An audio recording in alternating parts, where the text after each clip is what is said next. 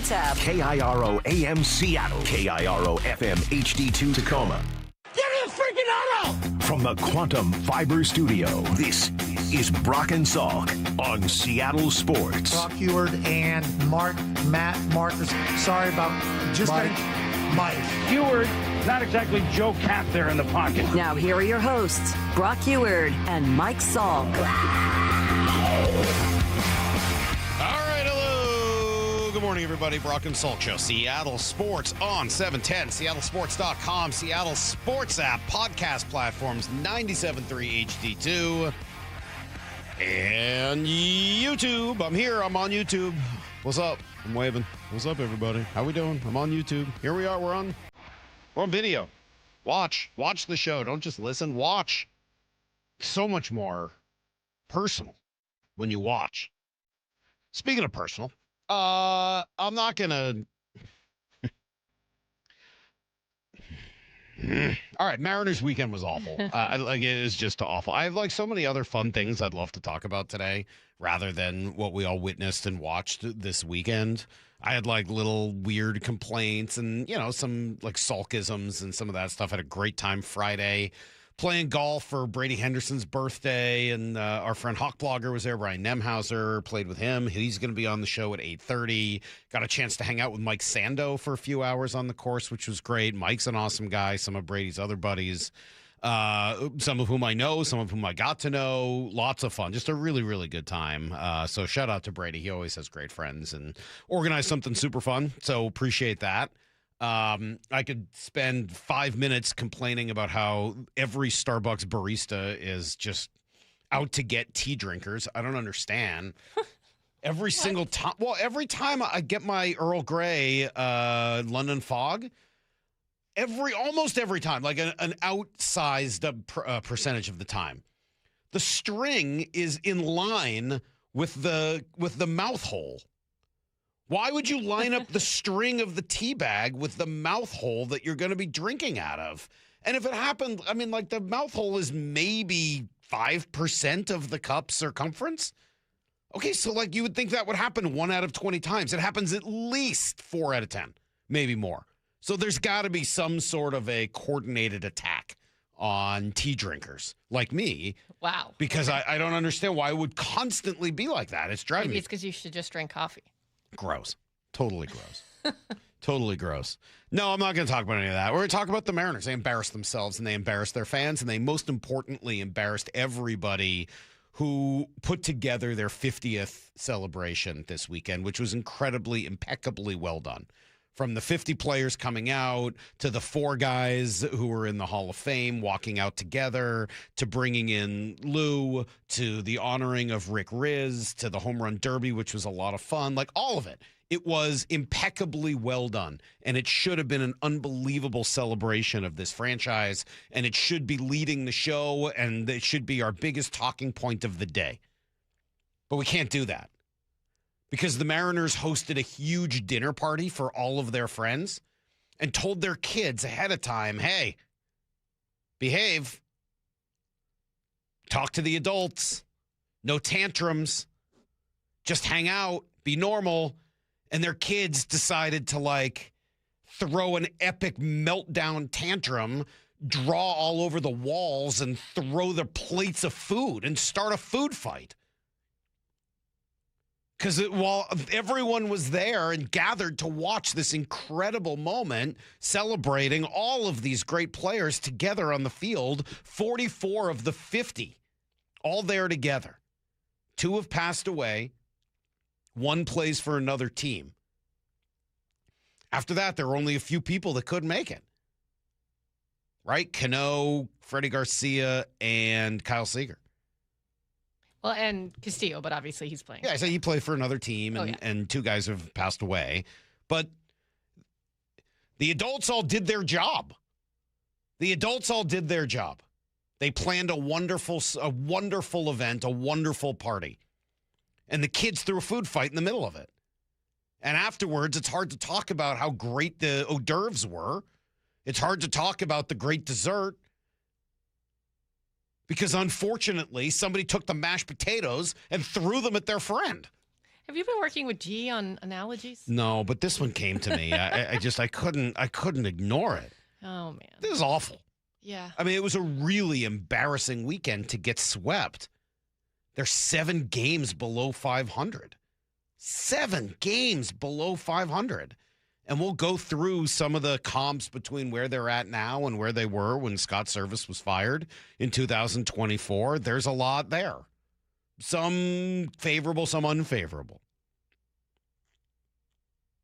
But it is beyond embarrassing. And you scored, 4 runs this weekend? 4 runs all weekend. 425 says, Salk, what if Mark DeRosa destroyed the Mariners due to his idiotic no fraternization with other teams decree that led to the Randy and Cal feud?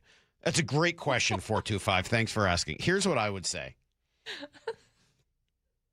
If your chemistry was so fragile that it could be destroyed by that no fraternization rule, then it would have been destroyed some other way. That was just the catalyst. If things were so fragile that that rule could bring down an entire team, then something else would have brought it down instead. I'm not saying that the Randy Cal thing isn't a huge part of whatever has happened this year. I think it is. But I'm not going to blame Mark DeRosa. Like, if that was going to happen, it was going to happen whether Mark DeRosa had that rule or not.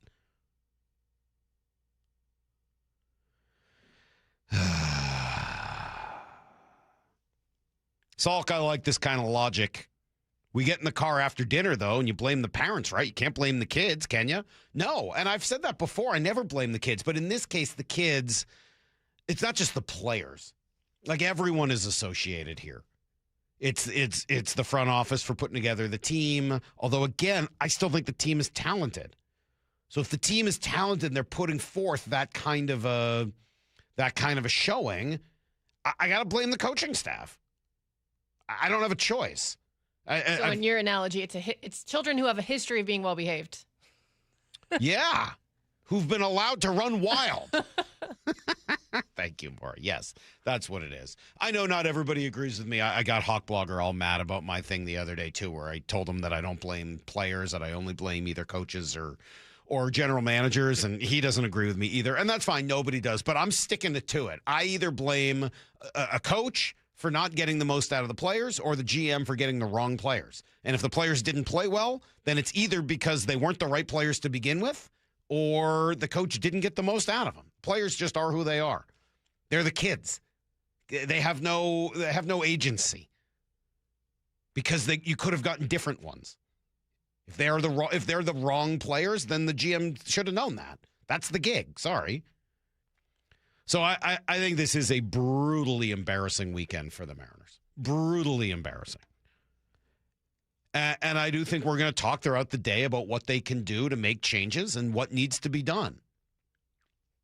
But I will read you a tweet that came to me from a friend of Brock's that says both the stats and the eyeball test tells us that the ink is drying on the obituary for the 26 Mariners season. However, I cannot wait to hear Mike Salk tell us why the Mariners, who are clearly dead, are alive.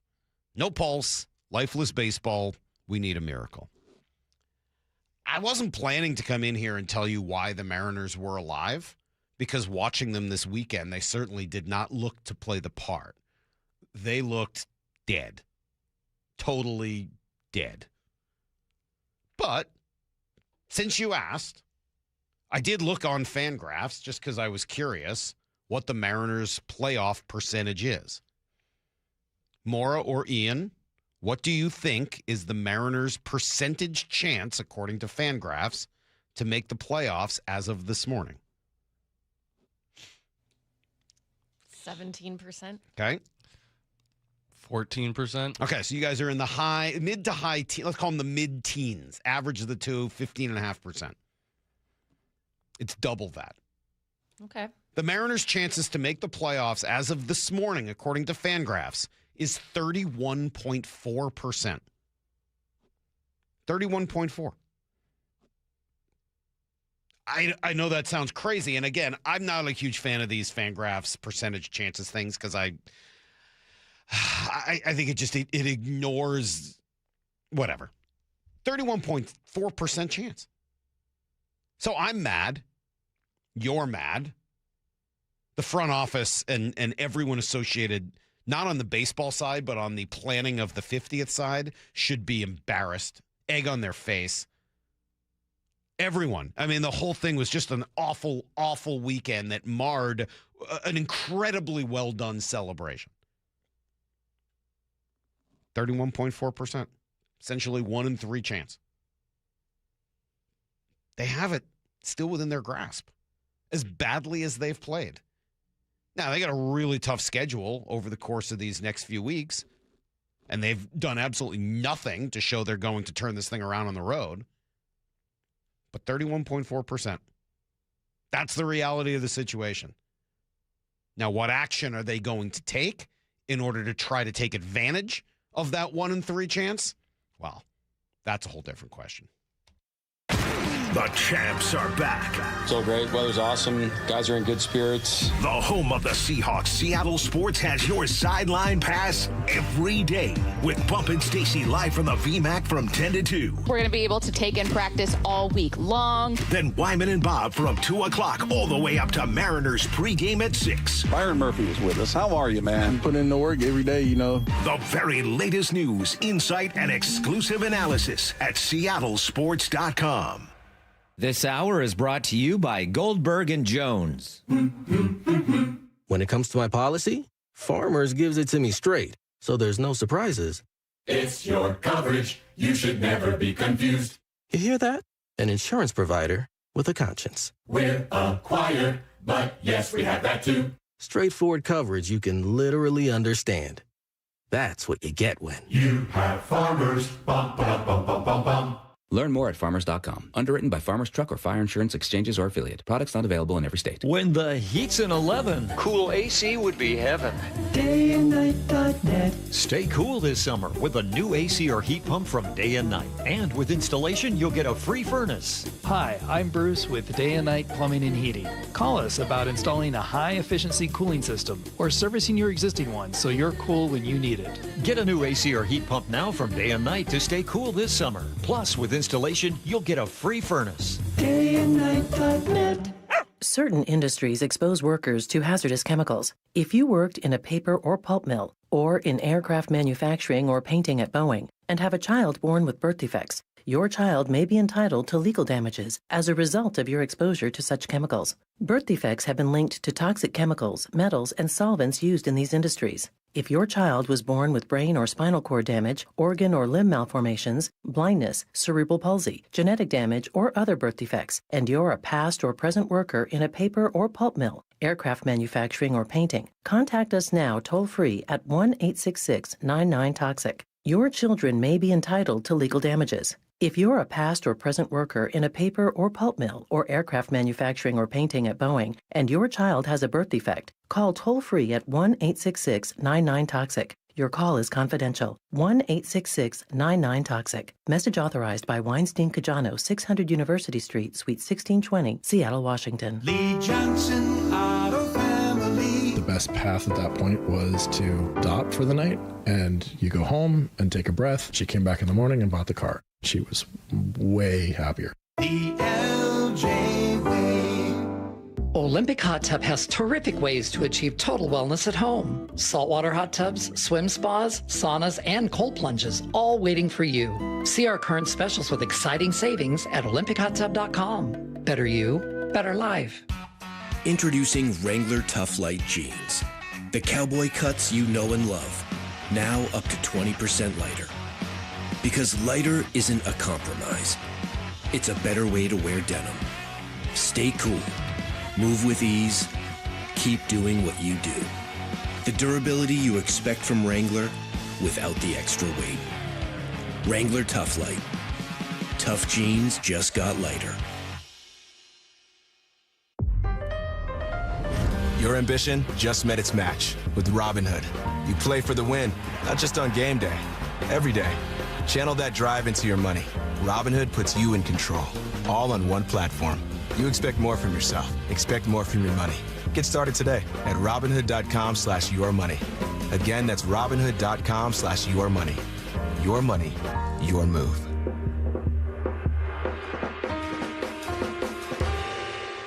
The champs are back. Really excited to get going. Nobody covers Seahawks training camp like the home of your Super Bowl champions, Seattle Sports. When you see this in your kitchen, the stainless steel fridge is covered in fingerprints. You hear this. Leslie, people are going to think you were raised in a barn or by wolves, or raised in a barn by wolves. Fortunately, Wyman Stainless Steel 3-in-1 cleans, shines, and protects to give you the best shine. A spray and a wipe will have your fridge shining like a mirror. Wow, my fridge looks brand new. Your fridge looks amazing, Leslie. Sorry, I was being a little dramatic earlier. Your kitchen says a lot about you. Let it brag with Wyman. T-Mobile is launching something no other wireless network offers. Introducing Nothing. Pay nothing today and walk out of the store with a new phone. What did he say? Nothing. You definitely said something about nothing. Exactly. Go to T-Mobile, pay nothing up front, and leave with a new phone. Wait, nothing rules. She gets it. Hey, thanks for nothing. For the first time ever, switch to T-Mobile, pay nothing. No taxes, no fees, no money down. And walk out with a new phone. There are 250 reasons to choose T-Mobile, and now nothing is holding you back. On eligible devices with qualifying credit plan and 36-month finance agreement. This is a special alert to all Americans who own a vehicle with less than 200,000 miles with an auto warranty about to expire or with no warranty coverage at all. Due to a decline in the economy, CarShield is announcing a low-cost month-to-month vehicle protection plan that is now available to the public to save any driver out-of-pocket expenses on future auto repairs. Call now to find out how you can pay almost nothing for covered auto repairs. Yes, you heard that correctly. Pay almost nothing for covered auto repairs. An open phone line has been established for all drivers to call for a free quick quote. Call 800-330-8323 now. Drivers who are covered will not have to pay for covered repairs again. This protection plan is at an all-time low. Additionally, drivers who activate this vehicle protection today will also receive free roadside assistance, free towing, and car rental options at no additional cost. Call us for your free quick quote today. 800-330-8323. That's 800-330-8323. What do you have to lose? Call 800-330-8323. Again, 800-330-8323. Need to know. 15 minutes past every hour with Brock and Salk. Presented by Marquee Data. Here's what you need to know. Up first. All right, well, the Mariners fans honored the greatest players in franchise history. The current team did, well, absolutely nothing this weekend to deserve any of those cheers. Swept by the Rays. They scored just 4 runs in total during the 3 games of the series. 2 came on Josh Naylor home runs, 1 on a late solo shot from Julio, and really that was about it. Just a horrible display of offense, or really lack thereof. Well, it's not for lack of work. These guys are putting in the work. They're putting in the time that's necessary, and they're coming out prepared. And it's just, we're just not seeing it on the field. And it's a very frustrating time, no question. But we've got to keep pushing. We've got to find a way, and that's really what it boils down to, is finding a way. Yeah, but I think you also need to help them find a way. They're now 56-63, 7 games below 500, 3.5 back in the wild card, 5 teams ahead of them. Only the Royals, A's, and Angels have a worse record in the American League. They have the 4th worst record in the AL. It is ugly, and they deserve whatever criticism they get today. A merciful day off, then they'll head east all the way to New York, 3 against the Yankees, then 3 in Houston, then 3 in Milwaukee on the way back. That is an incredibly challenging trip for a team that right now does not look like they have much left in the tank to try to get through that. But, hey, that's the gig. You know what? Win 2 out of 3 in each of those ballparks and change your fortune. There are 5. I know it sounds ridiculous because I'm as mad as anybody else is today and embarrassed. You win 5 in a row, you're probably tied in the division. And most teams in baseball can win 5 in a row. That's just the reality of the situation. I'm not expecting it to happen necessarily, but it's certainly not outside the realm of possibility. Here's the second thing you need to know. All right, well, despite the frustration of the weekend, it was a tremendous celebration of the franchise's 50 seasons. Friday night's Alumni Derby was a blast. Stefan Romero, that was my pick, and he took home the victory. Ryan Rowland-Smith acquitted himself very well. Hyphen has one goal and one goal only. Just hit one home run. Yeah. Here he comes. Yes. Is that Steve Irwin?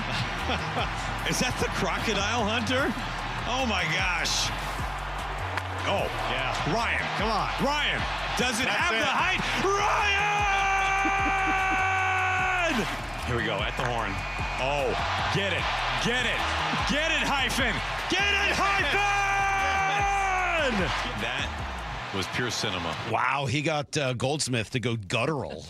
Very impressive. The announcement on Saturday was really well done. The players all being brought out in kind of order of groups that made sense together. The stars of the early years, the great players of the glory years from 95 to 01. I thought the A-Rod introduction was very nice. 4 All-Star appearances, 4 Silver Sluggers as a Mariner. Number 3, A-Rod Alex Rodriguez. From what I could tell, mostly cheers, and I even saw some people standing for A-Rod. There were, it looked like some boos and mixed reaction for Dan Wilson being on that list. I really enjoyed seeing the 4 Inner Circle Hall of Famers, Junior, Randy, Ichiro, and Edgar, walking out together, the 4 of them. It's a fascinating group of 4 people. I guess we could talk about that later, but there is something to even the diversity of the 4 of them, right? This gigantic, tall, white guy, this super thin Japanese dude, Junior, black dude, and then Edgar, a Latino guy. Like, the 4 of them together is incredible. I don't know, there was something about it that I found really striking watching them walk in together. Current players, Julio, Cal, JP, Logan, Kirby, Wu, Munoz. Some of those I wondered about. Luis Castillo on that list as well. But by far the coolest part was using that moment to honor the incredible career of Rick Rizzs, who will be inducted into the Mariners Hall of Fame. Here's why I like that. Not just because Rick's a wonderful human and I really enjoy him and he calls a great game and all of that. He's always been great to me. Nobody has deflected more credit to Dave Niehaus in his life than Rick Rizzs. Whenever he asks Rick about himself, he just turns it over to Dave Niehaus. He has spent, whatever it is now, 12 years, just pushing the legacy of his friend and mentor. And for somebody else to turn around and honor Rick, I think is a really nice thing to do, and I couldn't be happier for him. Here's the third thing you need to know. All right, Seahawks got comfortable at Lumen Field this weekend, practicing at their in-season home. By all accounts, the star was running back Emmanuel Wilson. Oh, okay. Played very well, filling in for Jadarian Price, who's now missed a couple of days with lower body soreness. Wilson's kind of a bruiser, but don't tell him that. Really, I'm bringing something different. A lot of people think I don't got speed, but I got a lot of speed on my end, and really just bringing a lot of power. All right. He says that he's got speed, and if he does, I know he's got power. He's got that big old backside to drive right through you. The team also brought in former Lions cornerback Terrion Arnold for a second visit. Talented player, available because he was arrested for his role in a bizarre kidnapping and robbery incident at an Airbnb in Florida. And we'll see where that goes. Brock thinks it's going to happen. Preseason game number 1, Saturday against the Cowboys. That's everything you need to know. A quarter past every hour here on the Brock and Salk Show. All right. Speaking of corners here for the Seahawks, I know it got kind of messed up with Josh Jobe on Friday, but it's back and better than before. Josh going to join us here in just a couple of minutes. We will talk through his ascent and to getting the contract that he got, now being a fixture here on this incredible Seahawks defense. That will be really cool. We'll talk to Josh Jobe in a few minutes, and then a day full of mostly Mariner talk, trying to figure out where they go from here. I think they've got some difficult decisions to make. Stick around. It's all coming up on Brock and Salk. Seattle sports extends far beyond Western Washington. Every single day, thousands across our state listen and stream Seattle sports, including our neighbors in Spokane listening on KXLX radio. Our thoughts are with everyone in Spokane, where historic fires have already devastated our state's second most populated city. Join Seattle sports in doing whatever you can for our neighbors in Spokane. See how you can help at mynorthwest.com. When it comes to your home's water, Culligan makes it better. Say goodbye to hard water, odors, and rusty iron stains. Plus, a Culligan Whole House PFAS system is the only system certified to reduce 99.99% of forever chemicals and over 70 other harmful contaminants. Start with a free water test and let Culligan recommend the right solution for you and your water. Ask about 12-month, no payment, no interest financing too. Visit Culligan.com. Impurities may not be in your water. Immaculate greens, unrivaled natural beauty, championship caliber conditions. Bump letting you know Loomis Trail is the epitome of Northwest golf. With water in play on every hole and tree-lined fairways, you better hit them straight. Loomis Trail provides a fantastic golf experience for those who want a challenge and those looking for a fun getaway. What round are you up for? Tee times available online at golfloomis.com. Start planning your perfect golf getaway today. After the round, enjoy a stay at Silver Reef Casino Resort. Go to golfloomis.com. Man, I love this place. I've been surfing here since I was a kid. Now, seeing my grandson out on the water, it means everything to me. Watching him and taking in the blue waves, the sea breeze, the blurry horizon. If you have geographic atrophy, or GA, subtle changes in vision could mean it's progressing toward irreversible vision loss. Izervay is proven to slow GA progression and could help preserve your vision for longer, so you may keep seeing the world around you. Izervay, or avacincaptad pegol, is an eye injection. Don't take it if you have an infection or active swelling in or around your eye. Izervay can cause eye infection, retinal detachment, or increased risk of wet AMD. Izervay may cause blood in the white of the eye, blurred vision, or a temporary increase in eye pressure. Do not drive or use machinery until vision has recovered after an eye injection or exam.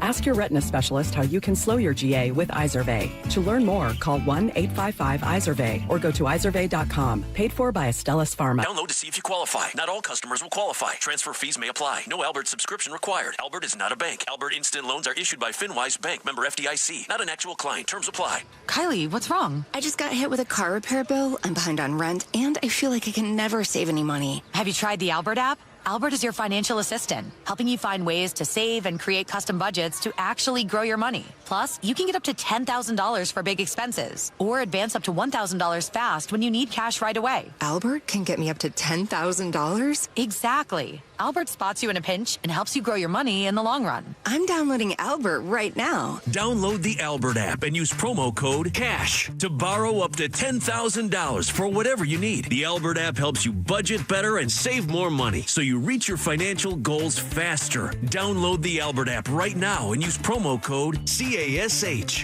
To borrow up to $10,000, use code CASH to borrow up to $10,000. Is your car's AC blowing warm air? Don't sweat it. Bucky's Complete Auto Care is here to help. Right now, you'll save $50 on any AC service. Whether it's a weekend getaway or the daily commute, you deserve a cool, comfortable ride. For over 50 years, local drivers have trusted Bucky's for honest pricing, expert repairs, and guaranteed work, earning them the Carfax Preferred status. 16 family-owned locations, no appointment needed, and easy financing. For $50 off your cooling system service, visit Bucky's.com.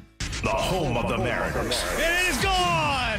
Cal Raleigh, two-run home run! Hear every pitch on 710 and the Seattle Sports app. There couldn't be a better time to save money, and one of the easiest ways to save? Take the First Mark Challenge. Molly and I took the First Mark Insurance Challenge, and we saved thousands of dollars the first year with First Mark, and we've been saving ever since. Same for Mike and I. Here's how First Mark Insurance works for you, not the insurance companies. They compare rates and coverage from dozens of the top-rated carriers. Then they go to work to find the right coverage at the lowest possible price for your family. And when you need them, you'll talk to a real person who knows you and who's there to help. That's the kind of world-class service that has kept us with First Mark year after year. Seriously, wouldn't you like to know if you could be paying less? Take the First Mark Challenge today. It costs you nothing. There's no obligation, and you'll find out just how much money you could be saving every single month. You could be the next First Mark Challenge victory. They've had over 11,000 of them. Don't give your insurance company a free raise before you renew. Let First Mark review Go to firstmarkinsurance.com. What are you waiting for? Your savings could start tomorrow. firstmarkinsurance.com. Doctors King and Copstein from K2 Vision. If you're over 50 and you've been diagnosed with a cataract, or your vision is changing as you're developing an early cataract, you could be a perfect candidate for K2 Vision RLE. It's inevitable. At some point, typically in your 60s or 70s, you'll have a dysfunctional lens that eventually becomes a cataract. To restore your vision, you will someday need a procedure such as refractive lens exchange. The question is, are you done with glasses? Do you want to spend your good, active years hassling with changing prescriptions and needing readers? K2 Vision RLE can give you great vision now, permanently, and you'll never develop that cataract. The procedure is quick and painless, and our state-of-the-art custom lens technologies give highly predictable outcomes. K2 Vision doctors have performed over 150,000 procedures. They know when it's your right time for RLE. Schedule your free Zoom consult today at K2VisionRLE.com. K2 Vision RLE. No readers, glasses, contacts, or cataracts. Brock and Salk's Rewind is presented by Toyota of Kirkland and Toyota of Renton. This hour is brought to you by Goldberg and Jones. From the Quantum Fiber Studio. This is Brock and Salk. Weekdays 6 to 10. On Seattle Sports and 97.3 FM HD2. Morning, Brock. Hello, Michael. Nice to see you a little early this morning. Josh Jobe is going to join us in just a couple of minutes. Seahawks starting cornerback. He's really worked his way up, man. What a cool story. He was our number 24 most intriguing Seahawk on Friday, and he's going to join us here in just a couple of minutes. Just to kind of let you know what else we've got today. Nemahuser, Brian Nemahuser, Hawk blogger, at 8:30 this morning, talking through their practice at Lumen Field. We've got some other Seahawks number 23 content. Number 23, most intriguing, is kind of a split one at 9 o'clock, and then we'll go through the Seahawks Panthers game, second to last regular season game of the year. We'll do that at 9:30. So that's all coming up a little bit later. I think we'll probably end up talking about the Mariners throughout. I was spent 6 o'clock, Brock, being pretty embarrassed. As I said, it sort of felt like the parents, in this case, the people planning the 50th celebration, planned this incredible dinner party and everything was perfect. And the kids decided to throw a food fight and just embarrass you. I mean, it was embarrassing.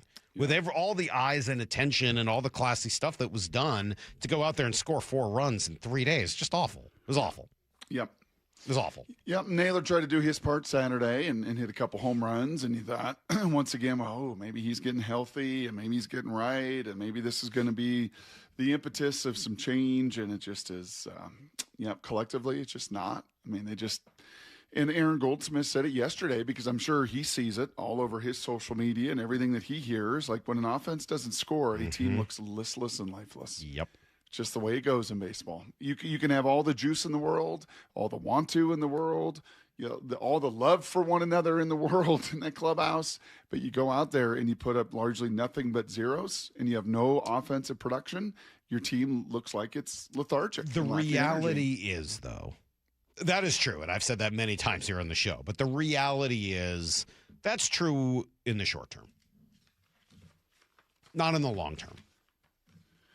That can be true in a series. That can be true in the first 20 games. That's that can right. be true. But in any 10-game stretch or anything like that. But for 120 games, for that to be the case, at some point, that ceases to be, it's something it's not just that they're not hitting. The correlation and causation can get a little mixed up at that point. So, I mean, look, we'll dig through all of this at 7 o'clock. I want to talk through where they're at 7:30. I want to talk through what they can do moving forward. I did find this, Brock, because a friend of yours challenged me to come up with something positive to say. And I don't have a lot about the weekend. The weekend was awful. I don't going to say anything positive. But I was challenged. So I found this morning, and I asked Ian and Moore a few minutes ago, and I thought I would ask you. Okay. Fangraphs, Brock, does playoff odds.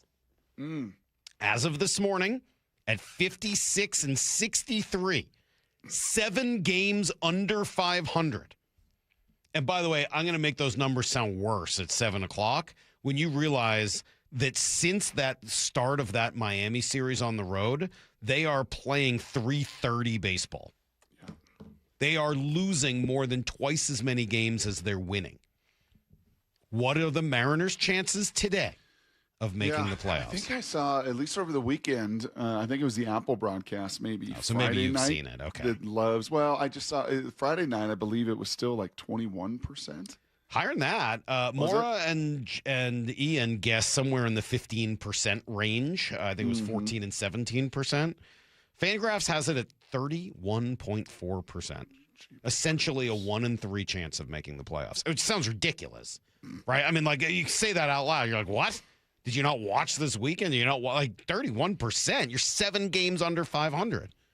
Yeah, but the Rangers lead the wild card at 59 and 59. And they've got at least, 7 games left against the Astros. Like, they don't lead the wild card. They're third.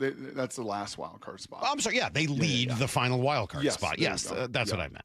Yep. So, like, there are plenty of opportunities ahead of you, and your September schedule is soft. Yeah, and you get to play the Rangers a bunch of times, or the Astros a bunch of times here, actually, on this next road trip. You go to the Yankees for 3, and then down to Houston for 3. So some of that destiny is still in your control. Often said about these percentages to make the playoffs, they're meaningless if you don't play well. Like, you have to go do it. You can't play the way you did this weekend. Something needs to actively change in the way you are playing baseball.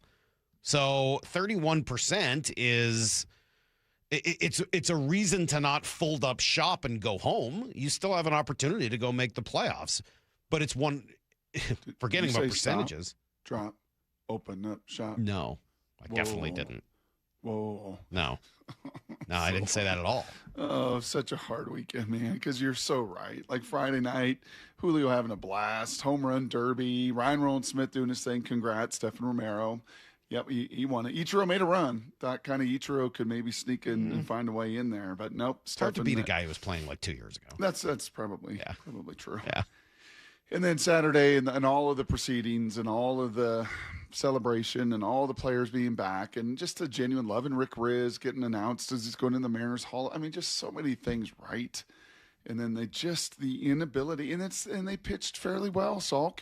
They pitched well enough to win 2 of 3 in this series, right? I mean, they really did. They didn't make bonehead mistakes. Nope. Tampa is the ball team yesterday, dropping the ball in the infield and kind of giving you a little bit of life, and you just cannot get anything going offensively. Yeah. And Tampa does. I mean, you watch them; they play hard. You can see it. Yeah, they made a couple mistakes, and the error certainly. Oh, they just pressure you all the time. They pressure you in the base paths. Pressure. They get to everything in the outfield. I mean, like, their athleticism is constantly on display, and they came up with a couple of big hits when they needed them.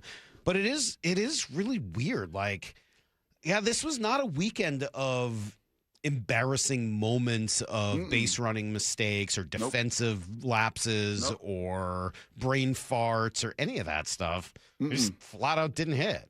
The problem is it's been one thing or the other, right? Sometimes they don't hit. Sometimes it's embarrassing brain farts. Sometimes it's they're the worst offense in baseball. Away. It's pretty much the worst. They've run scoring. They're dead last in baseball.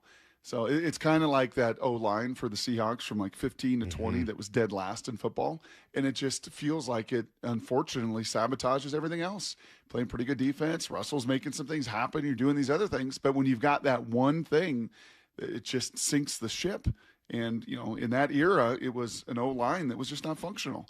And when you're dead last in scoring runs in baseball, so you can do those other things. You can play smart. You can have good starting pitching, which they've had. You can do all of those things. But it just sucks the life out of you. And, it makes you look lethargic, and it makes you look like you don't have any urgency, even though behind the scenes you may be doing all the preparation in the world. Yeah. And it's really surprising, too, because they did fire their assistant hitting coach. Yes. I thought that was going to get it done. When they had their third in charge hitting coach a few weeks ago, I really figured that would be the turning point. And yet here we are, and that didn't do what they hoped it would do, especially after they said it wasn't going to. Right. That was quite the situation, right? Remember that? They fired their assistant hitting coach, said that it wasn't his fault, and then expected it was going to change their ability to hit. It hasn't. No. And in fact, what we in watched fact, Dom this has weekend regressed. I mean, yes. Dom is the one guy that, was, I think, closest to him that you'd heard kind of from folks behind the scenes who'd really pointed to that fella, Bobby, as being a difference maker for him. And since Bobby's been let go, it's been a little different in Dom playing every day, as you expected. Like, this is going to be some of the challenges. Randy and Dom are not likely going to keep at the pace they were going. There's going to be some regression there. So even if there is a little bump in Naylor, right, you still need a little bump in Julio. He had a nice homestand overall. You just need the collective to get it done, and it's not happening. Yep, all that is 100% true. So, again, we'll come back to some of that at 7 o'clock and then 7:30 today as well, try to figure out where they go from here. At 7 o'clock, I'll play you some sound that I heard from one of the 50 greatest Mariners who was introduced this weekend that I thought was the most important thing that was said this weekend. And we'll talk through that at 7. Heather got stuck in Minneapolis. My wife, Heather, got stuck in Minneapolis for an extra day. Sun country? No, they just the camp that they were coming back from, unfortunately, let the kids go late, and it was kind of tight timeline anyway. No, wasn't that. But so she and Cecily had to stay another night, unfortunately, and then get on a 6 a.m. flight here. So they woke up at, like, they set an alarm for like 3:30 or something to get out, get to the airport. So they were exhausted all day Saturday, as you might imagine. And, thinking of the fact, like, that's like not that far off of when I get up every day. Like, as I've talked about, I can be a little cranky about the whole thing. Anyway, Heather's like, at some point, she's like, man, I got like kind of newfound sympathy for you, which never happens. She's like, I got kind of newfound sympathy for you. And the fact that you wake up at this time every day, like, I can barely function. I can't think. I feel like I've been like woken up in the middle of the night. Back in the baby zone, huh? I was like, yeah, it's really awful. Thank you. I appreciate that. And yes, it's really, really bad. She was so brain cloudy, foggy. And you know my wife. She's a smart, together with it person. Smart whippersnapper. We were going to go for a walk around Green Lake, put on my shoes. She goes to the door. She puts on a shoe. And then before she puts on her next shoe, she says, what the heck happened to my sock? And she's looking all around for her other sock. Like, okay, where is it? I brought down 2 socks. Where's my other sock? And I looked at her. I was like, do you mean the one on your foot? She's like, yeah, I did. I meant the one on my foot. Oof. So that is, honestly. And you throw in perimenopause. I mean, it's a thing. I feel like the fact that I make even a small modicum of sense on this show any day is a huge victory, given the unbelievable odds we're up against. So that's where we're at. All right, no Jober. What's going on? What's going on, Maura? No Jobe? No NASA's again? Looking for him. No, he's big building. He's trying to find the Jobster. Okay. Salk will have a lot of grace the first time around. Yeah. I mean, the second time is a bit much. That's okay. Yeah. You know what? I'm good because I got some other stuff that I didn't know we were going to get an opportunity to talk about today. Do you want me to get to kind of my day? We'd like to hear about your parking spots and all that. We already got a text that they were happy we had a guest so there wouldn't be more Heward family jeopardy. Yeah, I know. Yeah. I figured that was coming. What? I'll tell you what, because it's 7 o'clock, it's going to be a pretty frustrating segment talking about the Mariners and where they're at. And at 7:30, it'll probably be equally frustrating talking about what they can do next. Okay.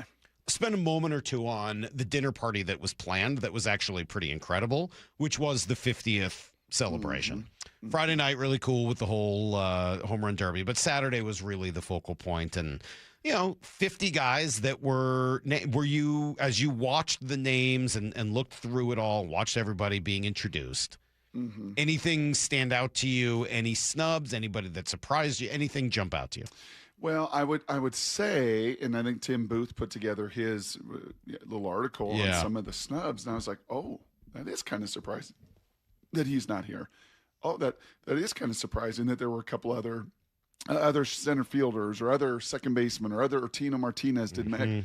Wow, it was kind of like, I think at first blush, you and I both had, and many others, like, how are you going to get to 50? I mean, it's still a young organization, and for the first 25 years, there was not much success. It was really, or 20 years until 95, that the stars started to flood in and winning started to follow, and playoffs and everything else. Yeah, there were more players from the early years than I would have expected, but No Omar Vizquel. I don't know enough about those players. I mean, I was either a small baby or at the very least not living in Seattle. Like, I can't tell you about Bruce Bocty and some of the guys Rupert Jones. I just don't know enough about them. So the fact that they get added in may make perfect sense, but I didn't really know them as players. So I was, I guess in that way, surprised to see some of their names. Phil Bradley, those were players that I didn't know. I didn't have much background, and it wasn't as if those teams were playoff teams. Right. I mean, it was a struggle to try to get this thing off the ground and get it going and make yourself relevant. And I think on the flip side of that is like the number of current players. There were a lot. Like there was a bunch of them, right? I think as you and I tried to go through it, it was like, well, of course, Logan. Is George with one All-Star? Is Wu with one All-Star game? I was surprised both those guys were there. No offense to either of them, who are, really good players. I was surprised that those two in particular were their numbers would tell you. Yeah. I mean, they've been that good this early in their career. But overall, it's funny. JP's another one where the numbers certainly show it. It was still somewhat, I don't know, if you followed JP's career here and some of the fan frustration throughout it does seem a little odd. But again, like, the WAR numbers and how many games he's played at shortstop here and what he's done as a leader through one of the better periods this organization has had. Like, you probably got to point to it and say, absolutely, he is a top 50 guy. It just kind of, I don't know, reminded me, maybe I was in a little bit of reunion mode as well, thinking back to the reunion. I've referenced that with a few of the different older players we've talked to. With A-Rod that day, he joined us. Like, man, it was so, it was so fulfilling. It was so rich. When we got back together for the Husky National title game, all down there in Houston, and to see guys you hadn't seen in forever, right? And to see their life and to hear their stories and all the things that have gone and the tears and the smiles and the joy, it kind of reminded me in that way much more of like as you said, kind of like a 50-year reunion than it did a celebration. I think that's right. I liked A-Rod. I mean, A-Rod was a conversation beforehand, and he 95% cheered. 90, I thought so. And talking to people that were there, they agreed. Yeah, there were a couple of people that booed, but for the most part, it was cheers. And I thought I even saw some standing ovation, some people getting up and standing up, and I thought that was a really nice thing. I said earlier I was really struck by watching the four inner circle guys walk in from the outfield together. Just how different the four of them are. I mean, like, what are the chances you're able to find a white guy, a black guy, an Asian guy, and a Hispanic guy to walk in together as your four greatest Mariners? And it's very clear that that's who it is. I mean, they're the four in the Hall of Fame and the four with their numbers retired. And, maybe Felix is going to, the next time they do this, Felix is going to walk out there with them, which will be really cool as well. I thought he got huge cheers. Yeah. It was great to see the cheers for Felix. It was great to see the cheers for Nelson Cruz. Couple of guys that I think you and I really gravitated to since we spent a lot of time talking about them during the time that we've been on the air. Yeah. But I thought that was a really nice moment. I thought they handled that really well so that one of them didn't have to be the last one. And you're not going to snub any of the other three. You just allow all four guys to come in together. Yeah, I would agree. And I think, along those lines of like a reunion, kind of, again, just bigger picture in my mind and my life experience of, gosh, if this were a college football program, who would the Mariners be? Like, who would they be over the last 50 years if you were to kind of correlate them to, they've not played in a national title game, right? They're one of the few that have not been actually even to the World Series. But they've had a couple of great players. They'd be Cal. Man, they've had some stars, They'd be Cal. Cal Berkeley? Yeah. Yeah. Yeah, they've had some Hall of Fame caliber players and had some really good Marshawn Lynch and Aaron Rodgers and like they've had players like that. But I haven't, won. That's very true. Very true. That's probably the program that I won. I think they did in 1906. Oh, did they? I guess I must have missed the '06. I must have missed that one. I think in the early we don't say 2006, just 1906. That's what's up with that. The aughts only happened in the 1900s, not in the 2000s. Yeah, I don't know. So that was all cool. But you do feel kind of maybe like some of those football programs and haven't done all that or paid their way for success or yada yada yada. There is a whole bunch of my favorite word of connective tissue amongst these guys. And it's real with Harold. It's real with Mr. Mariner. It's real with Edgar. It's real with those guys. And I know you're going to play that sound here in 10 minutes or so with Alvin Davis and Mr. Mariner. But they do. They have a, I think I sent to you guys last night, like when we went and visited Clemson, Salk, I was like, what is going on here? Here's CJ Spiller and here's Taj Boyd and here's like, are these guys just out here? Like, is there a reunion this weekend? And it was like, no, Dabo has 20 former players on his staff in some capacity, whether that's in a football mode, whether that's in player relationship mode, whether that's in community recruiting mode, whatever it is, there are like 20 former, that's not an exaggeration, 20 former Tigers in and around that building on a daily basis. And on one side, I'm like, that is awesome. It's really cool at Dabo. On another side, like, gosh, are they moving this thing forward enough? Is this thing like cutting edge enough, right? Is this thing growing and developing in all the ways that others around them are, if a lot of the time is in the windshield and or in the rearview mirror and not in the windshield? And yeah, I think when you look at these former Mariners, Mike, and how many of them in our 17 years have been around at spring trainings. Oh, there's Alvin. There's Goody. Oh, there's Edgar. Oh, there's Dan. Oh, there's Bone. And you tell me from your life experience in Boston, is that similar? Are they around as roving instructors as much? Yes. And they are. My impression is yes, but they generally haven't had the same positions as manager and some of the positions that you're seeing right now. Growing up, I mean, and then covering the Red Sox for a while, Johnny Pesky was in the clubhouse every day, got dressed with the team, but he didn't have an actual role. Yeah. He was like Ichiro. Johnny Pesky was like Ichiro every single day. Get dressed. Did he stretch? And I would walk. No, but I would walk in. There's like an 85-year-old Johnny Pesky putting on his shorts. Supporter? Yeah, not something you'd necessarily want to see, but it's kind of a staple every day. Yet it's spot in the clubhouse. Jim Rice was the hitting coach, and so that stuff has happened, but not quite to the same level. Yeah. Right? I think, at least in my experience, that's kind of the way it's been. Yeah. And there is a challenge that comes with that. Just to put a final kind of positive bow on the weekend, and then we'll come back to some of the challenges that leads to. Nice to see Lou Piniella be honored with that group. That was really cool. And I thought the Rick Riz thing was incredible. I've said this throughout. I'll say it again during Need to Know throughout the morning. I don't think there's a more selfless person in this business than Rick Riz. To talk to Rick Riz is to hear about how great Dave Niehaus is. You can't have a conversation with Rick that brings up his story, his own greatness, without Rick pivoting to the greatness of his friend and mentor, Dave Niehaus. So I to see him honored like that in that moment, I thought was pretty incredible. That's interesting, and I don't disagree with that at all. I think where I go is, gosh, and we had some of these as Seahawk folks, and certainly had some of them as Husky folks, and I can picture them right now waiting at the bus, Salk, every time we went to the hotel, every time we went on the road.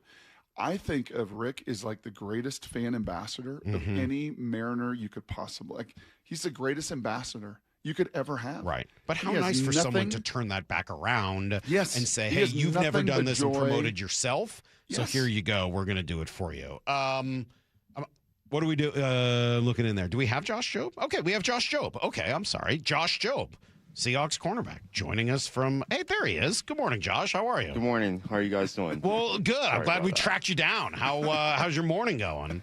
Everything's going well so far. All right. So DBs, receivers are fast. That's true. It's really easy with Riley. It's really easy with Jaron. Like, right. you just They're easy to track right? down. Yes. Josh is fast and physical, so it's like even harder to figure this out. Hey, we're not going to have a ton of time, but I do want to ask you a couple questions because we've been talking about you a lot. I'm just kind of fascinated by your story. I love the guy who gets cut in Philly, who comes here and finds a home and gets a contract and all that. But I would love to know a little bit more about your early story, Florida to Connecticut to Alabama to Philly. How do you go from Florida to Connecticut in high school and then eventually to Alabama? Oh, yeah. So long story short, when I was in Miami, I went to Christopher Columbus for 3 years.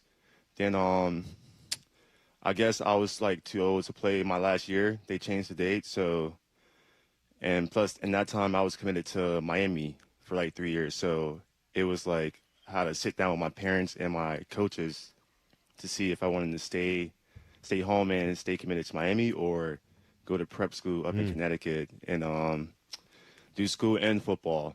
So I had to make a decision for myself, not for my family. So I had to do what's best for me, and I decided to go to Connecticut and experience something different, and go to school up there and play football in Connecticut. And I mean, was it really that much different? So, I mean, a prep school in Connecticut and Christopher Columbus High School in Miami.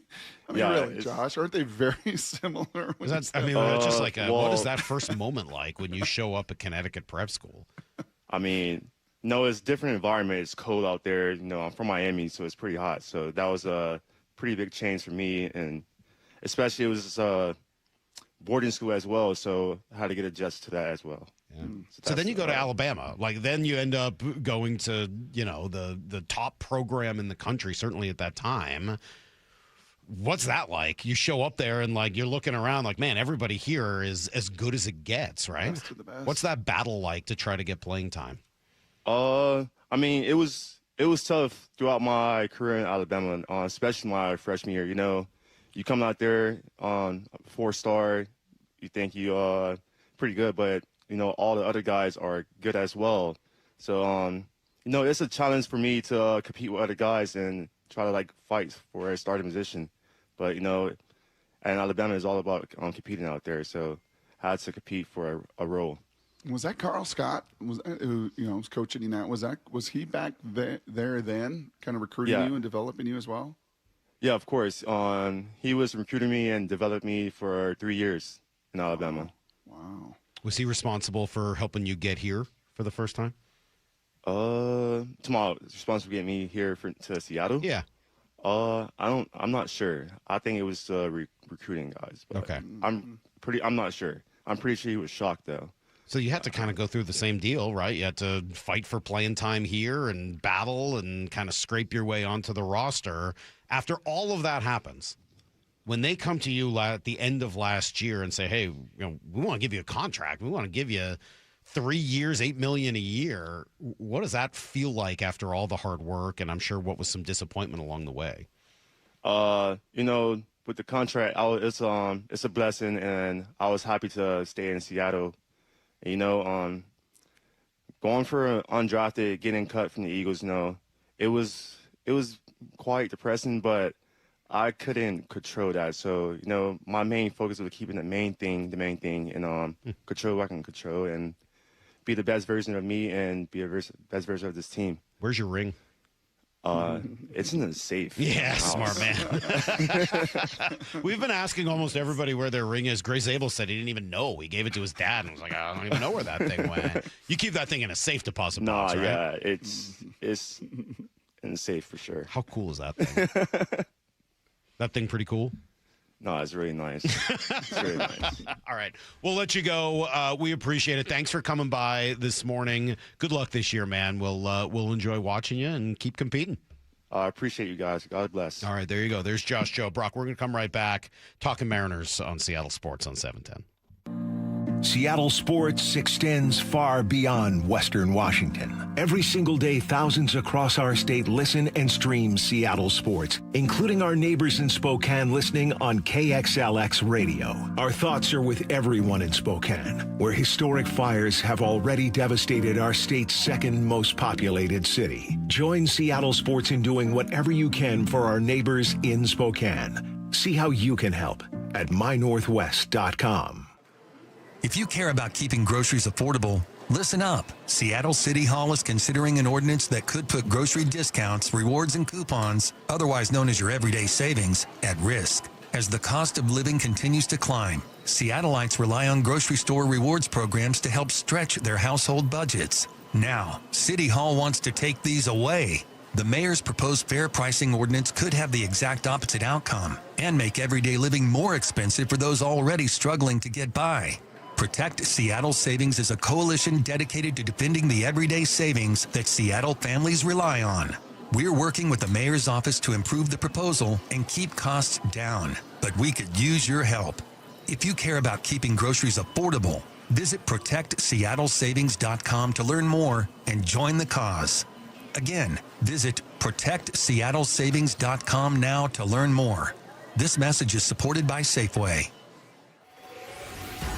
Toyota of Renton and Toyota of Kirkland are celebrating Toyota's national sales event with additional inventory on 2026 Tundras and Tacomas. The 26 Tundra SR5 through August 31st, finance a Tundra at 2.99% APR for 72 months. Excludes all applicable taxes and government fees. A negotiable doc fee of $200 is included with approved credit from TFS. Prices will vary based on accessories. Whether you're in the north or the south, they've got you covered at ToyotaRenton.com and ToyotaofKirkland.com. Olympic Hot Tub has more ways than ever to achieve total wellness at home. Immerse yourself in a saltwater hot spring spa and let jets melt stress away. Enjoy a refreshing swim in an endless pool swim spa. Retreat to healing warmth and detox in a Tilo sauna. Then awaken mind and body with a cold plunge. You'll be saying, ah, in no time. Your path to wellness starts today at Olympic Hot Tub. Current specials with exciting savings at OlympicHotTub.com. Better you, better life. Progressive knows you've got plenty of things to worry about. What time does the kids' practice end? How long has that check engine light been on? Are takeout containers microwave safe? So the last thing you should have to worry about is what to do if something unexpected happens on the road. That's why if you're ever in a major accident, Progressive's accident response can detect it and send help. It's just one less thing to worry about. How long does chicken last in the fridge? Progressive Casualty Insurance Company and Affiliates. Limited availability in California. Driver is responsible for emergency and towing charges not covered by the policy. When you see this in your kitchen, the stainless steel fridge is covered in fingerprints. you hear this. Leslie, people are going to think you were raised in a barn or by wolves or raised in a barn by wolves. Fortunately, Wyman Stainless Steel 3-in-1 cleans, shines, and protects to give you the best shine. A spray and a wipe will have your fridge shining like a mirror. Wow, my fridge looks brand new. Your fridge looks amazing, Leslie. Sorry, I was being a little dramatic earlier.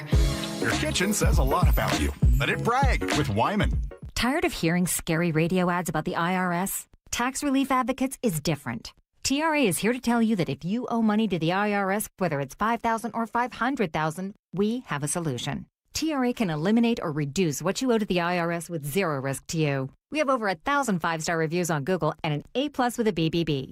End your tax nightmare today by visiting TRA.com or call 800-583-6681. That's 800-583-6681. Sleep Number's new collections are designed to adapt to the changing nature of your life and your sleep needs. Whether it's the personalized comfort of the Comfort Mode mattress, the targeted pressure relief of the Comfort Next mattress, or the Climate Collection that actively cools or warms to help you fall asleep and stay asleep. And now, get early access to our biggest sale of the year.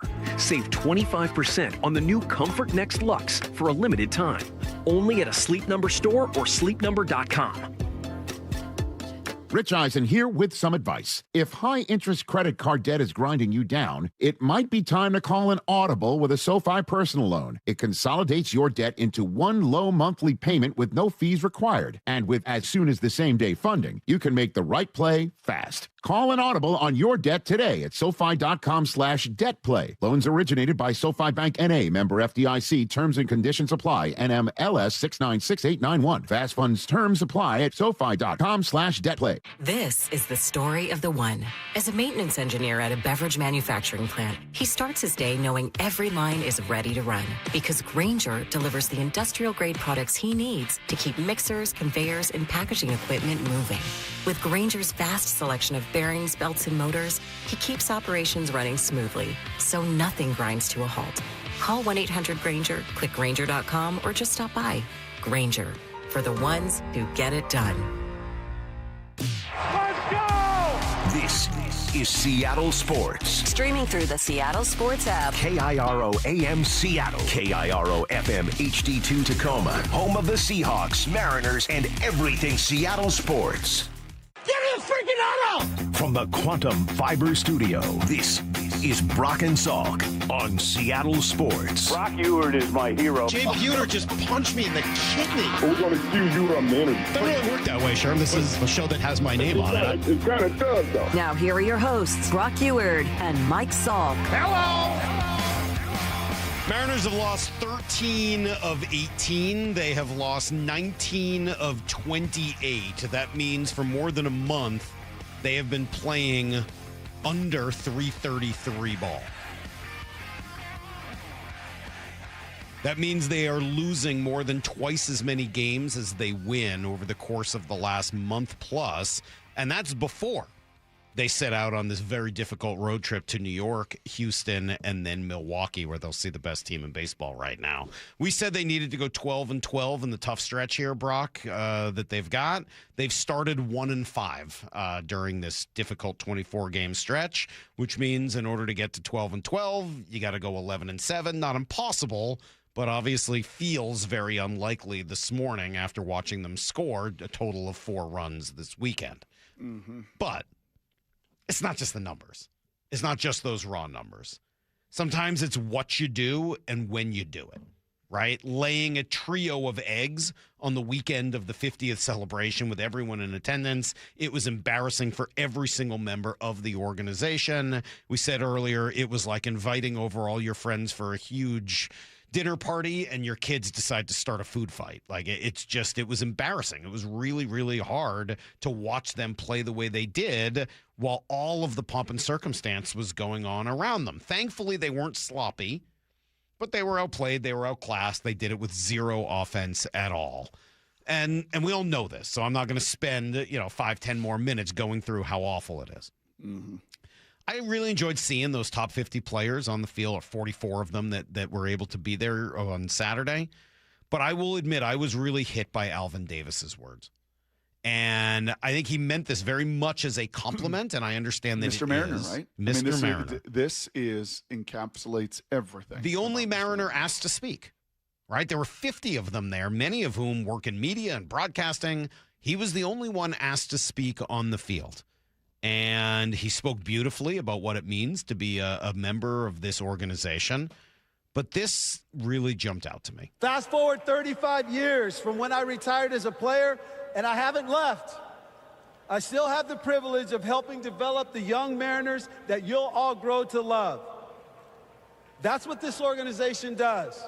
It doesn't matter where you come from. This place becomes your home. That's why Dan Wilson is our manager. That's why Edgar Martinez is our hitting coach. That's why Ichiro is competing in home run derbies at this ballpark. You don't find that other places. He meant it as a compliment, and it is. There is a special, familial atmosphere that is very rare in sports that the Mariners have developed. It's a very friendly, loyal organization, and those are very admirable qualities. But I am struck by the way he says, and I know that maybe I'm reading a little too much into his words. Mm-hmm. That's why Dan Wilson is the manager. That's why Edgar Martinez is the hitting coach. Those are not good reasons for those things to be true. Mm-hmm. Dan Wilson should not be the manager, quote unquote, because of his place in the organization's history. Same with Edgar. I don't know if friendly, loyal, familial, while admirable and wonderful, I don't know if that's the best way to get to the top of the mountain. There might be a reason why other organizations don't walk down that road. It makes it very hard to untangle if it doesn't work. It's why you're not supposed to lend money to your friends, because what happens if it goes south? Mm-hmm. And the answer is always, well, it's not going to go south. I know this person. Yeah, but a lot of times things with money go south. And a lot of times managers or hitting coaches or whomever don't get their team to play to the level that you want them to, and things turn south. Mm-hmm. And then you're stuck in a spot where the team is getting swept in front of all of those crowds and all of those people, and the manager happens to be one of the guys that is a part of the group. It's a very, very awkward situation. I understand if the Mariners don't want to be a cutthroat organization, Brock. Mm-hmm. And I don't know that they should be. But there does have to be something in between. And winning, while I know it's important, I know it. I know it's important to the people in charge of the Mariners. Well, they would say it has to be number one. Yeah, and I think they would say, and this is back to the the friction on this and the rub on this, because you do want your own. You do want your homegrown. You do want to develop your own, right? You do want that. The whole axiom, nobody washes a car like it would mean more in every way if they could lift that trophy, because it is here and they've been born and bred and developed here, and the care factor is off the charts, right? I mean, I think that's the other flip side of it. But the danger is, to your point, when you're not winning. And it's the same thing at Clemson the last 3-4 years. Like, Dabo, you're just all in the past. The game is moving forward, man. You just can't bring back everybody. And just because they have affinity and they have love and they have won and they've done things, like, that doesn't mean it translates to these guys having all the same success. Like, you've got to evolve or die. Mike McDonald, right? In this game of baseball. And, oh, by the way, I did take a look last night, Salt. I believe Dave Roberts was a Dodger. Craig Counsell was a Brewer. I mean, it is. I mean, they did play for those organizations, but neither of them are going to be on the 50 greatest of those organizations. Mm-hmm. The Brewers don't have Robin Yount. Right? The Dodgers don't have Steve Garvey. Like, they don't have Oral Hershiser. Mm-hmm. The Red Sox had Alex Cora. They don't have Ted Williams or Carl Yastrzemski. But Dan would be not the greatest star. It's not Griffey. It's not A-Rod. Top 50. Right? He is top 50. Yep, and a guy who stuck around the organization for Absolutely. all of that time. Alex Cora didn't do that with the Red Sox. He Absolutely. Bounced around. Yep. And Dave Roberts didn't do that with the Dodgers. Mm-hmm. When you think of Dave Roberts, I think of him much more as a Padre or as a Red Sox than I do as a Dodger. And they had other experience managing beforehand and doing, I mean, different. It's not the same. It's not the same. Both Craig Counsell, Dave Roberts, both started somewhere else, right? And then ended up in those places. Alex Cora was a bench coach for a long time before coming to Boston and being the man. Like, I don't know, man. I don't think those are analogous. Yep, but it did make it hard. It made it that much harder this weekend. When a team is not hitting, not scoring runs, not winning series, playing this kind of ball, it does make it that much more, frankly, painful. To go through a weekend like that in front of all your loved ones of present and past. At 7:30, we'll try to figure out what this team can do next. What should the next move be? How do they move forward, given that they still have roughly a 1-in-3 chance of making the playoffs in this ridiculously bad American League? What do they do? That's coming up in 20 after everything you need to know next. The champs are back. So great. Weather's awesome. Guys are in good spirits. The home of the Seahawks, Seattle Sports, has your sideline pass every day with Bump and Stacy live from the VMAC from 10 to 2. We're going to be able to take in practice all week long. Then Wyman and Bob from 2 o'clock all the way up to Mariners pregame at 6. Byron Murphy is with us. How are you, man? Putting in the work every day, The very latest news, insight, and exclusive analysis at seattlesports.com. Hey, Brock Ewart here for my friends down the road at People Come First Construction Group. I love my acronyms like PCF, and I love them even more when they live it. People come first. You come first. They designed and built our outdoor living space some years ago, and we simply loved it. And right now, they're making it easier than ever to get your process started on your new dream deck with 50% off your custom professional design and architectural drawing package. It sounds like a mouthful. Well, it is, but what's really cool for you, that means you could save over $9,000 on your project. And with 12 months of no interest, no payment financing, you can design your deck now and pay later. And by the way, most people who start with that design package end up with the exact outdoor space they've always dreamed of. This is your first step. Do what we did and contact PCF Construction Group today. Get your project ideas, browse their amazing photos, and find all the offer details at pcfgroup.com. That's pcfgroup.com. Jane is a small business owner. Tell them what that's like, Jane. Yeah, well, it's like a roller coaster with a lot of ups and downs, and some days things can feel like they're flying off the rails. Yep, it's a lot. But the Total Solutions Advantage only from Comcast Business can help you manage it all. With the largest, fastest fiber-powered network designed for 100% reliability with business internet and wireless connect. Nice. So everything stays on track. The total solutions advantage. No one does business like Comcast Business. The more solutions you add, the more you save. Get started today with a qualifying internet package for as low as $60 a month when you add an advanced solution. Plus, new customers, ask how to get up to $1,500 in prepaid cards when you add 2 lines of mobile to a qualifying gig bundle. Don't wait. Call today. Limited time offer. Restrictions apply. New customers only. 1-year agreement, paperless billing, and automatic payments with bank account required. $60 offer requires 300 meg internet, security edge, and additional qualifying service. Equipment, taxes, and fees extra.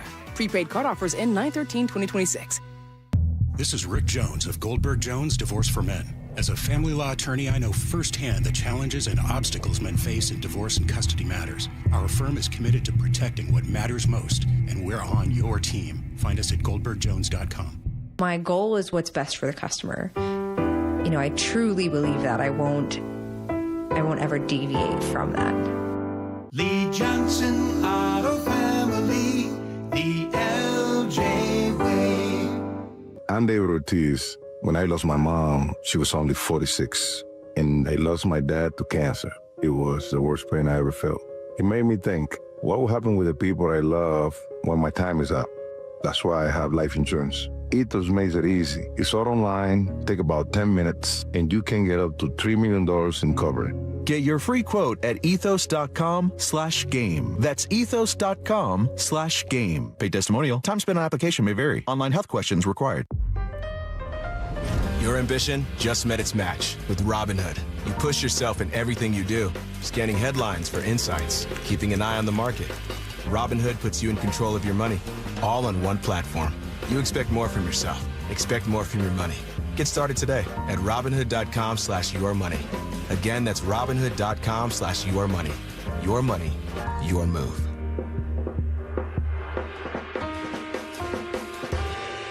The champs are back. Really excited to get going. Nobody covers Seahawks training camp like the home of your Super Bowl champions, Seattle Sports. Dave Wyman joined by another Swedish cyberknife patient to offer a glowing endorsement of their prostate cancer treatment. Tim Hunter, a lifelong local radio host, underwent Swedish cyberknife treatment for prostate cancer.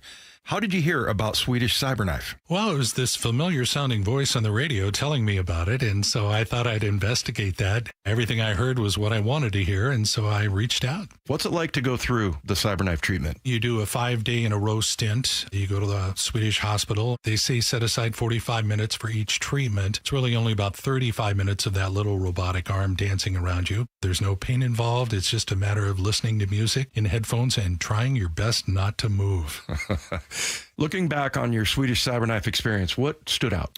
It was too easy. It was just too easy. I went through it and I just went, that's it. Treat prostate cancer with Swedish cyberknife. Swedish.org/cyberknife prostate. Cyberknife is a registered trademark of Accuray Incorporated and is used with permission. Toyota of Renton and Toyota of Kirkland are celebrating Toyota's national sales event with additional inventory on 2026 Tundras and Tacomas. The 26 Tundra SR5 through August 31st, finance a Tundra at 2.99% APR for 72 months. Excludes all applicable taxes and government fees. A negotiable doc fee of $200 is included with approved credit from TFS. Prices will vary based on accessories. Whether you're in the north or the south, they've got you covered at ToyotaRenton.com and ToyotaofKirkland.com. Do you have stiff laundry or scale buildup on your sinks and showers? Those are classic signs of hard water. At Culligan, they deliver softer, cleaner water throughout your entire home. A Culligan water softener removes the hardness from your water and extends the life of your appliances. Plus, it can improve the quality of your skin and hair. Ask about 12-month, no payment, no interest financing too. Go to Culligan.com. That's Culligan.com. Contaminants or impurities may not be in your water. Need to know. 15 minutes past every hour with Brock and Salk. Presented by Marquee Data. Here's what you need to know. Up first. Brutal weekend with the greatest players in franchise history, all there for an incredible ceremony. The current team just did nothing to deserve any of those cheers. Swept by the Rays. They scored just 4 runs total in 3 games. 2 of them came, Brock, as you mentioned, on Josh Naylor home runs. 1 on a late solo shot from Julio, but that was about it. Or just a horrible display of offense or lack thereof. Dan Wilson asked about, this was after Saturday, how that loss compared to others. I don't love assessing losses, but I will say our guys continue to to push, and they continue to work, and they're continuing to fight. They fought to the end, continuing to do what they need to do to get on base, I think making the adjustments they need to make, and we are hitting some balls hard, and it's not going our way at times. But again, there are still more adjustments to make, and I know these guys will continue to work. It's just it's a matter of getting it done on the field, and that's what these guys want to do. They're grinding hard. They want it for sure, and that's what makes it frustrating. But you're getting out hard hits as well as hit and scored runs, and you're dead last in the league in scoring runs.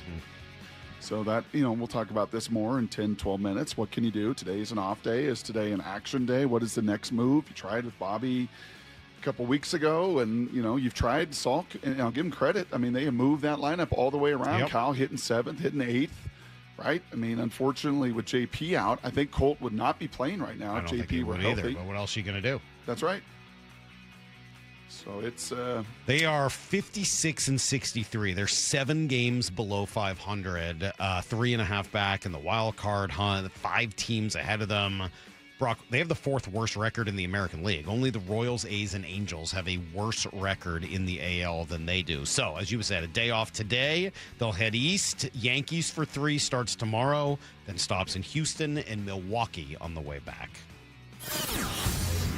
Here's the second thing you How about my guy, though, on Friday? 10 is gone to Edgar's porch, and there goes 11 right behind it. This is tied. Is this it for the win? Shorts. The Moose had a play on it. Banging off the wall. Next homer wins it. I say again, next homer wins it. Romero has taken it. Stephen Romero, Brock. Mariner legend. Did it look like 30,000 people stuck around for yeah, that, why too? not? Why wouldn't you stick around for that? After watching Ryan Roland Smith rescue or heartbreaking loss, wrestle a gator. It was fun. Good on them. That was, and Aaron did a great job with it as well. The next day, Saturday, the 50 greatest players were all introduced.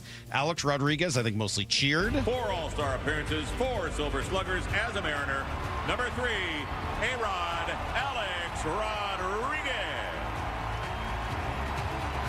It was nice to see he and Buhner kind of taking pictures together, and I think the repairing of that relationship. I think it was important to Alex, based on what he's told us a couple of times. Absolutely. It had to be surreal for him. He's been in a lot of places, a lot of moments, done a lot of things. He's an owner. He's made gazillions of dollars. But that's the one that's that's a deep scar, man. Yeah. That scar heals, but the wounds, that wound remains. Thank you. Or the wound heals, but that scar remains. Thank one you. way or the other. It's the second way. Yeah. Way to quote Poison today. Brett Michaels would be proud. Sure would. Junior, Randy, Ichiro, and Edgar coming out at the end, I thought was a really cool moment. But the highlight of it all was the announcement. We celebrate people that have shaped the history, culture, identity of this franchise. And few individuals have done that more than Rick Riz. His passion, professionalism, devotion to this organization have left a lasting mark on this area. Rick, on behalf of the Mariner fans everywhere, thank you for the memories. Thank you for the stories. Thank you for 40 years of making us feel we were right there with you.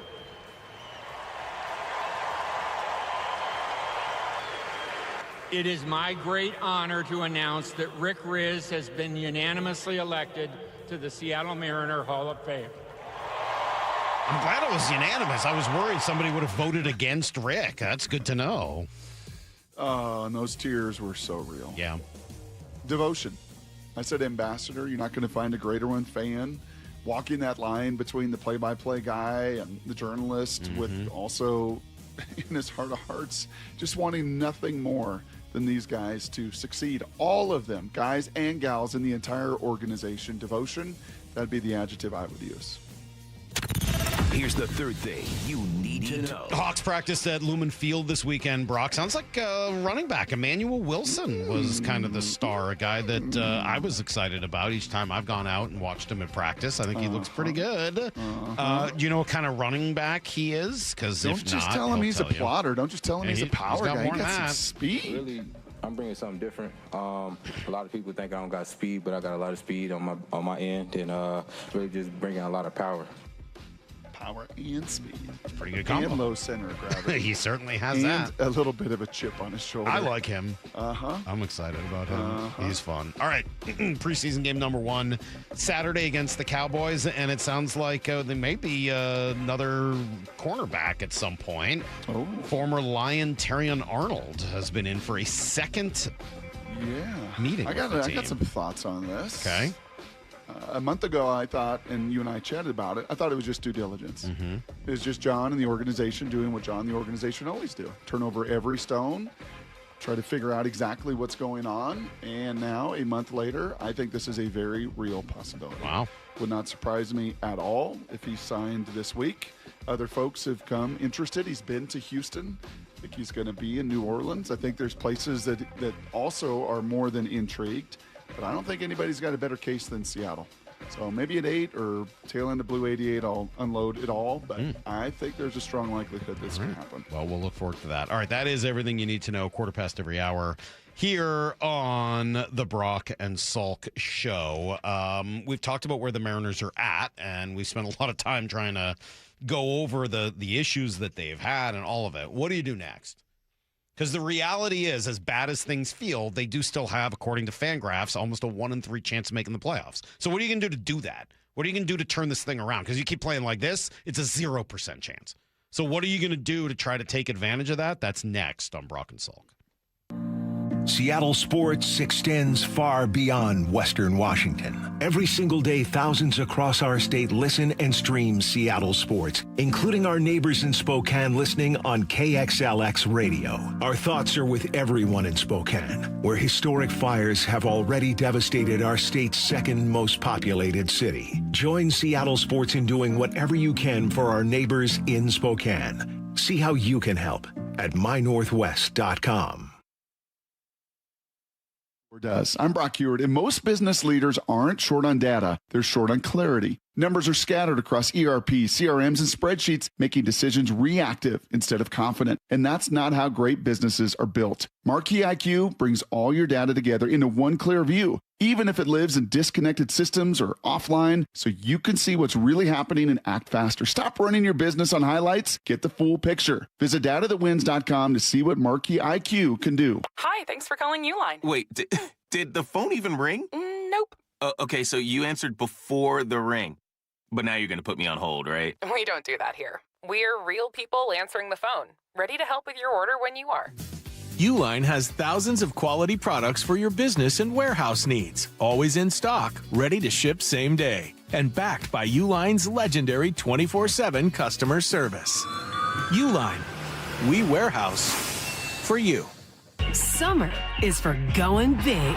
Julio! Dead center field, solo home run, 4-0 Mariners. Summer is for showing out. Crawford, out of the glove, Emerson to first. What a play! Summer is for Mariners baseball. Cal Raleigh with an RBI double. The big thumper comes through in the clutch. Where else do you get 9 innings of eye-popping swings and snags? Plus fireworks that make your feet dance and your jaw drop. Oh yeah, and the guys have a dance of their own. A wind dance. Party time at T-Mobile Park in the sunshine. Mariners baseball. Trident's up. The action continues at T-Mobile Park all summer long. Don't miss out on 2 great matchups later this month. Julio and the Mariners are squaring off in back-to-back interleague series against the Chicago Cubs, August 21st to 23rd, and the Philadelphia Phillies, August 24th to 26th. Get your tickets at mariners.com. Mike Rowe here with another random fact. Those cracks on your walls aren't just cosmetic. They could mean your home is sinking. Whether it's drywall cracks, exterior cracks, or sticking doors or windows, do yourself a favor. Call Groundworks. I spent some time working with these guys, and they're the real deal. Their people are trained and certified to stabilize your foundation. Schedule a free inspection with Groundworks, the foundation and waterproofing experts. Licensed in all states where work is performed. See website for details. A Wilt Chamberlain 1972 playoff game-worn jacket was recently bought for $3 at a Goodwill in Portland. You may not be sitting on a warm-up jacket worn by Wilt the Stilt, but there's serious value to your old gold, jewelry, watches, silver, and coins. Dave Wyman encouraging you to see what they're worth at Bellevue Rare Coins in Bellevue, Issaquah, Tacoma, and Linwood. They'll give you an honest, no-pressure assessment for free. See how much they're worth at Bellevue Rare Coins, and if the price is right, cash in.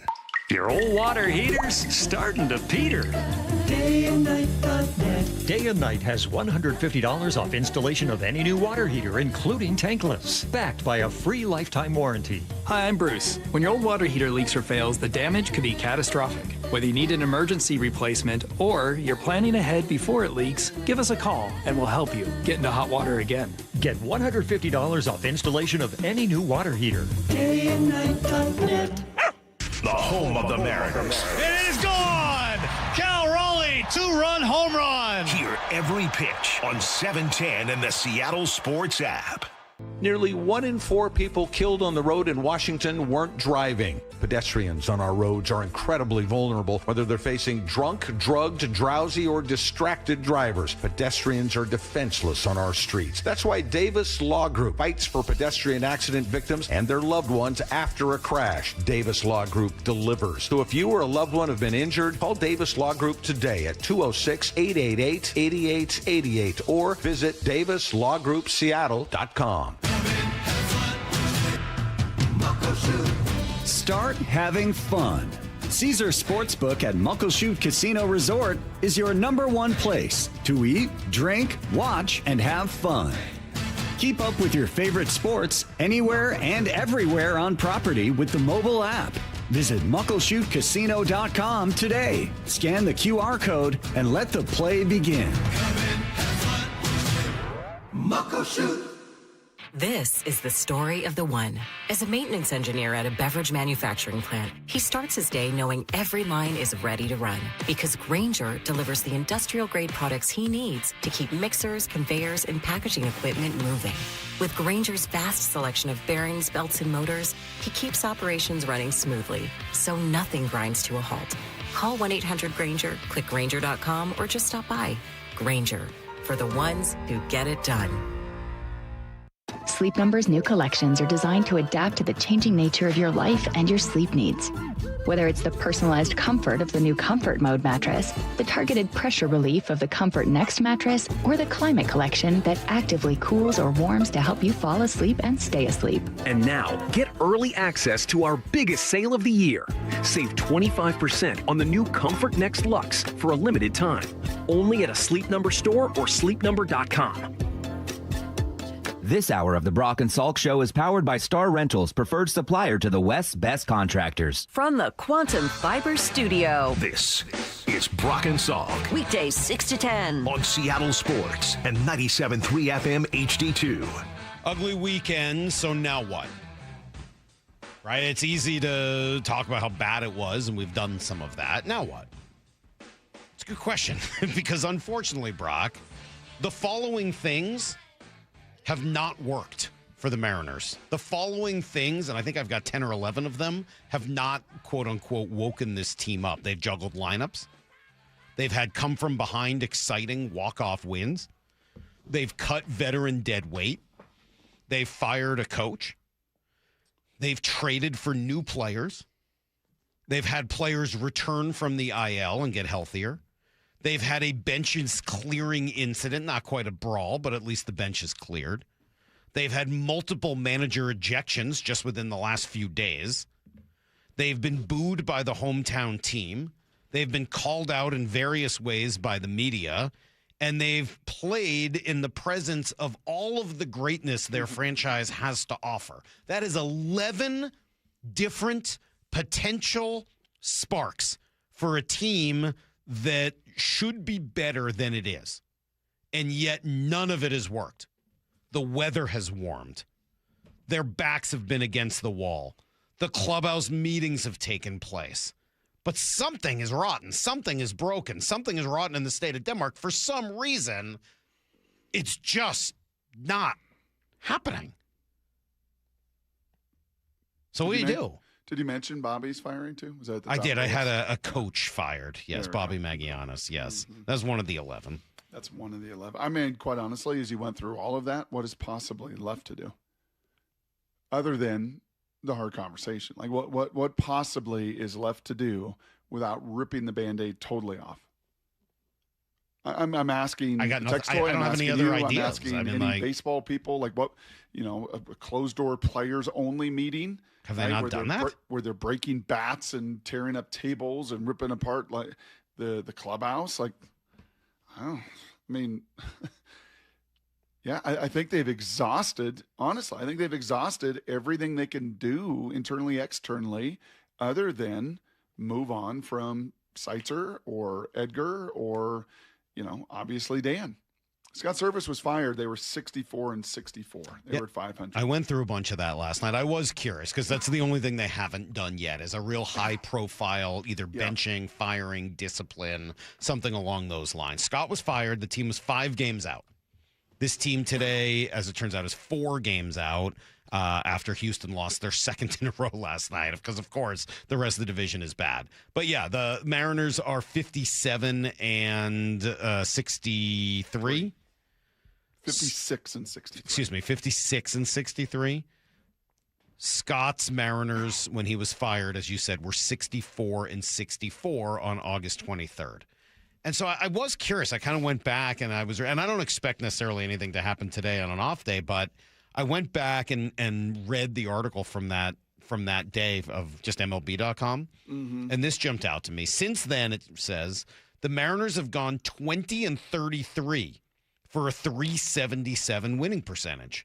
Seattle's downturn has been steady over the past 2 months, but it took a steeper nosedive after a 1-8 road trip, which we all remember, that featured among the club's most stinging losses of the season.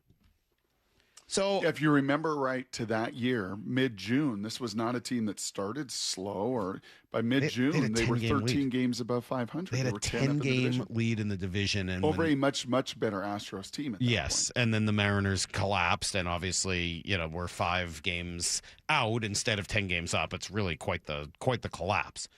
But they've played worse this month than they did leading up to the Scott firing. Right? I mean, they said, what, 377 winning percentage? Mm-hmm. Over the last month here, they're at about 320. Yep. I mean, they've actually played worse over the course of the last month than they did during the time leading up to Scott being dismissed. Now, they didn't go 1-8, but they did go 1-5 at home as opposed to on the road. Mm-hmm. Scott was 1.5 years removed from his playoff run. Dan is just half a year removed from it. But Scott also had a lot more tenure that Dan does not. Look, I don't think anything is going to happen today, but it's really hard to watch this team and not think that they're not maximizing the talent and potential. And ultimately, I do think that has to fall on the coaching staff. That is the job. They've been given players, and I think they've been given a group of players that should be better than they are, should be performing better than this. Mm-hmm. That's the job of the coaching staff. That's it's right. the job of the hitting group to get them to hit better. It's the job of the manager to put them in the right position. It's the job of to get them and the chemistry right and the decision making right. All of those things. Mm-hmm. They're not maximizing the potential of this team. They've played disappointing baseball by their own admission.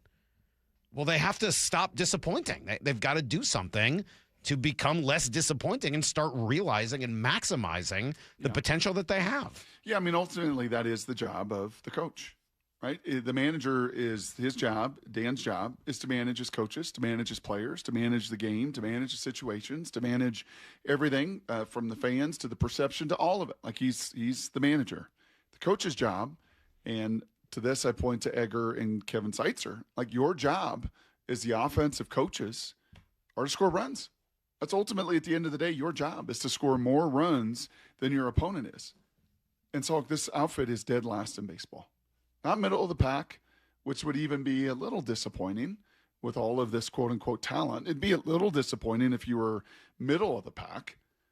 in today's baseball, especially in this American League, even more. Mm-hmm. But you're 30th out of 30th in scoring runs. Mm-hmm. And I got to tell you, you've said a few times, like, if you could just be league average in scoring runs. I'll be honest, and I look at this lineup. They shouldn't be average at scoring runs. They should be top 10. They got a lot of good hitters. Like, they should be good. They shouldn't be like, oh, if they could just be 17th instead of 30th. They should be 10th. Mm-hmm. It's not the best lineup in the league. I get it. I'm not expecting them to be a top 5. Oh, my God, they're breaking records. They don't have that. That's not who they are. And they're not going to do that in all likelihood at this ballpark. But honestly, Brock, like, I think it's that disappointing. I think this is a good lineup. With Cal Raleigh and Julio, and I know they haven't had Brendan Donovan all year, and I don't want to judge a small sample size of a few games with Donovan and Taylor Ward and all that, but, like, they have good players. Dominic Canzone has been amazing this year, and Luke Raley had a really good year, and Cole Young has been incredible, and J.P. Crawford has been pretty good. Like, they should be much better than this. Yeah. Cal, Julio, Naylor. This should be a Randy, who's having a good year. This should be a good lineup. It'd have been rather fascinating to have been in some of the car rides to the airport with some of these old veterans, especially the offensive players. Mm-hmm. And maybe, you know what, actually maybe even the pitchers too. But to hear some truth serum, from a Harold Reynolds and a Beltray and all the different guys, kind of leaving. And who knows, Salk, maybe some of the veterans would be like, glad I didn't hit in this era. Right. Well, I'm sure they would. I mean, this is no fun. In our era, in the 80s and the 90s, we might have seen one of these guys. There's like 5 or 6 on every one of these teams that just got nasty stuff and could pitch to the locations and take advantage of the holes in our game and the holes in our swing. And thankfully, we played in a different era where there was not this kind of pitching over and over and over and over. And maybe that, honestly, would have been a lot of it. Maybe some of it would have been like, I don't understand. When a guy is just throwing you changeups, why are we just swinging for hit the ball the other way? Like, we're just closing our eyes and swinging as hard as we can at a changeup that, just hit it the other way. All right, so let me ask you this. Yeah. Because we're trying to figure this out. Because, by the way, that's kind of what the Rays do. Who are but is that who the Mariners players are? This has always been kind of my challenge with just go the other way. Like, well, that's not who those guys are. They're not let's go the other way guys. They've got guys with real big power potential. Remember when they got D. Gordon here? Remember D. Gordon? D. Strange Gordon. Remember D. Gordon? Thank you. Put some respect on the name, please. Strange Gordon. Well, he was D. Gordon when he got here. By the time he left, he was D. Strange Gordon. But remember they got D. Gordon. T-Mobile will do that to you. And they traded for him from Florida, and he had led the league and led the National League in hitting. Mm-hmm. He was a high batting average guy. Didn't walk, great high batting average guy. Do you remember what happened when he got here? Mm-hmm. They told him he had to control the zone. Yeah. And he was like, well, that's not what I do. Like, right. Thanks. Appreciate it, but that's not what I do. I don't control the zone. I don't take my walks. I'm a free swinger, and it works for me because I hit 330. It's really hard to ask D. Gordon to be J.P. Crawford. You've got to go out and get J.P. Crawford, a guy who's really good at controlling the zone and has a really good sense of the strike zone. And if you want D. Gordon, then you have to let him be D. Gordon. You can't try to get D. Gordon to be J.P. Crawford.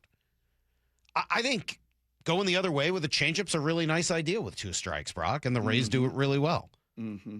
But I don't think that's who Luke Raley is. I know he wasn't playing this weekend. Like, I don't know that that's who Dominic Canzone is. That's I don't think that's who Randy Rosa is. Nope. I don't think that's who Cal should be. I don't think that's what Julio's ever. Like, these guys have seen. Now, Brendan Donovan, yes. Taylor Ward, sure. But, like, most of these players, I don't know that that's who they are. Well, so, and I'm not saying they can't do some of it, but my question for you is, are they in between? Yes. Where because therein is the challenge. Like, I'm a power hitter, but I want to do this. If you want to give Randy hacks, right, and you want him to do that, and he's not going to be that guy, and he's going to see an 0-2 changeup, and he's going to swing for the fences. Then you know what, Randy Arozarena can't have 14 home runs right now. He can't be on pace for 19 home runs. But if you're trying to get Randy to do one thing, and he's sort of naturally does something else, right? Are you caught in between? Where, well, sometimes I'm doing this, sometimes I'm not sure, and then, what do I, like, what are you? Correct. And I do think that could be some of the challenge. I don't know. I don't know what it is. I don't. I wish I did. I think if I did, I'd tell you, and then we could just try to go fix it. Well, I think that's what we have heard over the years, and I think that's certainly what's Jay Buhner, if it was on one of the road trips, was talking about. Some of these younger players figuring out who you are. You can't be everything. You cannot major in everything. So major in your strength, and what is your strength, right? Like, and that goes across a lot of different sports. Like it was the downfall of yours truly, among many other downfalls. It's like, I got to be a runner and I got to do some of these things. No, you're just never going to be that. Your strength is to play from the pocket, so become the best pocket passer you can, period, end of story, and stop worrying about what everybody thinks or worrying about trying to hire a sprint coach or worrying about doing that other stuff. Focus on the majors. And, yeah, I think that is a fair argument for some. Like, okay, if Julio's going to be a power guy and you want to unleash him, again, can he be a 40 home run guy? We've always thought he could be. He's not been. And this year he's on pace for 25 home runs. Right. So if you're going to be that guy and you're going to hit 25 home runs, I think he's been more unleashed in the past, and he's been at least a 30, 35 home run guy. 206 says, so Salk would rather have a strikeout at an unbelievable rate than to play the game that comes to you and hit the other way. I'm okay with that, sure. I'm sorry, which team would you prefer? The most odious Mariner team of all time that was 10th in the league in scoring runs with Teoscar Hernandez, or this one that's 30th? But I'd like the one that scored the 10th most runs, not the 30th most runs. And I think runs are more important than freaking strikeouts. Yeah, I would rather have them strike out a lot and hit more home runs than not score. But if you like the team and prefer the team that scores 0 but doesn't strike out, whoop-de-freaking do. Your face is the color of your shirt right now. Get a look. Yeah, okay, strikeouts aren't fun to watch. How's 30th in scoring treating you? Yep. Because I kind of like 10th in scoring. Yep. Personally. But that group hit home runs, right? That they group sure slugged. did. But oh my God, they struck out. It was so awful. We got to get these guys out. They strike out. Yeah, 10th in runs. Anybody interested in Teoscar Hernandez? He looks pretty good, doesn't he? He's run out of here on rails because he struck out too much. I don't mind guys striking out now and again. If you score runs and take your walks and hit some home runs. This team doesn't walk. They don't hit home runs. But cool, they're not striking out that much. Congratulations. You grounded into a double play instead of striking out. Everything's better. Let's do some Blue 88. This is Brock and Salk's Blue 88, brought to you by Culligan Seattle. We're going to go red, right, tight, close, sprint left, G, U corner, halfback, flat, on one. Ready? Brock Heward tackles 3 football questions as only he can. Blue 88. Now here's your hosts, Brock Heward and Mike Salk. By the way, you can absolutely build a lineup that doesn't strike out and wins. I have no problems with that. It's asking players that aren't built like that to be that I have an issue with. Yeah. If you went out and acquired a bunch of the types of players that the Rays got, then by all means, play that way. But asking Julio Rodriguez not to hit for power and to go the other way is, I think, ridiculous. You know what it is? What it kind of feels like? It kind of feels like when you're in extra innings with the Ghost Runner, and you got a bunch of. You have Randy. Yeah, you got Julio. 2, 3, 4 up. Yes. You're like, well, you're not going to bunt. Correct. That kind of encapsulates and is kind of emblematic of 120 games of this offense. Of just not being able to function and being in between, unfortunately.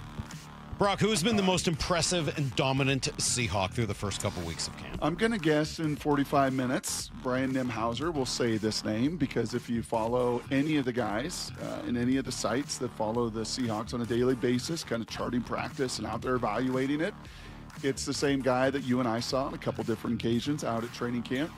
It's the same guy that we watched go from a good, serviceable rookie year to a great second year, and on his way to becoming, at least through camp, an elite defensive player of the year kind of candidate. And that's Byron Murphy. So rookie year, little hamstring, right? He knocked him out for a bunch of the games. I think he kind of got bent backwards when that happened on one of his near shoulder, near knee deals. But rookie year, what do you have? 36 tackles, half a sack, 2 tackles for loss. He was there. He was present. But frankly, he looked a little bit like the guy I saw at Texas with Devondre Sweat. that could play a couple downs at an immensely high level, and then he was kind of off the field. And so there wasn't massive accumulation in numbers while at Texas. That was kind of his rookie year, and it was good. Worthy of a first-round pick. Good player. Last year was great. 62 tackles, 7 tackles for loss, 7 sacks out of a run stopper. It was a great year. Put a big old chip on his shoulder. Didn't get any recognition really from it. Not a Pro Bowler, certainly not All-Pro, and not even really in the top guys listed heading into this season after that kind of work, and you feel that. He looks phenomenal. He's in great, great shape. I think he then wants to go from good to great to elite. Give me double-digit sacks. If Byron Murphy puts up double-digit sacks, you know where he's going to be on next year's Jeremy Fowler list. You know where he's going to be after the season. He's going to be in the Pro Bowl. And he's going to be talked about as one of the best defensive linemen and defensive tackles in all the NFL, and hopefully a rich contract that follows. All right, question number 2. Jadarian Price missed a couple of days here, Brock, with a lower leg injury. We haven't heard too much. Upper leg, lower just leg. a leg. Uh-huh. What's the current concern? Low. Short-term, long-term, low. I don't know if there's a guy that's had a higher workload through the OTA season, mandatory camp, into training camp. That guy got a lot of volume because I think there's going to be big expectations for him and need reps and lots of reps and lots of route running reps and lots of catching the ball reps and lots of run game reps. So, yeah, I think this was more of, this guy's probably from an output standpoint. And I bet you if I talked to my buddy Sammy Ramsden down the road there or Mike and said, hey, from you guys' little output, the catapult stuff that the guys wear that measures mileage, burst, explosion, output, where's Jadarian Price through April, May, June, and July? I think he's near the top of that list. So a little bit of soreness. Is that going to happen after 2 weeks of work? Yes. Chance to get off the legs for a few days and get back to work? Yes. Do I expect him to play Saturday? Just total gut, no information. Yeah, I'd expect to see him on Saturday in the home opener against the Cowboys. All right, question number 3. NFL calendar, Brock, what do you want to change? I think the dumbest thing in looking at all these injuries across the league, and by the way, the Seahawks are not on this list with some of their peers. The Niners, who had 20 guys out, the Broncos, who had like 8 guys out over the weekend. I think something that's really, really dumb, and this comes from kind of our schedule here, with our high school team, is let's go from April, May, June. Let's finish mandatory minicamp. Let's crank this thing all the way up to kind of full speed as much as we can do in the offseason. And then you know what? Let's take a month off. Let's take a month off. And then when they come back, let's crank it right back. Oh, I know we got an acclimation period for 3 days. Right. But then we got to crank it all the way back up to play preseason games in 2 weeks. That's just dumb. It just doesn't. We took, the year before, year 1 of our program, we did the same. We took like a week off. After we ramped up, we were in pads, we're doing all this, take a week off and come back, and it was like we hadn't played football. Like, what are we doing? So for that 4+ weeks, and I know guys go and throw on their own and do all of that, but push the calendar. If that's what you want to do, and now we're playing into mid to late February with these Super Bowls, then you know what? Start the offseason in mid-May and build up to mid-July and take a week off or 10 days off and then get back to camp. Not a month, not 5 or 6 weeks. I think it's pretty foolish, pretty silly, and I think it's playing a role in a lot of these soft tissue injuries around the NFL. All right, that is today's Blue 88, and we got some more football stuff to come throughout the 8 o'clock hour. A texter in 848 saying, the Salk, they still strike out a lot. Actually, not really. They're middle of the pack. In strikeouts, right? Middle of the pack. Top third. 18th. It's all the way down to 18th. Or no, they're 18th lowest. So 12th highest. Middle third. Yeah. I mean, they strike out some. They're about around the same in terms of home runs. They do some.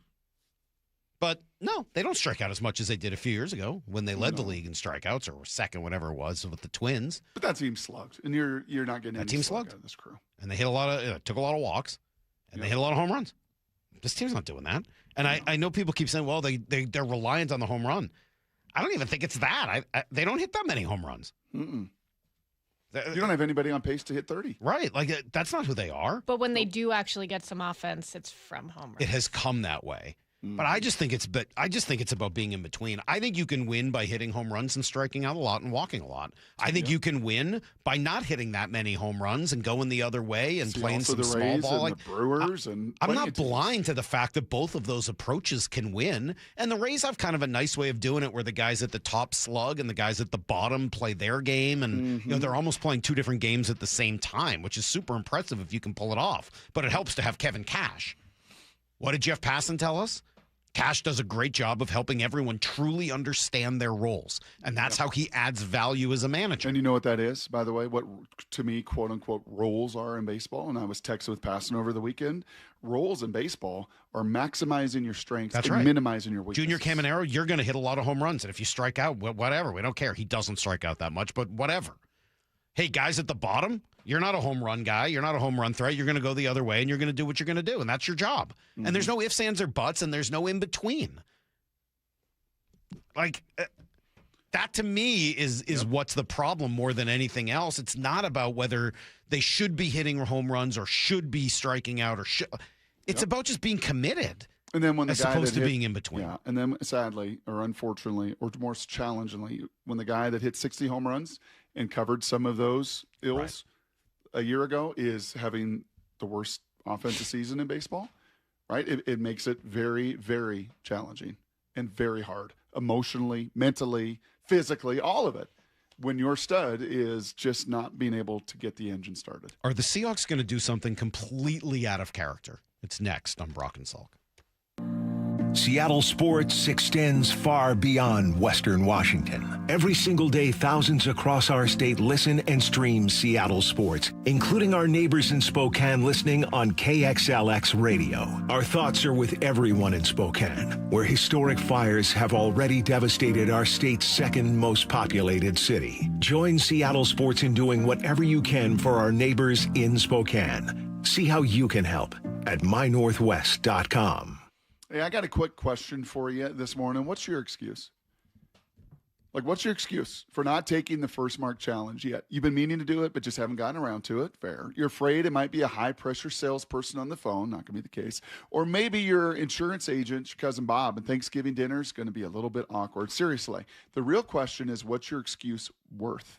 Well, what if First Mark could save you, say, I don't know, $1,000 every year? You do the math. 20 years from now, that's $20,000. If you'd rather spend $20,000 to avoid an awkward conversation with cousin Bob, oh, he's got to be one heck of a cousin. When Molly and I took the First Mark Insurance Challenge, First Mark compared dozens of the top insurance companies, found us better coverage, and saved us a ton of money. We got world-class customer service, still do, with no pressure, no obligations, and it didn't cost us a dime. More than 11,000 people, so many of my family and friends, have already taken the First Mark Challenge, so why don't you be the next? Go to firstmarkinsurance.com. The First Mark Challenge is free.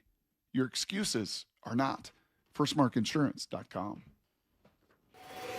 Toyota of Kirkland and Toyota of Renton are committed to giving drivers the best service experience in the region. With an open service drive, there's no appointment needed at either dealership. Summer travel plans? They offer complimentary battery health checks and brake inspections. Multi-point inspection video is done with any service. They price match tires from all local shops and match coupons from Toyota dealers. Excellent technicians, wonderful customer service teams, and one of the last Toyota dealers to offer loaner vehicles. Whether you're in the north or south, they got you covered. ToyotaofKirkland.com and ToyotaRenton.com. O'Brien.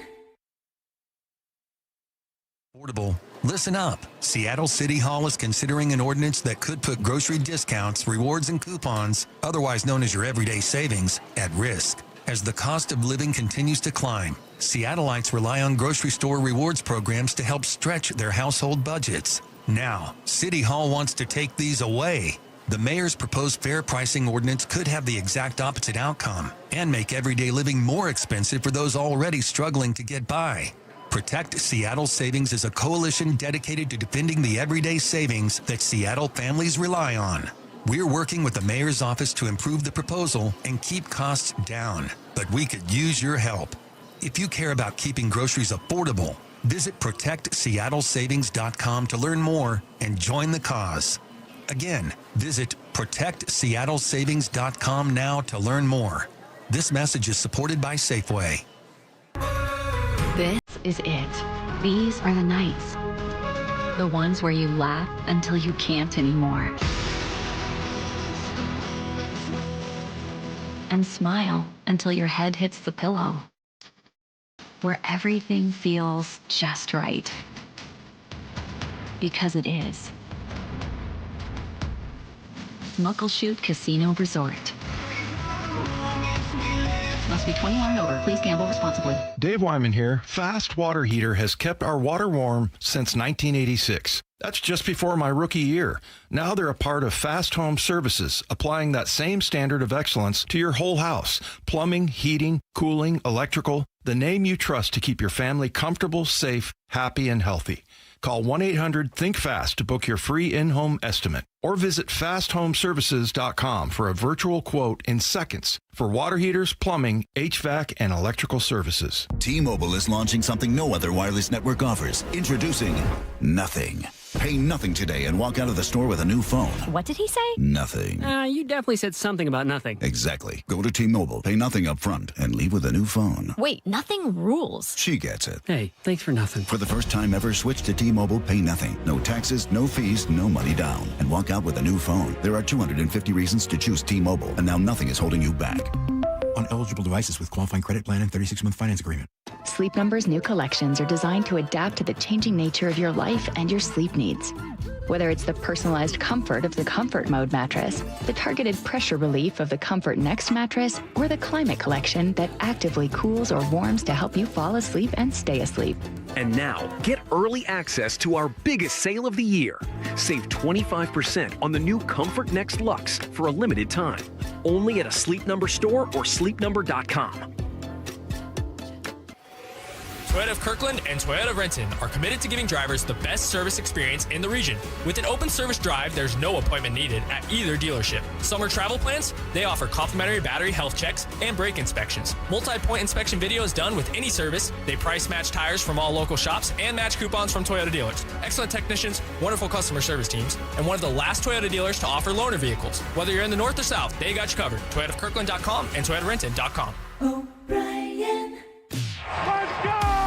This is Seattle Sports. Streaming through the Seattle Sports app. KIRO AM Seattle. KIRO FM HD2 Tacoma. Home of the Seahawks, Mariners, and everything Seattle sports.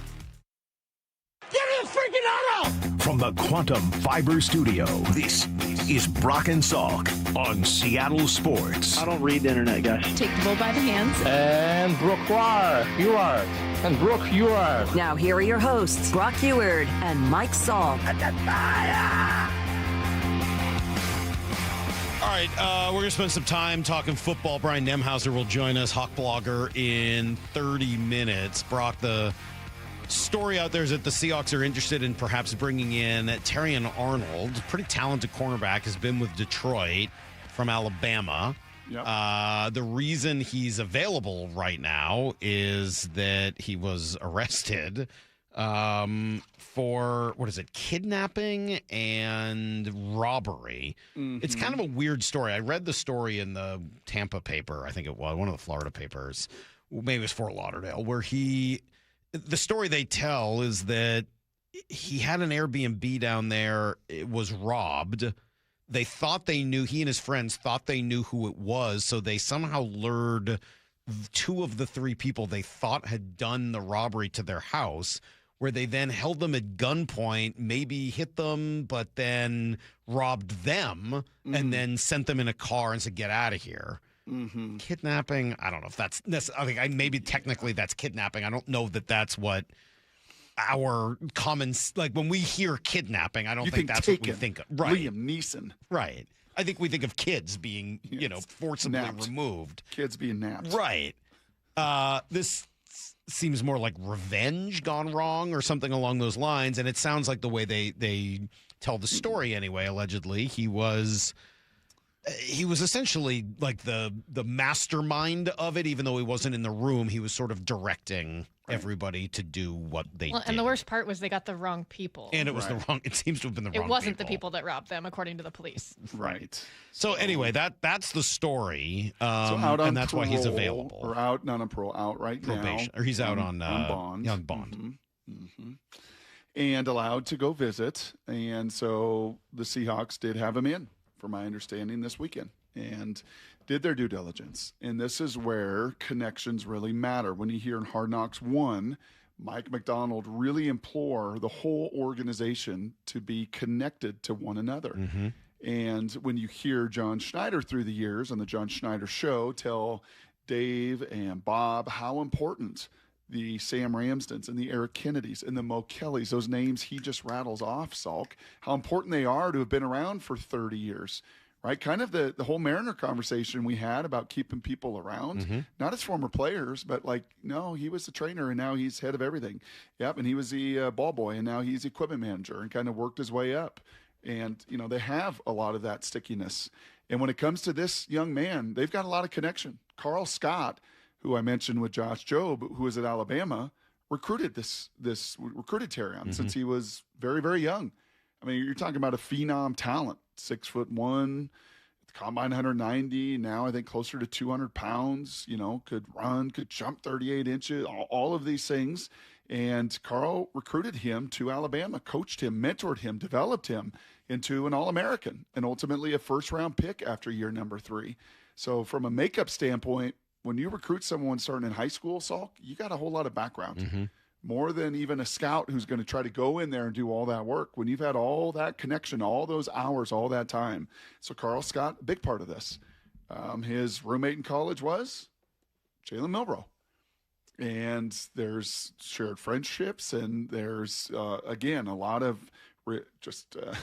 deep relationship, deep roots that those guys have. Having spent a whole lot of time together, 3 years together there at Alabama, know each other, share some business representation. So there is a lot more than I think maybe others have in this process to know the past character. And that's really what you're digging into. And as you move this thing along, is this who this guy is? I mean, is he just off? Did he get his money and just, like glitch out and become this kind of guy who was always in him and became a felon who's going to do some armed, robbery and kidnapping and all? Is this who this guy has been? Or was this a one-off really, really dumb mistake that's going to have and has had severe consequences? At this point, costing him his career, right? With the Lions ultimately cutting him. So, that is, I think, the judgment they're making. Houston brought him in. He's in New Orleans today. Obviously, Seattle brought him in yesterday. And here I think you tease the question, are the Seahawks going to do maybe something outside of their norm? Is that kind of the way you frame that? Yeah. I would say the opportunity here is the NFL will dictate this. So even if they love him and they want to do this and they've done all of it and he's checked every box and they met with him and heard his side and met with the Carl Scotts and the Nick Sabans and the Jalen Milroes and done all the work that they can possibly do, Salk, ultimately the NFL will still dictate this. Because more than likely, the commissioner will put him, as has happened in the past with players in this situation, the commissioner will say, no, Seahawks, I'm in charge. Great, you want to rehabilitate this kid. Great, you want to develop him. Great, you got all these connections. But I'm going to be the one to dictate through our own process, through our own due diligence, when this young man's going to play again. Because it's a privilege to play in the NFL, Brendan Sorsby. Oh, you want to go in the supplemental draft? Oh, great. You want to show us your paperwork a couple days before the draft? You're not going to play. You're not going to be eligible. Sorry. Right. You're going to sit out a season. It's a privilege to be in this league, and the commissioner will very much, I think, put him on the exempt list, which has happened with players in the past, and he will be the one to guide and dictate when this guy is going to play again. So would you do it? Even if you sign him, is there an assurance he's going to be able to play this year? No, you don't know that. You don't know the path this is going to go. So you have you don't have any idea how long they could suspend him for or any of that? Nope. Why doesn't that happen first? Because he's not on a team? Because he's not on a team right now. Yep. Because he's not on any team right now. He's not in the league right now. And you're telling me there's no behind the scenes conversation, you can't talk to the league and be like, hey, if we sign this guy, how much, what are we looking at? There's none of that? I mean, they could have an idea, but I think ultimately Roger's going to do what Roger believes is in the best interest of whom? The Shield, sure, in the NFL, right? But there's no reason. Why couldn't you have? How does getting that knowledge ahead of time make it any harder for Roger to do what's in the best interest of the NFL? Like, yeah, you can sign him, but I'm going to suspend him for 6 games. So just so you know, that's what you're looking at. You're telling me you can't have that info? I don't know if he does he give every team that information? Is he going to put that out ahead of If you ask, I don't know why not. I don't know. I'm curious. I don't think he put that Maybe out you ahead of can't because it's I think viewed. there's protocols to follow. Yeah, I'm going to guess there's maybe like a legal right to work type of thing where it's as if you're blackballing him or something right. along those lines. So maybe they can. All right. That makes sense. All right. Kind of talk through that. So Thank maybe you. the league decides, oh, okay, you're going to take interest. Oh, okay, you think you can rehabilitate and develop this young man? Great. Okay, so once a team decides to do that, then we're going to go to work and, even further work. Not that they've All not right. So done the work. hold on. So take the league stuff out of it. Let's say the Seahawks do it. A, what does it tell you? And B, well, B or A, it's the biggest need position. I said that to you last week.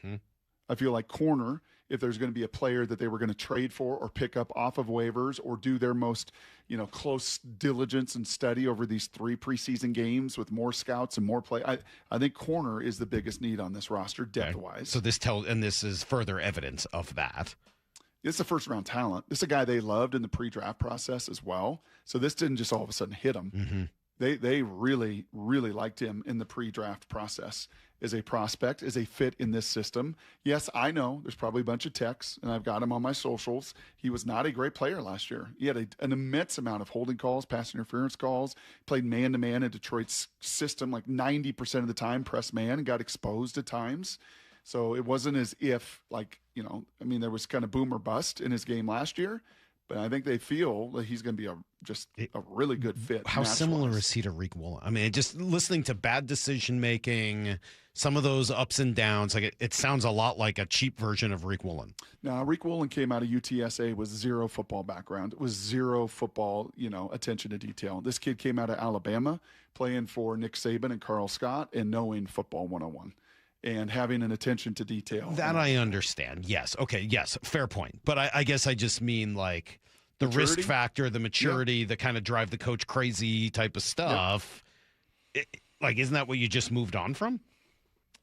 Yep. And you get a chance to get somebody at a very minimal cost with that kind of upside. That's what I think is interesting about it. Yes. Like you essentially saying, hey, look, maybe Reek drove us crazy and we didn't want to re-sign him for any amount of money, but you kind of needed him to win the Super Bowl last year. Like you needed that level of talent. And we dealt with that for a couple years. Yeah. So getting that back on our terms where we don't have to, maybe there is a little bit of interest there. All right. Brian Nemahuser will tell us more. He was at the Lumen Field practice, and we'll get some of his observations coming up in 20 after everything you need to know next.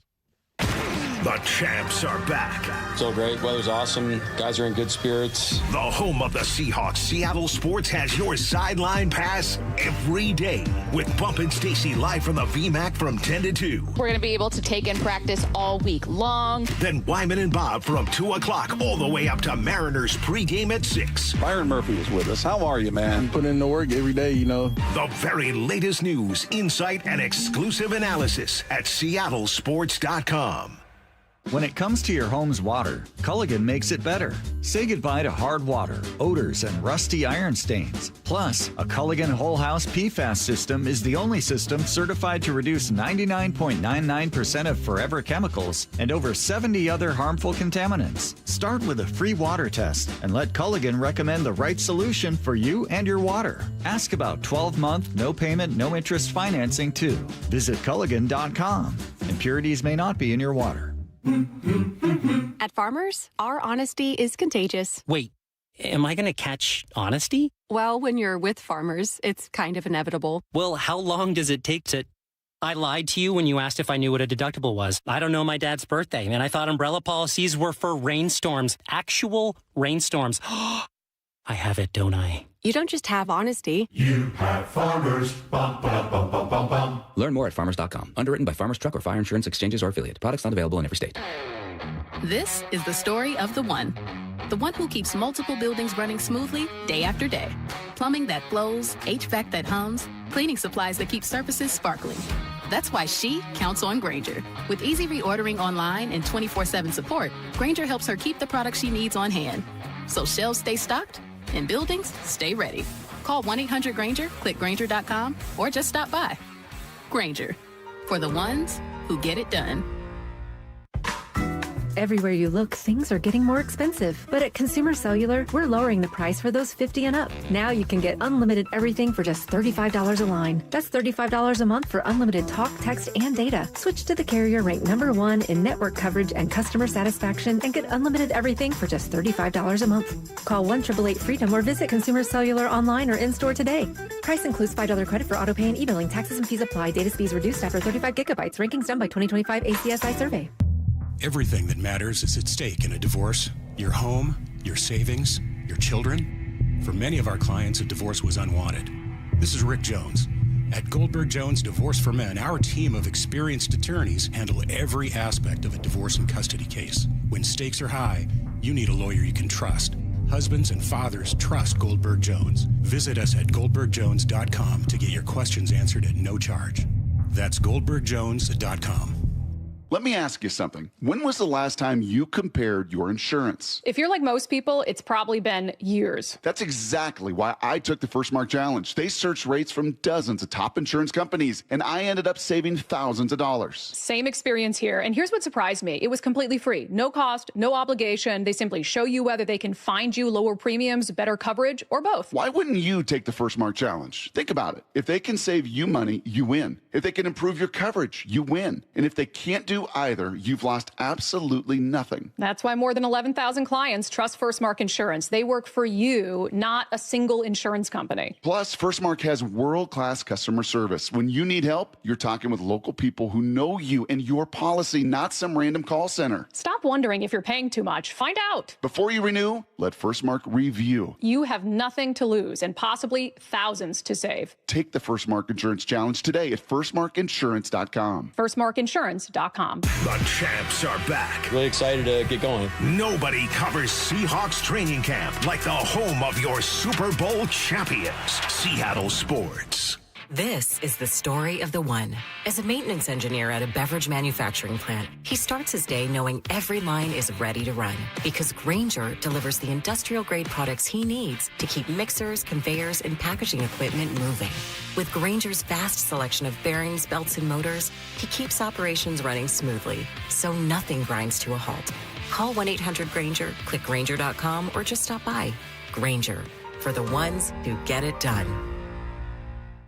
Sleep Number's new collections are designed to adapt to the changing nature of your life and your sleep needs. Whether it's the personalized comfort of the Comfort Mode mattress, the targeted pressure relief of the Comfort Next mattress, or the Climate Collection that actively cools or warms to help you fall asleep and stay asleep. And now, get early access to our biggest sale of the year. Save 25% on the new Comfort Next Luxe for a limited time. Only at a Sleep Number store or sleepnumber.com.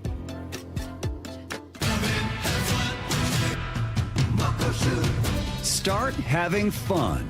Caesar Sportsbook at Muckleshoot Casino Resort is your #1 place to eat, drink, watch, and have fun. Keep up with your favorite sports anywhere and everywhere on property with the mobile app. Visit muckleshootcasino.com today. Scan the QR code and let the play begin. Muckleshoot. We meet by accident, fixing every last bit. Accurate Auto Body. If you've been in an auto accident, you have the right to take your vehicle to any repair facility. Accurate Auto Body has been family owned and operated since 1994, and they work for you, not your insurance company. Your insurance company may not love them, but you will, because We meet by accident, fixing every last bit. Accurate Auto Body. Need to know. 15 minutes past every hour with Brock and Salk. Presented by Marquee Data. Here's what you need to know. Up first. Just an incredibly frustrating weekend for the Mariners and especially the fans. They poured into the ballpark all weekend long to celebrate the 50th anniversary, the 50 years the franchise has been out there, and they did not get rewarded with much on the field. Obviously, the ceremonies and the fun stuff was incredible. Everything away from the actual game being played was wonderfully done. But the game itself, unfortunately, was just too much of this. Ferrer set the pitch. Swung on, little parachute into left field. It's a base hit. It dunks near the line. Simpson rounds third. He scores right behind Diaz. 2 runs. Hickson to second base, a 2 RBI double. Yeah, it was just too much of that, and unfortunately, almost no offense themselves. Dan Wilson asked about the performance versus the efforts. Well, it's not for lack of work. These guys are putting into work. They're putting in the time that's necessary, and they're coming out prepared. And it's just, we're just not seeing it on the field, and it's a very frustrating time, no question. But we've got to keep pushing. We've got to find a way, and that's really what it boils down to, is finding a way. And it's been that way for this offense for 120 games this year. Just the inability to find a way, the inability to slug, the inability to score with runners in scoring situations, the inability to get on base consistently, the inability when there is traffic to pressurize your opponent and finish that. I mean, I also would say, Brock, you don't just need to find a way. You need to help them find a way. You need to give them a pathway. You need to give them a plan. Like, there needs to be some answers, some solutions, not just, well, we've got to find a way. I don't know. That doesn't quite do it for me. Well, they've tried the lineup. They tried shuffling the lineup all the way around. Yeah. Right? With the things that you mentioned, 11 different things over the course of this season they have tried to do to help find a way. I don't know whether those things are finding a way, though. I mean, those are things that might spark you. I don't know whether that is coaching, though, in terms of accountability, in terms of a clear blueprint and plan of how you're going to function. You know what else was challenging? Is, over the course of this stretch and continued stretch, you're going to see some elite bullpens and elite pitching. Right? You saw some former Mariners, like Amina in particular. Mm-hmm. You saw a bullpen day. Yeah, the guy Friday night, but you had him on the ropes the first couple innings and could have put some numbers up there and win that game, maybe change the whole series. Like, it really has not, unfortunately, when you're dead last in the league in scoring runs, sadly, it doesn't matter who you're facing. No, and quite frankly, they've lucked out on that front quite a bit, right? Like, remember, they missed Skeens and Pittsburgh. Like, they've missed Skubal. Like, they've missed a lot of the best pitchers. I think they're going to miss. They're going to miss Littler and the other big gun there in New York as well. It's been really remarkable. They're 56-63. They are 7 games below 500. They're 4 games out in the division, 3.5 back in the wild card. 5 teams ahead of them. Royals, A's, Angels are the only 3 teams with a worse record in the American League. Day off today, and then, as you said, they go to New York, then Houston, then Milwaukee. Here's the second thing you need to know. Everything else this weekend was awesome. The home run derby was super fun. Stephen Romero, the winner, but Ryan Rowland-Smith. Hyphen has 1 goal and 1 goal only. Just hit 1 home run. Yeah. Here he comes. Yes. Is that Steve Irwin? Is that the crocodile hunter? Oh, my gosh. Oh, yeah. Ryan. Come on. Ryan. Does it have the height? Ryan! Here we go, at the horn. Oh, get it. Get it. Get it, Hyphen.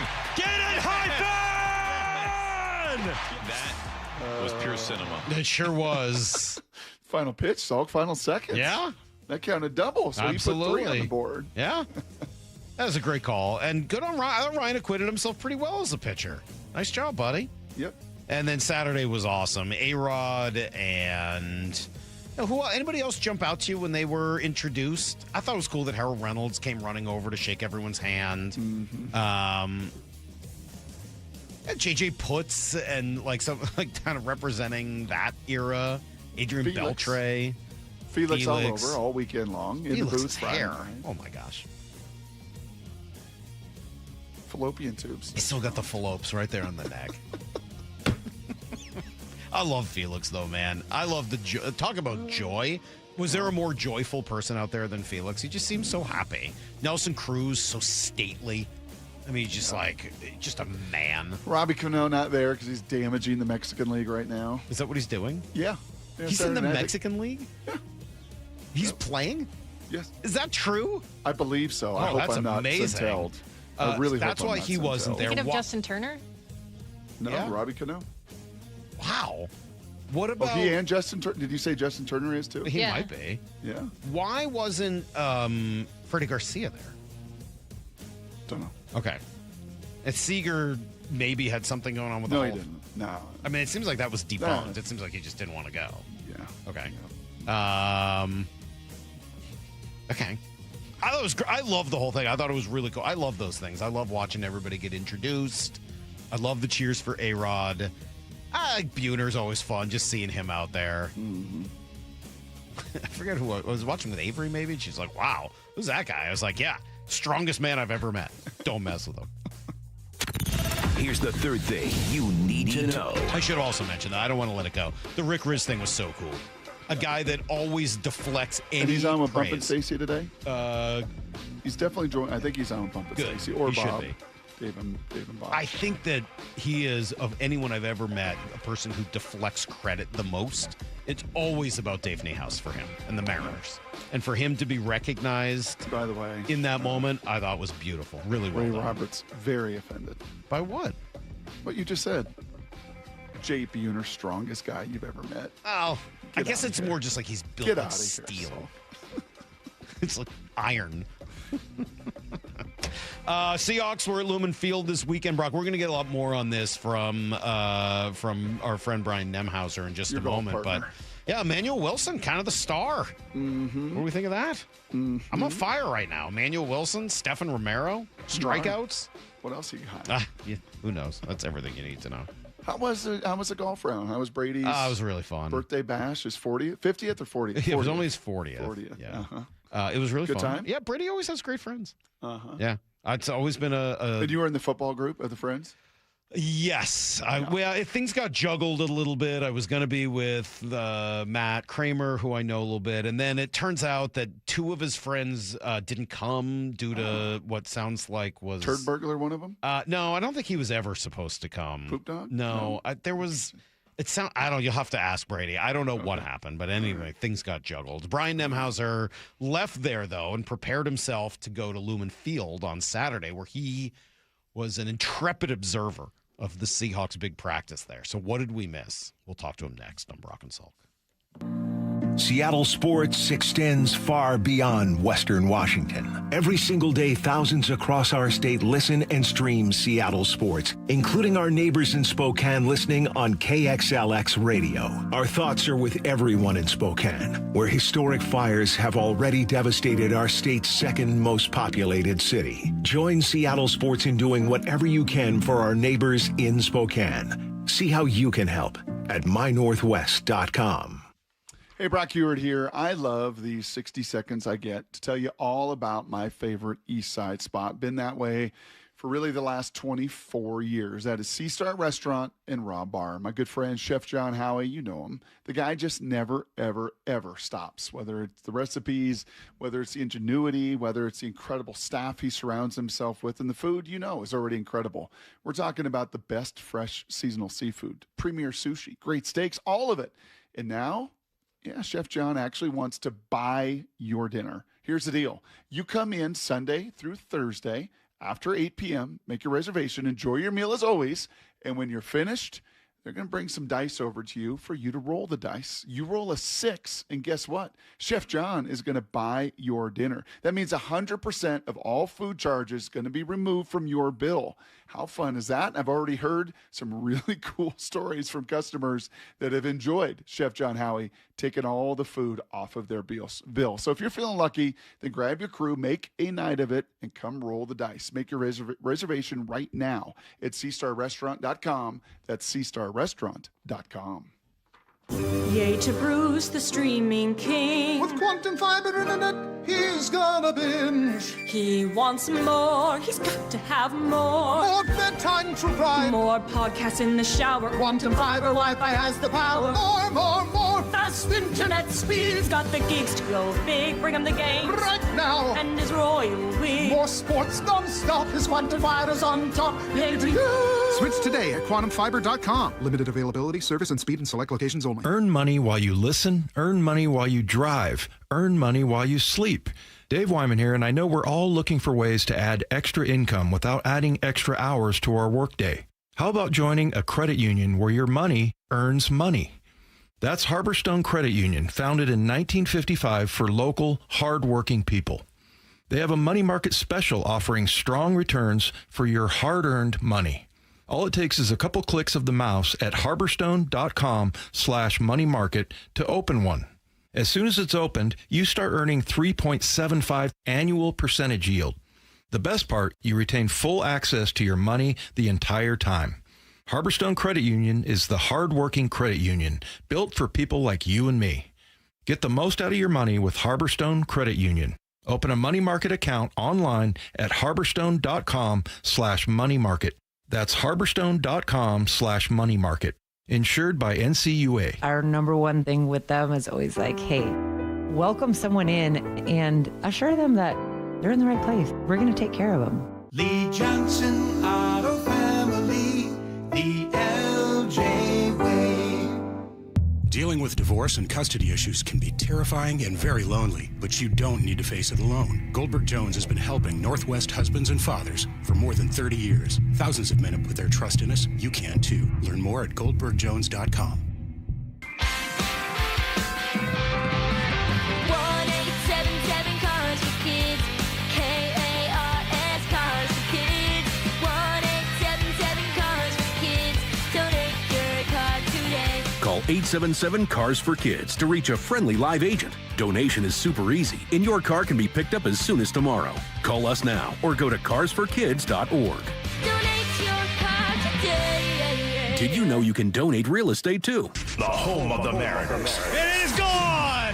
Cal Raleigh, 2-run home run! Hear every pitch on 710 and the Seattle Sports app. Everyone always asks me, what were your top reasons for choosing Advanced Hair? Well, allow me to share, along with some details, on, get this, their once-a-year summer savings event. Okay, first off, Advanced Hair stands by the results, and I'm living proof those results are second to none. With Advanced Hair, your own natural hair is guaranteed to grow. Secondly, Advanced Hair combines top-rated physicians with modern technology, creating a concierge quality experience that blew away my expectations. And lastly, Advanced Hair's Advanced FUE begins regrowing your own natural hair the very next day. It is quick, simple, and easy. Now, if you have a flexible schedule this summer and you've been waiting for that special savings opportunity, well, it's here. Advanced Hair's Summer Savings Event will get you the most hair for your dollar. It's their best offer ever. For details to schedule your free consultation, call 425-449-8185. One-day treatment, life-changing results. Your new hair is guaranteed to grow. Before and after pictures at advancedhair.com. You know, I used to think all money managers were the same until I spoke with Fisher Investments. Really? How different are they? Fisher's investment counselors are dedicated to service, not sales, keeping clients up to date on their portfolio. Well, they probably just invest in a bunch of mutual funds like I do. Nope. They build a tailored portfolio based on their clients' personal goals, helping them stay on track for a comfortable retirement. Well, they must make commissions selling products. Actually, Fisher doesn't sell any commission-based products. They're a fiduciary, and they believe that's a conflict. Then they have some kind of complex fee structure. Nope. Fisher has a simple, transparent fee that's a percentage of their client's portfolio. So they do better when their clients do better. It sounds like Fisher really is different. Couldn't have said it better myself. Fisher Investments, clearly different wealth management. Learn more at fisherinvestments.com/different. Investing in securities involves the risk of loss. From the Quantum Fiber Studio, you're listening to Brock and Salk. Weekdays 6 to 10. On Seattle Sports and 97.3 FM HD2. All right, we're just a few days away now, Brock, from the first Seahawks preseason game. And then we're getting ready just a couple weeks after that for the defense of the title, the Wednesday night game. I was looking at my calendar for the next couple weeks, and I was like, oh, my God, Heather scheduled a doctor's appointment for one of the kids on First Hill at 4 o'clock on that Wednesday. I was like, hey, cancel this. What are you doing? Put your socks on and get the story right. She doesn't know when the Seahawks are going to play. So, she doesn't have that calendar on her phone. I was like, you got to cancel that thing. Reschedule. That's a terrible plan. Brian Nemahuser will be there. He was there over the weekend for the big practice at Lumen Field. Hawk blogger. Good morning, sir. How are we? Doing well, boys. How are you doing on this fine Monday? Oh, doing great. Great Mariners weekend. Got to hear all about Salk's worst golf round of his recent vintage.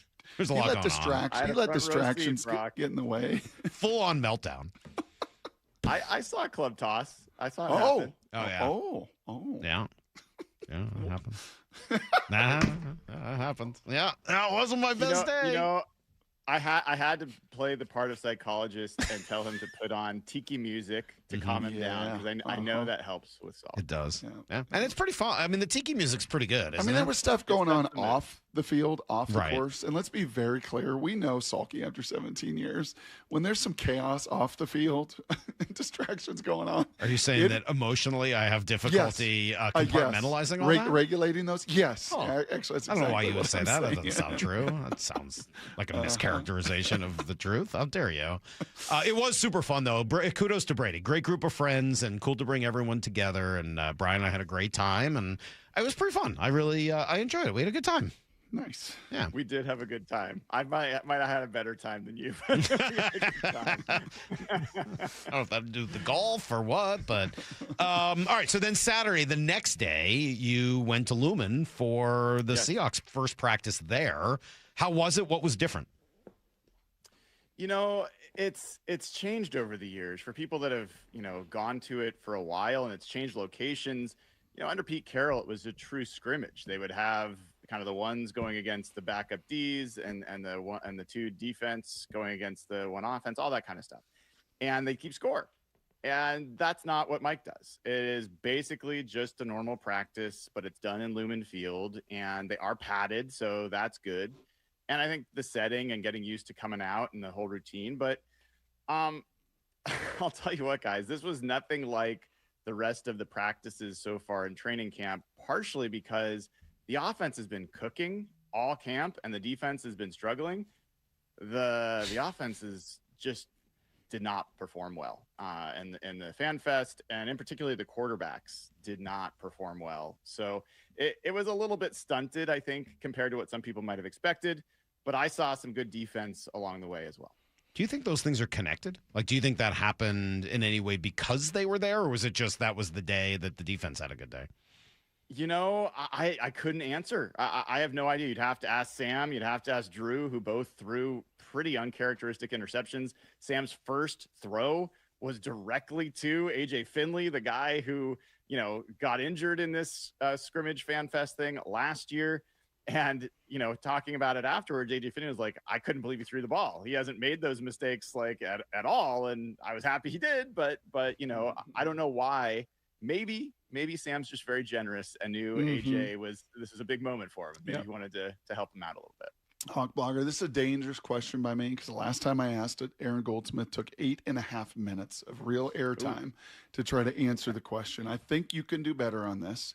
If you, through the first 2.5 weeks of training camp, were to give a gold, silver, and bronze medal to like the top performer, the second best performer, the third best performer in totality over these 2.5 weeks, who would be the gold, silver, and bronze award winners? I think the gold would have to go to Montorie Foster Jr. A guy that very likely will not make the final 53. But as far as if you're talking about turning in like the maximum amount of value for every rep you get, Montorie Foster Jr. has looked like a star out there. So he's had a fantastic camp. If I was to kind of shrink it down to who's the gold for guys that are probably going to be on the roster, man, I think Byron Murphy has to be up there. I think he looks like a player who's ready to take even another big leap compared to where he was last year, which was obviously a big step forward. And then silver, we're going gold, silver, bronze. Those are three. Yes, absolutely. Silver, I think I would go with Sam Darnold. To be honest, I think Sam has been absolutely excellent throughout camp. Forgetting what just happened on Saturday, has been in total command, has been, moving the ball all over the field, has made some of the most gorgeous throws so far in camp. And then bronze, my mind goes to Riley Mills. I think this is another guy that just is hard to not watch every single practice. And there's been some really, really great battles. I think one of my favorite battles so far in camp was when Riley Mills and Mason Richmond went up against each other in a 1v1 in front of everybody. And Riley Mills absolutely destroyed Mason Richmond, threw him to the ground the first rep. They called him out to do another.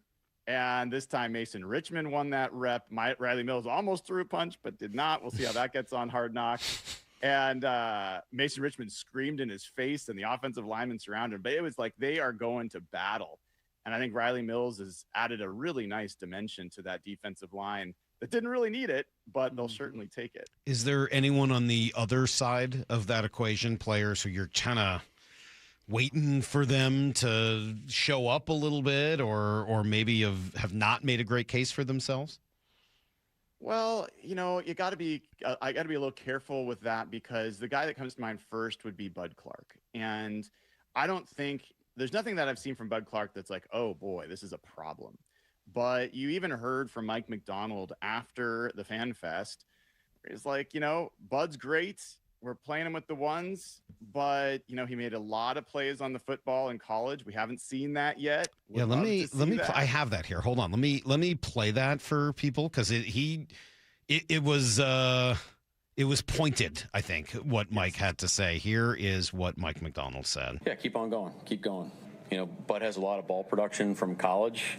We haven't seen that yet. You know, that's something that we'd like to get him going on. I think once the game starts to slow down for him and he can play a little bit more anticipation. Right now it's what am I doing? Let me go do it really well. And he's doing that, and he's learning as he goes. But there's a process there. We're really enthusiastic about where it's going, but he's also in a competition right now with other guys. So, but it's all positive. Like, he's got a great spirit about him. Really smart guy. He's got a bright future. We want to get there. You know, we want to go. Let's go, man. Let me translate that from my life experience as a rookie and watching others. And that is, I'm just trying to do the right thing. I'm trying to line up, trying to be assignment sound, trying to be alignment sound. I'm just, most of my mental capacity is focused on those things. Just making sure all the pre-snap is right for myself. I'm not thinking about the offense. I'm not thinking about the routes. I'm not thinking about the ball. And that's kind of, Brian, the process, and sounds a little bit like what your eyes have seen. Yeah, well, you guys are both parents, fathers. I think we've started to hear the Mike McDonald parental voice. We heard it with Josh Jones before, like at the end of minicamp, like, Josh Jones needs to get on the field. Like, Josh Jones needs to get on the field. Like, that was the stern parent, right? And then you hear this with Bud Clark. It is a little bit more of the nurturing. Like, I know you're new.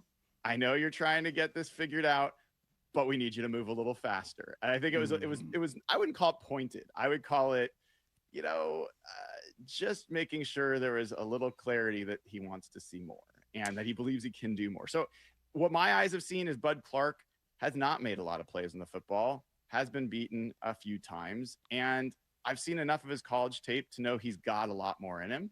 So that's one. I would also say it's been really disappointing, and this is a tough one. Julian Neal just hasn't been out there. Yeah. And this is your third round pick. And right now, I'm sure you guys have been talking about it, but like Terrion Arnold making visits is not an accident. When I look at where my kind of yellow flag, there's no red flags, but if I'm looking at a yellow flag for everything that's happened through the first however many days of camp, that third corner spot is a yellow flag. And I think Nehemiah Pritchett has been okay. I don't think he's been great, but he's been better the last few days. Noah Igbenogany, I like, but I can't say it's clear that he's going to be great. And from there on, you've got Andre Fuller and Michael Dansby and two other rookies who have played well, but they're not necessarily ready for prime time. So the lack of Julian Neal there, I think, has been glaring. And I think that's when you've got Nicky Manwari also out, you've got both Reek Woolen and Nicky Manwari, who played a lot of snaps for you, not there right now. And I think that's starting to show up a little bit.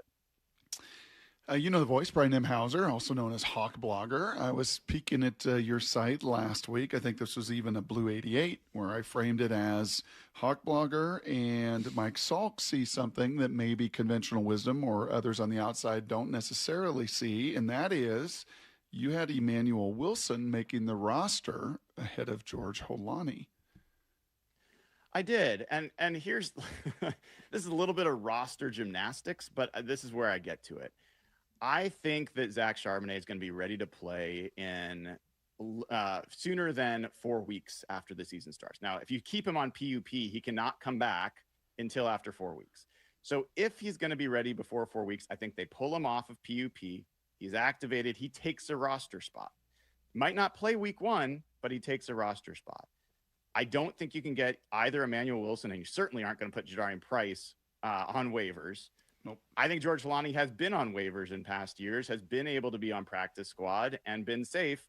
And here's the funny thing is they might put him through that, have him on practice squad, elevate him for week 1. He might get the first snap. So this is a way that you can maximize how many of the players you keep. I don't think it's a real commentary on who's better. I think it's just a commentary on who they think they could stash on a practice squad. And yet, every time I watch Emmanuel Wilson, he looks pretty good. And I heard he looked real good on Saturday. Yeah. Yeah. I talked to Emmanuel when he first came, and I love the chip he's got on his shoulder, because I talked to him. I was like, you look faster than I expected you to look. You look more explosive. And he looked at me like, you damn straight. Like, I am faster than people think. And that's something that he's he even said after the Fan Fest. He was talking about that in his press conference. And I think this guy is going to be someone that Seahawks fans don't know about and then are happy to have, the same way Packers fans were very unhappy that Green Bay did not place the restricted free agent tender on him, and he left. And one of the stats, the geeky stats out there that I think people should care about for running backs is success rate. And generally that's just, are you getting the appropriate yards for the down and distance? You get 4 yards on first down. Do you get 60% of the yards necessary on second down? Do you get 100% of the yards necessary on third down? And Emmanuel Wilson was a top 3 running back in the NFL last year in success rate. So when he got opportunities, he was making the most of them. And I just think this is a Seahawks kind of running back, like tough, explosive, unheralded, and I think is going to make a nice impact this season. Brian, on the recruiting trail in high school and college, you'll see sites say crystal ball. Their crystal ball, prediction for this recruit is to end up here. If I had a crystal ball, I think Terrion Arnold signs with the Seahawks and even signs this week. Curious what your reading is on the situation. It certainly raised eyebrows. I'll say this. When the first kind of report came out, my thought was, well, of course the Seahawks are going to kick the tires. They do their due diligence on everybody. But the most precious commodity on this team is not the talent. The talent is amazing. The most precious commodity is the locker room and the people that they've got in it and the culture that they've built. That is so fragile. And you can have like a little crack, a little fissure, and all of a sudden it turns into a big one. And so when you're bringing in a guy that potentially has some really serious off-field stuff going on, you better be really, really sure that not only is he a fit for your player needs, but he's a fit for your culture needs. And I don't know the answer to that. One thing that's interesting is Jalen Milroe is a guy that played a lot with Terrion Arnold, might have some interesting insights. There's other guys in that Seahawks building that might have some insight into Terrion Arnold.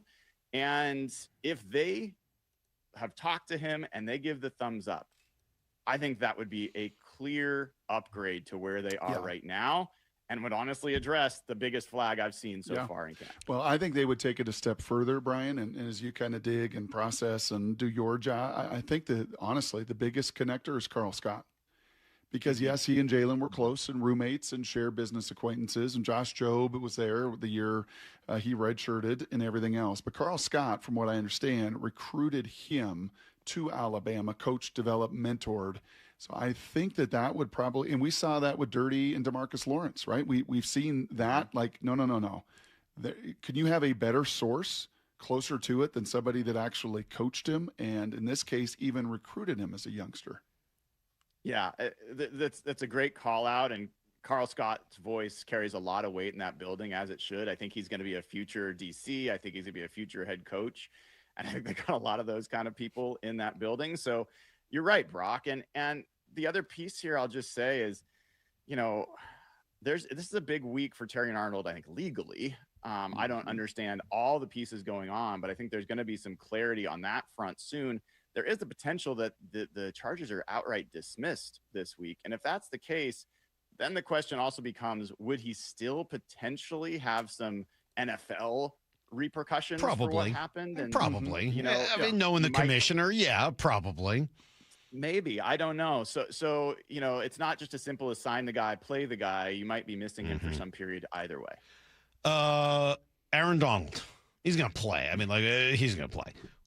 how good is he going to be? What is the effect of Aaron Donald on the NFC West? My favorite conversation on the golf course was one of Brady's friends trying to convince me that Aaron Donald's not going to be a good player when he comes back. And I'm like, come on, man. I was going to take his money and make a bet on it, but chose not to. Was that someone in your guys' group? Was that someone in your group? Yeah. Interesting. Yeah. It started when I asked Sando if Sean McVay was a whiny something. McVay. Yeah. That's how it started. Did you do the voice? McVay. Oh, he's a big Bay. Oh, no, I don't know if I did the voice, but I asked, and the next thing you know, this guy was like, I don't even think Aaron Donald's going to be good.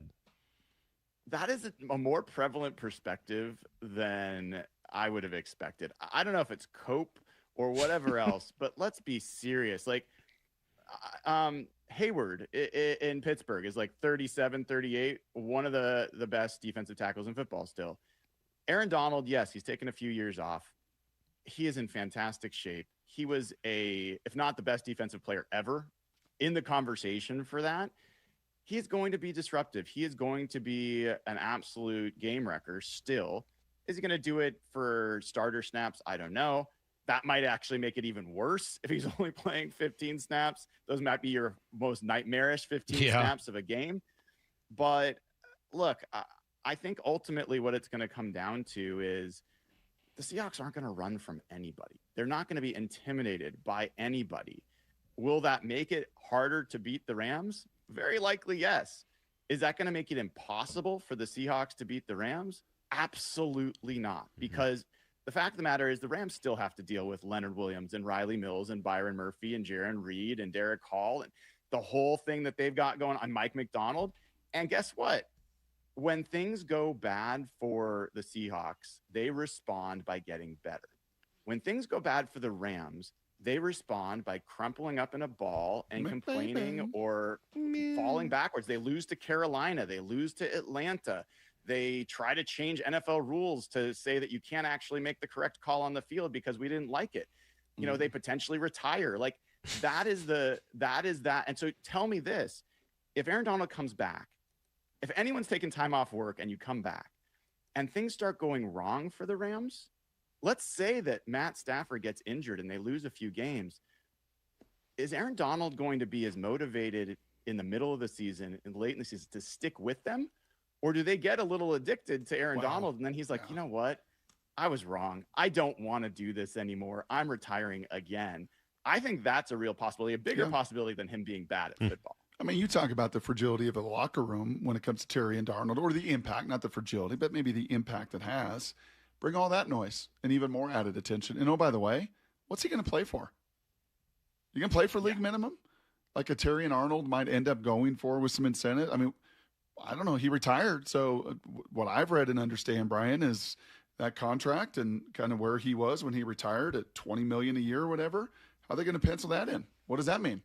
Who's going to go? How are they going to fit all of that in under the cap as well? Because I don't anticipate that guy coming back and going, no, I'm good. Yeah, I'll play for league minimum. That just doesn't make any sense to me either. Anybody that's played pickup basketball knows that there are those teams that just look stacked. They are big, they're strong, they're above the rim, and then you've got these 60-year-old, guys walking around the YMCA and that still could just make the shot, hit the pick and roll, like they're just money. And it's shocking how often the team that does not look the part ends up winning those games. And I don't think that's just about pickup basketball. I think there is something psychologically to, we think we're the best. We don't have to work for it. We are just going to roll over people, that when those teams actually face real competition and real challenge, that sometimes that doesn't go the right way for them and they're not used to it. What does your pickup basketball game look like? I see Stockton. I see a little ball handler. I'm a pretty good player. Are you? I will say I'm not surprised that. I was a good point guard. Yeah. I Lefty. am not the tallest guy. Right. But you give me like a tennis ball. I could have dunked a tennis ball. Nemahuser, you'll have to. You'll have some hops. You'll have to ask Hasselback the next time Hasselback's on with you. You have to ask him about the time in minicamp when Dilfer came into the room like a beaten down dog. and said very clearly, I'm done. I'm never playing basketball again. I just got humiliated at the Bellevue Club by a 60-year-old in hiking boots. All right. I love it. I love it. I mean, there's a whole show. There's a sitcom you could do about pick up basketball caricatures and like the guys, they show up no matter where you are in the world, no matter what court you go on. It's like, oh, I know that guy. Yep. I've seen him before. That's for sure. So, all right, buddy. Thank you very much. It was a lot of fun on Friday getting to hang out with you and all of Brady's friends and the whole crew. And we're just, we're 5 days away from preseason football, and then a couple weeks after that. A lot of Milroe Saturday night. You think we'll see Milroe for 3/4 Saturday night again? I hope so. Yeah. I think it's a massive preseason for that guy. I do too. And I think not only for his future, but, the Seahawks have 3 quarterbacks, and over the next couple of years, you might have some trade value for those guys that could also be valuable. Because you'd probably like to have 2. They have 3, but you'd probably like that roster to have 2. All right. Thanks, buddy. We appreciate it. You can find Hawk Blogger, Brian Nemahuser, at all of the Hawk Blogger sites, on YouTube, where he's putting up ridiculous numbers of people that watch and listen and interact with him on a daily basis. So go find all of that. Thank you. We'll be back here in just a sec, Brock. We are going through each game of last year's Seahawks season. We'll do that at 9:30. We're up to week 17, I believe, second to last week of the season. Up next, though, most intriguing Seahawk, number 23, and it's 3 for 1 coming up on Brock and Salk. Seattle sports extends far beyond Western Washington. Every single day, thousands across our state listen and stream Seattle sports, including our neighbors in Spokane listening on KXLX radio. Our thoughts are with everyone in Spokane, where historic fires have already devastated our state's second most populated city. Join Seattle sports in doing whatever you can for our neighbors in Spokane. See how you can help at mynorthwest.com. August is always a time of excitement because football is back. But anyone that watches practice or preseason games knows how much work needs to be done before the season starts. If you're feeling the same about your home project, Harley Exteriors wants to help you get a head start on making sure your home is ready for fall football nights. $500 off each window, $750 off patio and entry doors, and $200 off your final project. Spend a few minutes with the folks at Harley Exteriors during your free estimate, and you'll realize you have a lot in common. They love our local teams, they're good at what they do, and they'll take care of your home. Use Harley Exteriors to complete your home project this month and receive 12 or 18-month promotional financing. Qualified buyers only. Subject to credit approval and lender terms. Minimum purchase of 4 qualifying windows required. Windows must be 36 by 36 inches or larger. No size minimum on patio or entry doors. Financing subject to approved credit. Offers cannot be combined with other promotions. Offer expires August 31st, 2026. HarleyExteriors.com. Experience the thrill of the Kitsap Fair and Stampede, August 26th through the 30th. Keep the excitement going all week long with high-energy live concerts featuring country and rock artists, including classic American rock band Jefferson Starship and Canadian country artist Allie Walker. The Kitsap Fair and Stampede runs August 26th through the 30th. Don't miss it. Get your tickets today and all the info at kitsapfair.org. That's kitsapfair.org. What if you could have the most reliable fiber-powered Wi-Fi? And get this, what if you could keep it at the same price for 5 years guaranteed? Now through August 24th, new Xfinity customers can get our best price on gig Wi-Fi this summer before it disappears. Just $50 a month for 5 years. No annual contracts, no hidden fees, and our best equipment included. Plus, get online in minutes with same-day Wi-Fi. It's Wi-Fi that finds and fixes problems before you even notice them. Like super intelligent Wi-Fi with a 6th sense. Plus, it keeps you protected from online threats. And get Peacock Premium included for 2 years. Lock in your price and unlock the possibilities. Get it now at Xfinity.com. Xfinity. Imagine that. Restrictions apply. Requires paperless billing and auto pay with stored bank account. Taxes and fees extra. Speeds vary. Use of fiber coaxial cable. Learn more at Xfinity.com/same-day Wi-Fi. If you care about keeping groceries affordable, listen up. Seattle City Hall is considering an ordinance that could put grocery discounts, rewards, and coupons, otherwise known as your everyday savings, at risk. As the cost of living continues to climb, Seattleites rely on grocery store rewards programs to help stretch their household budgets. Now, City Hall wants to take these away. The mayor's proposed fair pricing ordinance could have the exact opposite outcome and make everyday living more expensive for those already struggling to get by. Protect Seattle Savings is a coalition dedicated to defending the everyday savings that Seattle families rely on. We're working with the mayor's office to improve the proposal and keep costs down, but we could use your help. If you care about keeping groceries affordable, visit protectseattlesavings.com to learn more and join the cause. Again, visit protectseattlesavings.com now to learn more. This message is supported by Safeway. Hey, it's Flo here to say drivers who switch and save with Progressive could save hundreds. Nice. With my new savings, I'll get some hiking gear. It'll be great for my outdoor era. I don't know if it counts as an era if you just buy stuff. I got a cute hiking backpack. It's an outdoor era. Well, you only bought one thing. I don't think it's an era. Well, I think we're in a agree to disagree era. Yeah, sure, you're probably right. Anyway, with the money you could save by switching to Progressive, you can afford to switch to other things in life. It's my savings era. Also, everything you do is not an era. Progressive Casualty Insurance Company and Affiliates. This is the story of the one who keeps multiple buildings running smoothly day after day. Plumbing that flows, HVAC that hums, cleaning supplies that keep surfaces sparkling. That's why she counts on Grainger. With easy reordering online and 24/7 support, Grainger helps her keep the products she needs on hand. So shelves stay stocked and buildings stay ready. Call 1-800-GRAINGER, click Grainger.com, or just stop by. Grainger, for the ones who get it done. Paddle your way to a salmon run surprise of $100,000 in cash. Win your share with hourly drawings from 6 p.m. till midnight every Saturday in August. It's a King's Cash cascade of prizes that just keeps on growing, cresting at a $15,000 finale on August 29th. Dive into all the freshwater fun with one free daily entry. Don't forget, your Reef Rewards card can save you up to 35 cents per gallon at Lummi Bay Market next to Silver Reef. Silver Reef Casino Resort, located off I-5 exit 260. Let's go! This is Seattle Sports. Streaming through the Seattle Sports app. KIRO AM Seattle. KIRO FM HD2 Tacoma. Home of the Seahawks, Mariners, and everything Seattle sports. Give me a freaking auto! From the Quantum Fiber Studio, this is Brock and Salk on Seattle Sports. Brock Heward and Marcus. Sorry about just Mike. Heward, not exactly Joe Cap there in the pocket. Now here are your hosts, Brock Heward and Mike Salk. All right, final hour of our morning here on Brock and Salk, Seattle Sports on 710. As I said, we are on to the Carolina Panthers game, which we will cover at 9:30, Brock. Going through the most intriguing Seahawks, we only got to 2 of them last week, numbers 25 and 24.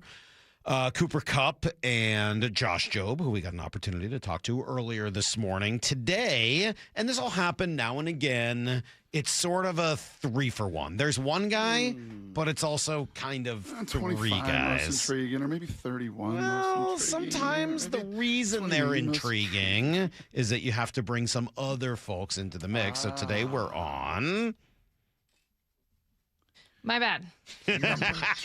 Number 23.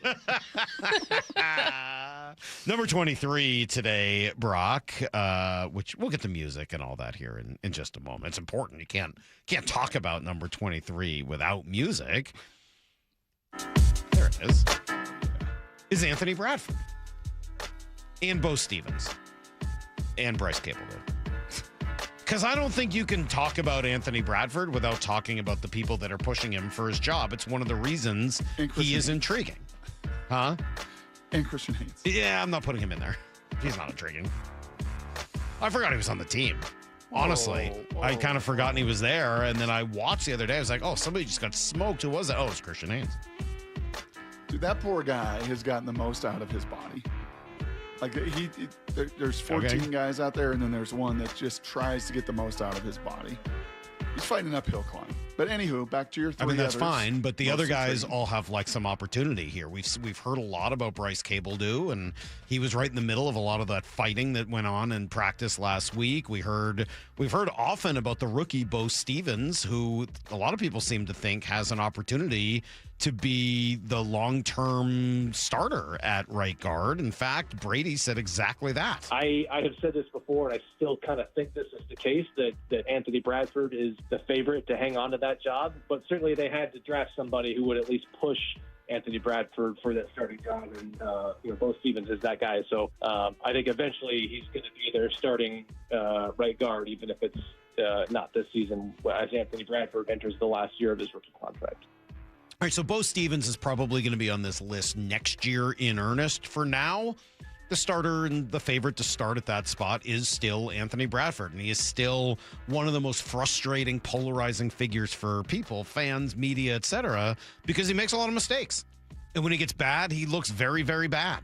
You remember some of the conversations we had with Daniel Jeremiah over the last 2 years, talking about his, Pro Football Focus grading and the way DJ was grading him. And there are moments where those bad plays, Brock, look like this guy's just not going to be able to play on the field. Yeah.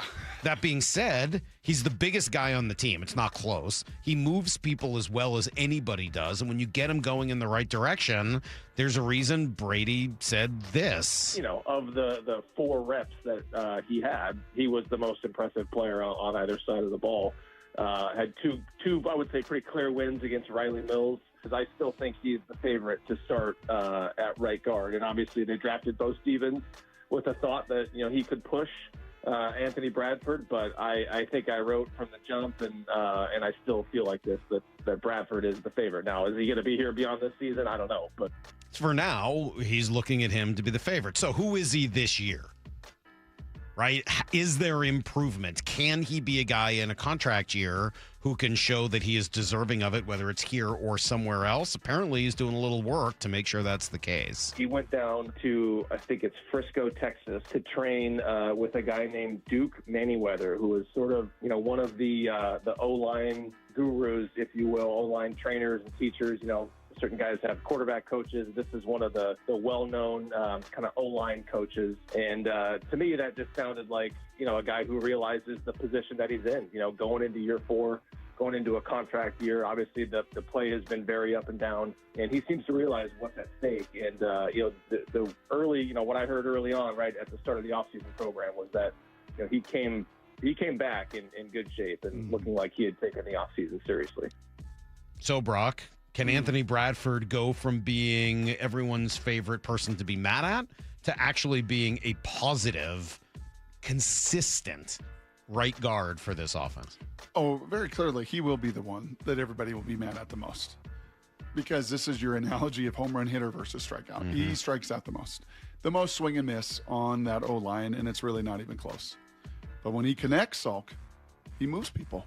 I mean, he does. In many ways, he would be such a fit in like the old school Baltimore, the duo, right? Where you double team off the ball, you work with your tackle, and those two guys move that human and reset the line of scrimmage like a tidal wave into the second level. But this system, that requires a lot of movement, man, a lot of outside zone, just a lot of conditioning. And you go out to practice, and he has had an intent. I think they would tell you that. I think anybody around the program would tell you that. And he should. It's contract year. It's a really, really big year in his career. So he's had the intent to be around all off season. He's had the intent to stay on the field and be healthy. He's had the intent and got there 3-4 days before training camp started. But he is just a gigantic It's man. huge. I mean, he's got to weigh 340 pounds, right? 330, 340. Like, he's just genetically, he's like Big Ray Roberts talked about. Big Ray, I saw a picture of him, by the way. Svelte. Holy lean. I know, moly. it's crazy. Yes. But even Big Ray said, there's just some things genetically that you're just not going to lose. And I think for big boy Bradford, there's going to just be swing and miss in his game. But he knows that. The team knows it. And if there's eventually, Salk, too much, then you do have guys waiting. I think Beau Stevens is out of it this year. He's been third string all offseason, all OTAs, all training camp. I think you are looking at Cabeldue. is being that guy to push because he fits more in line from a body type and a movement and everything, and not the power. Mm-hmm. He doesn't have the home run hitting of power, but he's going to hit you more singles and doubles than a Bradford will. And it's just at what point are there enough strikeouts to go, okay, yeah, we're ready to move on to a Bryce Cabeldue. So there you go, number 23, most intriguing. It's the right guard position, probably led for now by Anthony Bradford. And we'll be doing this every day at 9 o'clock, going through the 25 most intriguing Seahawks and the conversations around them. I hope we're not talking a lot about Bradford this year. I'm kind of rooting for that guy. He's a big boy, and he's powerful. You and always physical. you have such a sensitivity for this. Yeah, a little bit. Yeah, for fellas like him or Rosarena, who are in the crosshairs of others that don't appreciate. And frankly, some of it's right, and I appreciate you for it. Like, you're just looking at all the downside, and you're not realizing the upside that Teoscar provided, Randy provided, Bradford provides. I guess what it is, because I get frustrated with offensive linemen too. I don't know if I'd quite put him in the same camp as those other guys. For me, anyway, I think I'm a little bit more defensive of them. Yeah. I get as frustrated with Bradford as anybody else, but I'm still rooting for him. I'm always intrigued when everyone believes that a change should be made and yet a coaching staff doesn't. Right. So why is that happening? Why do they not feel the same way as everyone else? Upside's all right. And in this case, honestly, like his ceiling and his upside and his plus plays are more than anybody else at that position on this roster. Yeah, we probably could have asked Nemahuser about this. He's a huge Anthony Bradford guy, right? He's always kind of talking up a lot of the stuff that this guy does. It's just that the downside, he's on his butt. I know when he misses, it's bad. Or he's turned around while everybody else is moving. I know. You get some of those moments where you're like, it looks like he can't play football. Why is he blocking our guy? I know. And I'm not unaware of those. Like, I get it. I'm not telling you he's going to be a great player. I'm just telling you I'm rooting for him. I hope he is. And by the way, if he improves and he gets better, his upside is enormous because he is so large. Nobody else has that. So if he can get some of the other stuff, if he can at least just limit some of those complete whiffs. Just raise the floor. Yeah, well, then he could be a really, really productive and important player for this team. We'll come back. We'll give you guys everything you need to know. We're nearly done, Brock, with the regular season, our trip all the way through last year's Seahawks season. Do you remember the Carolina game? Do you remember who the star of that game was off the top of your head? Because one guy stands out. You'll find out who it is in 20 on Brock and Salk. The champs are back. So great. Weather's awesome. Guys are in good spirits. The home of the Seahawks, Seattle Sports, has your sideline pass every day with Bump and Stacy live from the VMAC from 10 to 2. We're going to be able to take in practice all week long. Then Wyman and Bob from 2 o'clock all the way up to Mariners pregame at 6. Byron Murphy is with us. How are you, man? Put in the work every day, you know. The very latest news, insight, and exclusive analysis at seattlesports.com. Hey, Brock Hewitt here for my friends down the road at People Come First Construction Group. Have you reached out to PCF? Do you have a need in your backyard? I told you the story. One of my coworkers upstairs who reached out to them, and she was just like, man, they really do. That PCF is true. They really do put their customer, you the people, first. You know, they designed and built our outdoor living space some years ago, and we simply loved it, as did family and friends and people that came over. And right now, PCF's making it easier than ever to get started on your new dream deck with 50% off your custom professional design and architectural drawing package. That can mean a savings over $9,000 on your project. And with 12 months, no interest, no payment financing, design your deck now and pay later. And by the way, most people who start with that design package, it's like a great game plan at your blueprint. They end up with exactly what they dreamed of. This offer is your first step. So do what we did. Get a hold of PCF Construction Group today. Get your project ideas, browse their amazing photos, and find all the offer details at PCFgroup.com. That's PCFgroup.com. This hour is brought to you by Davis Law Group. Olympic Hot Tub has more ways than ever to achieve total wellness at home. Immerse yourself in a saltwater hot spring spa and let jets melt stress away. Enjoy a refreshing swim in an endless pool swim spa. Retreat to healing warmth and detox in a Tilo sauna. Then awaken mind and body with a cold plunge. You'll be saying, ah, in no time. Your path to wellness starts today at Olympic Hot Tub. Current specials with exciting savings at olympichottub.com.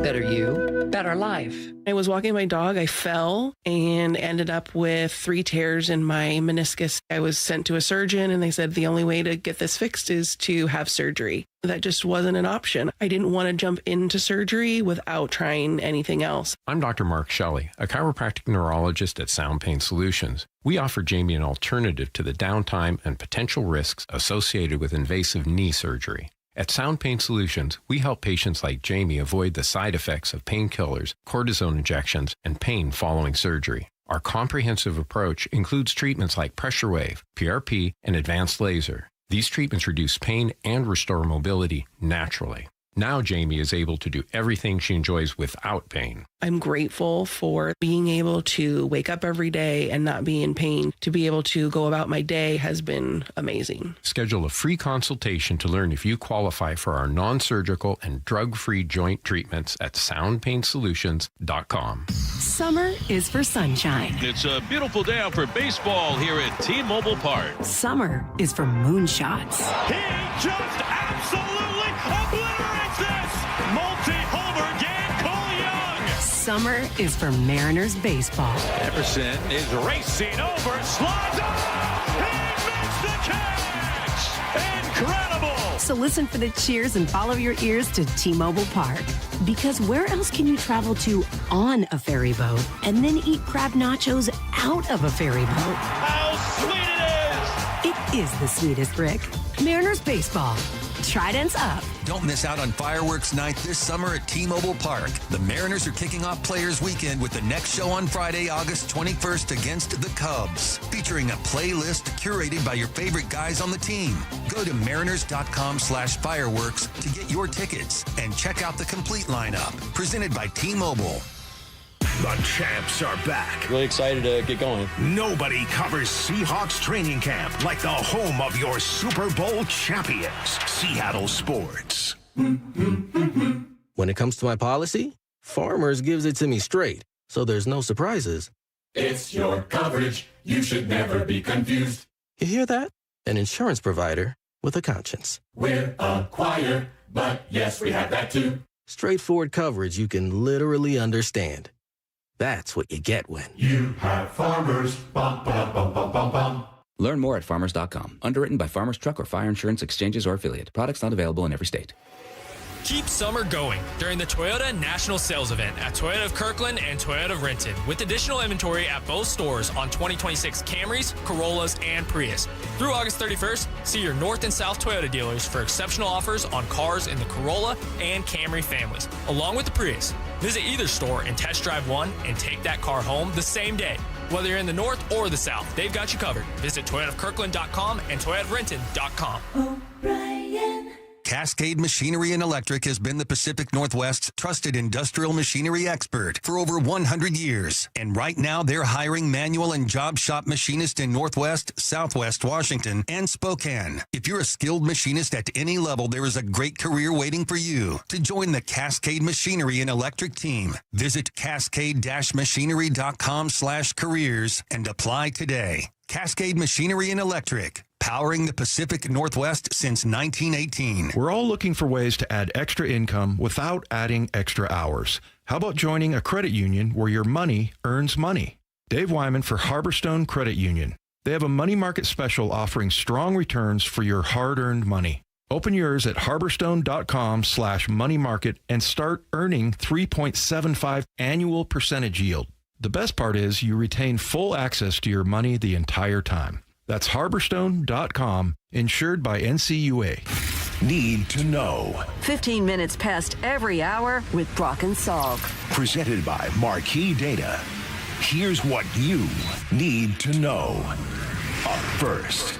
I think the word that's been used the most to describe the weekend, unfortunately, was embarrassing. And that just really detracts from so many of the great things that the Mariner organization put on to celebrate their 50 years, but for a team that was right on the brink and trying to battle, and instead to show up and score 4 runs in 3 days and get swept at home by the Rays, to fall 7 games below 500, it just frankly, unfortunately, leads back to that same word. It was embarrassing. It really reinforced a lot of negative stereotypes that people have about the organization, and there weren't a lot of answers. Dan was asked about these losses. I don't love assessing losses, but I will say our guys continue to push, and they continue to work and they're continuing to fight. They fought to the end.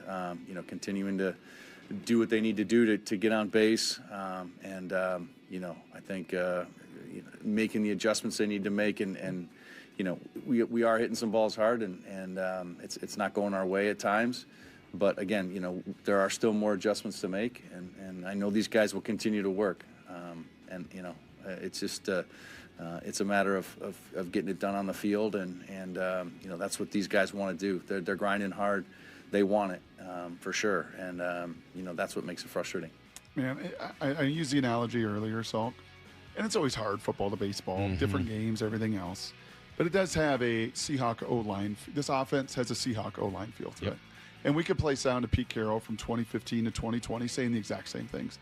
These guys are working their butts off. They're trying hard. We brought in a couple different voices on the O-line, but they just weren't talented. And sadly, it derailed a lot of the other things going on. It derailed still competent defense. It derailed the prime of Russell's career when he could still run around and throw moon balls and everything else. Just derailed it. And this offense this year, 30th out of 30 in scoring runs, is derailing pretty solid pitching, adequate defense, and certainly over these last number of games, this series in particular, they didn't give up much, but it kind of felt like 2010. Remember 2010, Believe Big? You give up 2 or 3 runs, felt over. It's over. There's no chance. Yep. And this lineup should be better than that. I mean, there are too many good hitters in this lineup that are not hitting well. They're 56 and 63, 7 games now below 500, as I said, 4 out in the division, 3.5 in the wild card. Got a day off today, and then a long flight east to see the Yankees in Yankee Stadium, then to Houston to see the first place Astros, and then to Milwaukee to see the number one team great in hitting baseball. Places, right? I mean, New York's favorable place to hit. Houston's a favorable place to hit. But some teams that are all in the playoffs or first that's place. 2 first-place teams in the New York Yankees, so, yeah. Here's the second thing you need to know. As we said, while the weekend was very frustrating on the field, everything else that went on was really cool, from the home run derby. 10 is gone to Edgar's porch, and there goes 11 right behind it. This is tied. Is this it for the win? Shorts. The Moose had a play on it. Banging off the wall. Next homer wins it. I say again, next homer wins it. Here's what I get out of this. That was Stephen Romero winning. Aaron Goldsmith's better at calling a home run derby than anyone I've ever heard do it. Well, Ravi's out now. Ravitch is out. Back. Chris Berman's not doing it anymore. I'm just saying, I thought Goldsmith gave it some nice energy, which is not easy to do. Also yesterday, or on Saturday rather, they introduced all the top 50 players like A-Rod. 4 All-Star appearances, 4 Silver Sluggers as a Mariner. Number 3, A-Rod, Alex Rodriguez.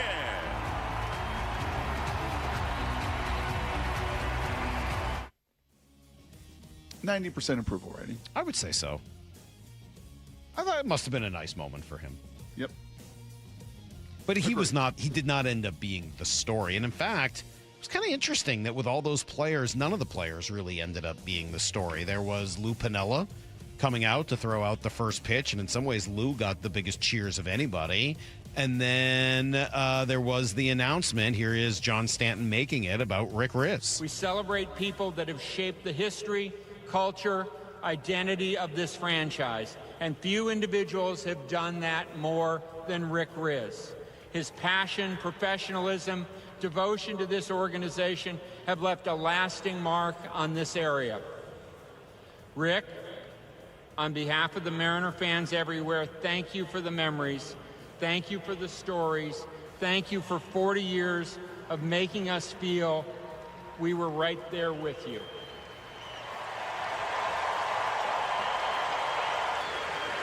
It is my great honor to announce that Rick Riss has been unanimously elected to the Seattle Mariner Hall of Fame. That's so cool, man, for a guy that has always made it about others, specifically about either the team, the players, or Dave Niehaus. For him to be honored. He knew? No. In fact, I heard him. He did not know, and he turned to Dan Wilson at some point, I guess, because he saw John going off script, and Dan said, buckle up or something like that. Or yeah, he had no idea. And I just want you guys to know that for time's sake on our show, I had to cut out some of the cheering, but it went on for a very long time for Riz. Really cool. Here's the third thing you need to know. Well, sounds like Emmanuel Wilson was kind of the guy, Brock, at Seahawks camp. We've played you his sound saying that he's got some speed. Mike McDonald was impressed. Just he keeps stacking. I mean, it sounds really cliche right now, but he just keeps like stacking days from where he started to where he is now. But it seems like he keeps making plays. You know, he keeps being productive. You know, in his style of ball, which is really, really cool. What he brings to the table is exciting. There's a physicality, a heaviness to his game, which is fun to have on offense. You tell me, Miss Mora, you're the fantasy football czar. And by the way, we're putting together our football season guests and everything else. Do we still have you on Fantasy Football Friday? I think it was Thursday, but yeah, I'm down. Thursday? I know we're negotiating. I know your agent's been playing some serious hardball on this. But you tell me, Mora, it feels like, just to my gut and my eye and instinct, that you see every year running backs that you're not expecting, that aren't drafted, that aren't heralded coming into a year, make a significant impact. Is that fair? Yes, but fantasy football-wise, I would stay away from this one because it's going to be a mix of Halani, Price, and Wilson, and you could grab one of them late, but just the fact that we don't know who's going to get the majority is not. It's not an ideal fantasy football pick. But it would shock me. Would it shock you, Salk, if he had 750 yards this year, 650 yards and 6 touchdowns, and you're like, who is Emmanuel Wilson? Where is he? The only reason it would shock me is because I think it would mean that Charbonnet didn't do what he gets banged up, or he starts if that's the and case, stops, then it and wouldn't surprise me at all. And Jadarian starts and stops a little bit, and it is by committee. You're right. That wouldn't shock me at all. And I love the way he runs. He's fun. All right, that's everything you need to know. 1/4 every hour here in the Brock and Salk Show. What'd you say? Eddie Lacy Light, ELL. I don't see that. I mean, that has so many negative connotations. Why? Because people here hate Eddie Lacy. Why? Because they don't remember the good version. They think of him showing up out of shape. Right. He liked Chinese food by the end. Who cares? Yeah, but that's not when you say Eddie Lacy. Eddie Lacy Light. Yeah, that's still it's Eddie Lacy Packers version. I think Lacy Alabama. Maurice Jones-Drew. Natron Means. Not that stocky. He's not that low to the ground. No, but that's kind of how he's built. He's built like Natron Means. He's built like Maurice Jones-Drew. Yeah. I still think, I know we've been out there some opposite days. I still think Price has impressed me more overall, which you want. But yeah, he's been Wilson's fun.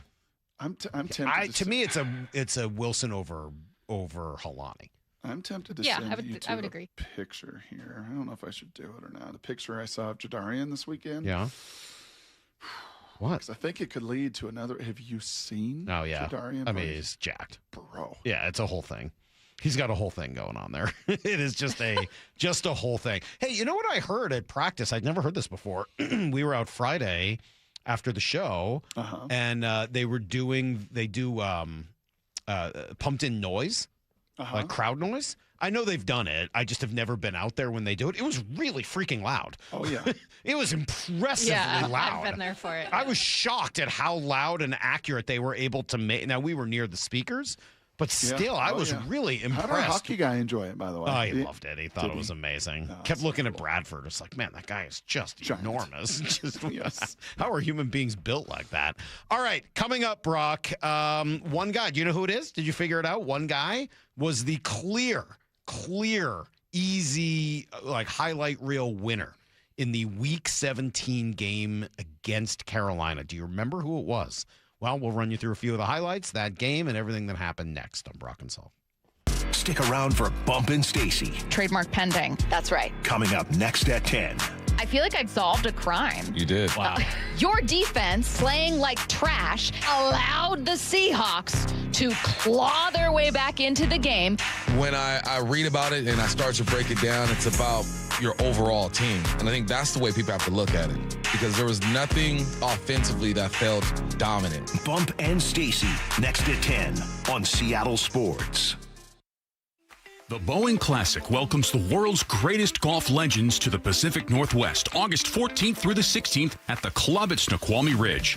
Watch Masters champions and Golf Hall of Famers compete for a $2.3 million purse at the only PGA Tour champion stop in the region. Bring the whole family and make sure to check out the Seahawks Village, packed with fun for all ages. Tickets start at just $20 and kids get in free. Visit BoeingClassic.com to get yours today. Fast Water Heater has spent the last 40 years becoming Seattle's go-to at one position, hot water. Dave Wyman here, and I always talk about how important versatility can be. At Fast Home Services, they've built versatility at every spot in your home's lineup, adding HVAC, plumbing, and electrical. That's Fast Home Services. Call 1-800-THINK-FAST to book your free in-home estimate, or visit fasthomeservices.com for a virtual quote in seconds for water heaters, plumbing, HVAC, and electrical services. This is the story of the one. As a maintenance engineer at a beverage manufacturing plant, he starts his day knowing every line is ready to run because Grainger delivers the industrial-grade products he needs to keep mixers, conveyors, and packaging equipment moving. With Grainger's vast selection of bearings, belts, and motors, he keeps operations running smoothly, so nothing grinds to a halt. Call 1-800-GRAINGER, click Grainger.com, or just stop by. Grainger, for the ones who get it done. Pump up the volume. Business moves fast. Orders roll in, deadlines close in. When you ship with USPS Ground Advantage, you can keep up with confidence. Every package stays in our secure network from dock to door. And with nationwide reach, dependable tracking, and upfront affordable pricing, you get built-in peace of mind. You run the business. We run the routes. Visit USPS.com/Ground Advantage to learn more. Summer is the time to feel and look your best, but I'm not talking about your abs or tan. Guys, I'm talking about your hair. Restore that bald spot, reverse your receding hairline, or add volume to thinning during Advanced Hair's once yearly summer savings event. Advanced Hair's simple one-day treatment begins to regrow your very own hair the very next day, and they guarantee your new hair will grow. They are the team that addressed my hair loss, and I recommend them to everyone. Take advantage of your flexible summer calendar and get the most hair for your dollar. Advanced Hair's summer sales event is on for a limited time. So get the details and schedule your free consultation today. 425-449-8185. One-day treatment, life-changing results. With Advanced Hair, your new hair is guaranteed to grow. Check out the incredible before and afters and make the call now while their summer savings event is still on. That's 425-449-8185 or advancedhair.com. Worried about tariffs, imports, hidden fees on your trees? Relax. At Big Trees, the only thing growing faster than our trees is your relief, because trees don't come with tariffs. What you will find is a massive nursery open to the public with hundreds of locally grown trees ready for planting. Come visit our nursery today or online at bigtreesupply.com. That's bigtreesupply.com.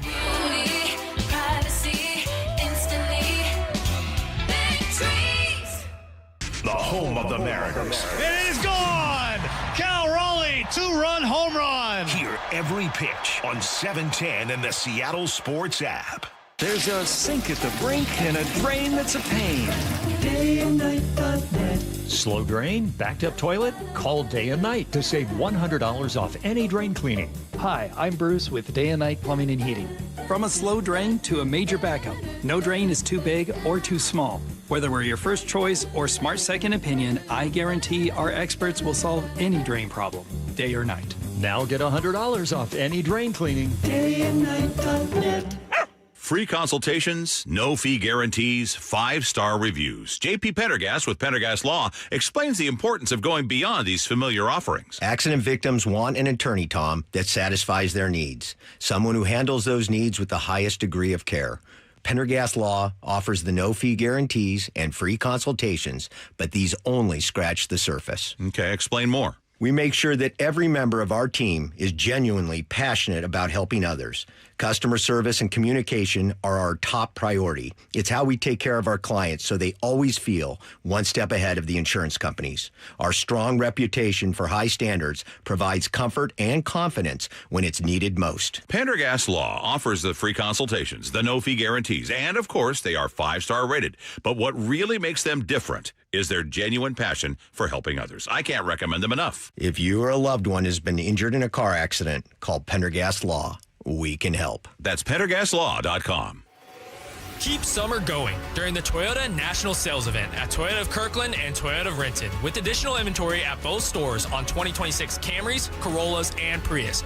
Through August 31st, see your North and South Toyota dealers for exceptional offers on cars in the Corolla and Camry families, along with the Prius. Visit either store and test drive one and take that car home the same day.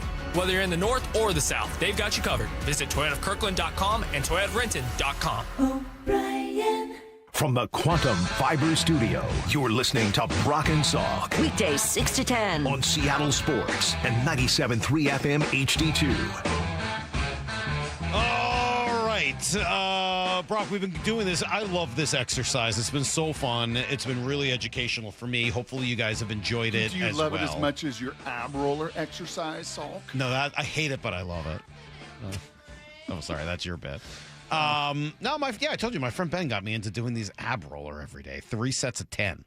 It's hard, much harder than. Are you lengthening a little bit? Yeah, I'm getting better at it. Yep, I'm going a little farther now, and but it's hard. It's very, very, very hard. Anyway, we've been going through because my memory is even worse than the strength of my abs, and trying to go through all of last year's Seahawks season, remembering all of the good times. It's fun because after week 8 or whatever it was, there's no losses, so you just get to go through win after win after win. But I didn't remember how a lot of these went. This was a part of the season where they had a couple of trap games. First, they had the one against Indy, right before you ended up playing the Rams, and you beat the Rams. And then you knew that there was a huge showdown looming with the Niners in the final game of the season. And not that you were going to take the Panthers lightly, because they had just beaten the Rams, and they had some success. They were a good team with a really good defense. But it wasn't the Niners, right? There was an element of this game 3,000 miles away, caught between two really huge division games. I don't know if it was trap. It's semantics. Let down? Like emotion. Can you have the same emotion? And I don't know whether they did, but they sure found a way to win. And the guy who was at his best was Zach Charbonnet. Sam under center, Charbonnet the single setback. Sharps gets the handoff, looks for running room, and he's in. Touchdown, Seahawks! Charbonnet from 2 out puts the first touchdown on the board for either team. The Seahawks lead now 9-3. They ended up kicking the extra point, made it 10-3. That was his first of 2 touchdowns on the day. He had 18 carries for 110 yards, 2 scores. Ran over everybody. And there were a couple of Charbonnet. Well, whoever it was that was calling that game kept calling him Charbonnet, which was driving me nuts watching the replay of it last night. But whatever, it just you got the emphasis on the wrong syllable. Yeah. Anyway, Charbonnet was awesome, and it is more. I wasn't using it to take a shot at Ken Walker. It's more to take a shot at the people who kept saying, "Well, they lost the Super Bowl MVP, Ken Walker." And Ken Walker, as I've watched this, I think I've told you, did more good things than I remembered over the course of the year. But also, so did Zach Charbonnet. They lost the guy who had the best game in the Super Bowl. And he was their number 1 running back throughout the year. But there were days where Charbonnet was a significantly better runner, and this was one of them. And if he is healthy and you bring back now Jadarian Price to the equation, I'm just not panicked about Ken Walker, the running back, playing in Kansas City. Charbonnet kept doing things like this. Darnold under center on 2nd down and 6. Offset eye again. The handoff to Charbonnet. And he's going to get inside the 20. He's going to get inside the 10. He keeps pushing down to the 5-yard line. He goes over 100. Seek and ye shall find, somebody once said. And that's exactly what Zach Charbonnet did. He seeked, he found. Down to the 5, a 14-yard gain. Yeah, he ended up driving that one in for a touchdown as well. So, as we said, 2 touchdowns on the day. Offensively, that was kind of it. It wasn't like a great offensive day. Another fumble for Sam and pick. But the defense, ridiculous. Panthers had a total of 139 yards of offense and 2 turnovers. They got after Bryce Young. Young takes the shotgun snap, steps back. He's going to go down again. Back at the 20-yard line, and D-Law. You just keep working hard, and good things are going to happen for you. A loss of 11 now, back to the 20. 2 straight sacks for the Seahawks D as they can literally smell a victory here. DeMarcus Lawrence was so good last year. He really was. Talk about being much better than the expectation. When they brought him in, it was like, yeah, he's kind of old. Who knows? And maybe a little something. God, you watch these highlight reels, Brock, and he is all over them. In this one, that sack that Rabel just called, he did the full LT arm thing where, like, the arm comes up and then slaps down on the back of the quarterback's arm. It didn't end up leading to a fumble, but he looked like LT. I mean, it's just it's a tremendous power and energy with which he plays. He is so fun. Dominant defense. Love had a sweet pick in this game. They played that complimentary ball. It was just their defense doing its thing. I mean, Carolina kneeled down at the end of the game. Yeah. I mean, we've talked about this a few different times over the course of this season of throw the white flag. Like, throw the towel. Well, I'm imagining Apollo Creed's train, like, throw the towel. Like, it's over. They did. I mean, you never see that. Mm-hmm. Like, they took a knee rather than to continue playing, because for them, they had to win the next week to win the division. And so it was more important to just stay alive for the following week, because that defense, I mean, humiliating. They couldn't do anything. Yeah, I mean, it was one of many games, right? We saw it with Arizona, we saw it with Minnesota, we saw it with New Orleans, and you saw it here with Carolina. They couldn't do anything. I mean, Bryce Young in that game was the first time I know, and it's kind of interesting, a little bigger picture beyond just that game. Brock, they had 40 yards passing. Yeah, I know. I know. They had 40 yards of passing. So I've watched little kids, when you start to train them to throw, you want to make sure you get the appropriate size ball for their hands.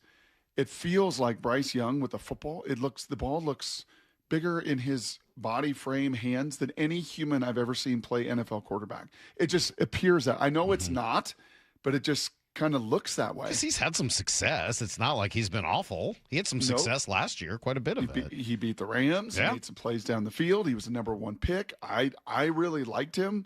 I'd heard unbelievable things of him as a human in high school and into college and all that. But he's just tiny.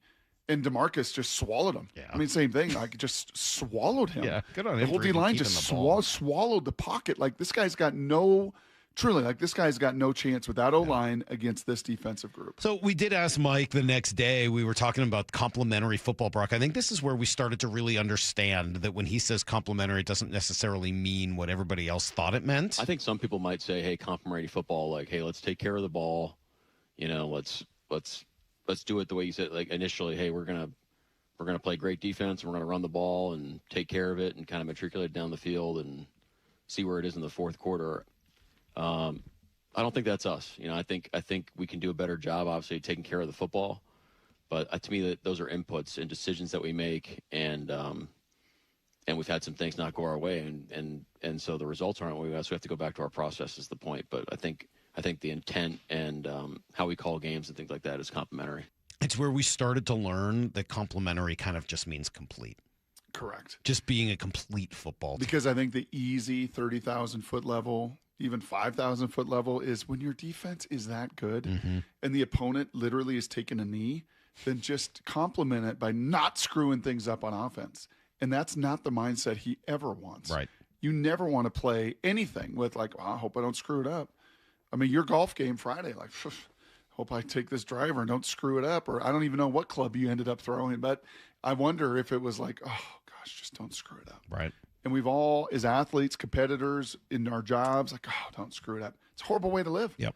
Horrible way to live. And he does not want his teams to play that way. No, he's a pretty aggressive dude throughout. Now, I had asked you if you could remember who it was who had the great game. It was Charbonnet, but you wondered about Rashid Shaheed. He actually got hurt in that game and missed some time. Oh, that's right, yeah. It was one of the reasons that we started to learn about, the ready squad, and we asked Mike, why don't you use the phrase next man up? One thing I think that we've grown in from really the latter part of last year into this year was, hey, if we're going to do something, let's make it the way that we want to do it. Let's make it our style that fits our team, our identity, our people. And so that's something that is the way that really honestly, it's part of John's vision of how we want to construct our roster, frankly. And it was new. That's new to me from coming here.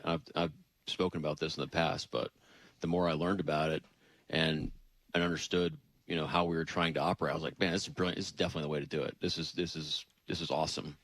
And so I think we messaged it better to our guys about what we were trying to do, and it was more of a streamlined communication to kind of get everybody on board on how we want to operate and, hey, how critical it's going to be that we're going to need everyone on the ready squad. Ready. Not next man up. Like, hope this guy can do it. Oh, we got to play the backup. Mm-hmm. Ready.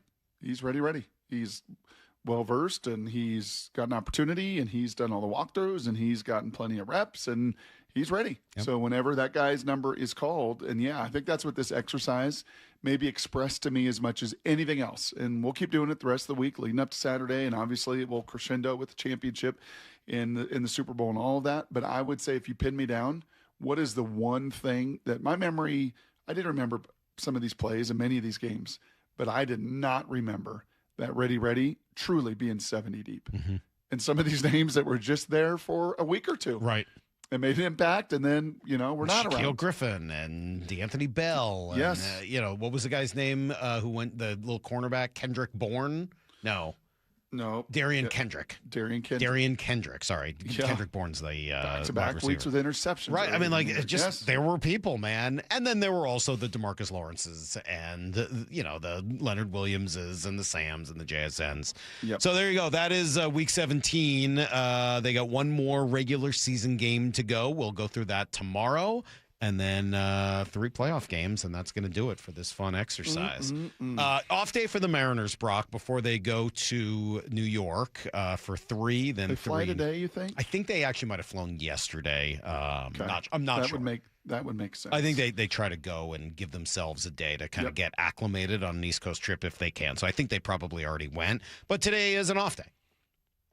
I'm not expecting any major action today. I don't, for anyone who is wondering, I would be very surprised if the manager was let go today. Honestly, I have not been of the belief that the 50th celebration had anything to do with Dan still having a job. I really, truly don't believe it. Do I believe what Jeff Passan said, that being one of those players and having his standing in the community and in the franchise, that could have had a role? Yes, sure. But I don't think the timing of this event in particular did. I think it'd be really hard to get rid of him today, right after the 50th thing. Honestly, I think that would be much harder than to do it beforehand. Mm-hmm. To do it beforehand, you'd say, all right, look, this is a little awkward, but this is the time, and we want you to. Right. But to do it now makes it feel as if you really were just waiting for that moment. And I would be surprised if anything happened today. That being said, I don't know how it's not a conversation in the front office today about what to do and thinking about some bigger, more drastic measures to deal with a team that unfortunately is so far below its expectation level and yet still has an opportunity to try. Like if they were 10 games back with a 0% chance of making the playoffs, I'd say, you know what, you ride it out to the end of the year, and then you probably make your move then and figure out what you want to do. And you bring up the young guys. You bring up Arroyo. You bring up Laz. You bring up Cat. But you're only 4 games back, 3.5 in the wild card. Fangraphs still has them with a 31.5% chance to make the playoffs. It's not outside of their grasp. It's not impossible, but it is if you keep playing like this and you do nothing. So I don't know what those conversations are like today, but I would imagine they're fairly intense, don't you think? Well, I would hope that Edgar is all in for these final 40 games. Meaning he's in the clubhouse every day. He's working with everyone. Yeah, like there is a sense of urgency, and I get it, Edgar, that, at this age and stage and everything you've done to travel on every trip and to be engaged, like, no, that's why Seitzer's here and Bobby was hired and everything else. Is that an issue, though, too? I mean, can that work? I don't know. I think it's hard. I mean, that's always felt a little uncomfortable to me. Like, are you the hitting coach or are you not? Correct. Who's the hitting coach? Right. Is it Seitzer? He's the hitting coach. Is it Edgar? He's the, who is it? And maybe that's not been an issue for them. Maybe them, if you were in the locker room, they would say, oh, we don't care. That's not important to us. But It seems awkward from the outside, even if it's if not I'm in necessarily charge, and again, inside. this is just my wiring and my background and everything else. Like if I'm in charge and like our backs are against the wall and we're the worst offense in the game, Gar, I need you here, and I need everything. I need you to empty the tank, right? You got one last sprint in you. Because this group. But can a hitting coach even do that? I mean, like, is there such thing as like, okay, I'm the hitting coach. I'm going to be around more, and I'm going to like give a last gasp try. I don't even know how that works. I don't know, but when you're the worst in the league at something, and he is in that position, and he is the coordinator over it, there is a responsibility to me that would come with that. If I'm the manager, or I'm the GM, or I'm the president, like, okay, like it's go time. This is the sprint. We have made these moves. We have brought you Taylor Ward. We have now got done. Like we've given you the pieces now, right? And let's go. So sense of urgency. If I've heard that word once, I've heard it 15 times from people in and around and in the stands and everything else. Like there's just a lethargy. There's just a come on now, let's go. There's got to be a sense of urgency. If sense of urgency is the thing, I mean, like the biggest challenge I think you have with Dan is that he's not a sense of urgency guy. No, he's not. He's got a lot of great qualities, but that's not really one of them, right? He's not urgent. He's relaxed and he's calm and he's very likable and I don't know. He's damaged. He's damaged his bubble gum in a lot more severity. But that's also the point. Like Dan trying to be, a little urgent this weekend, and I actually thought he was legitimately mad about the Julio thing. I thought that was a legit ejection that he was legitimately mad about. But unfortunately, I mean, I was talking to a friend of mine who was in the stands, and everyone around him was like, acting job. And I didn't see that, honestly. I thought Dan was legitimately mad for a good reason, and he looked it. But, again, that's just not – he's not urgent. That's not who Dan Wilson is. And I guess we'll finish here the last couple minutes. I'm going to go back to what I played at 7 o'clock because I do think it's important. And I'm going to use it to respond to the 253, who says the Mariners now need Ken Griffey Jr. to step in as the hitting coach.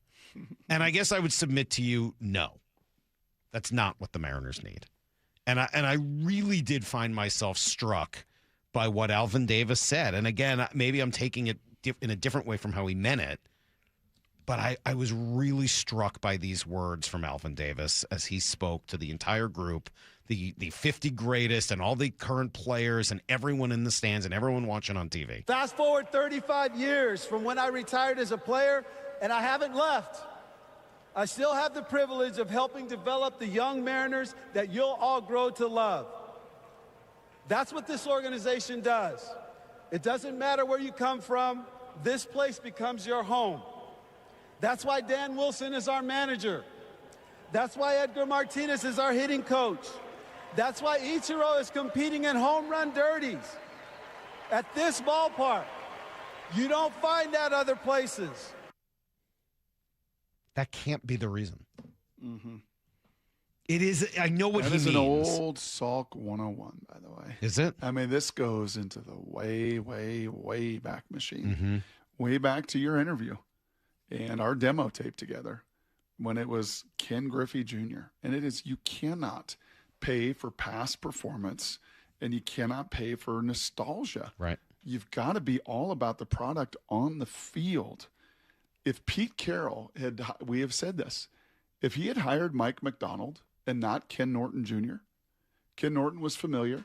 Ken Norton had been a Seahawk. Yep. Ken Norton had gone back to SC. Ken Norton was a lot of things. He was not a defensive coordinator. That was just not his calling. It ended up being the same at UCLA and other Oak and with the Raiders. Like that just wasn't his strength and his gifting. Unbelievable linebacker coach. Unbelievable.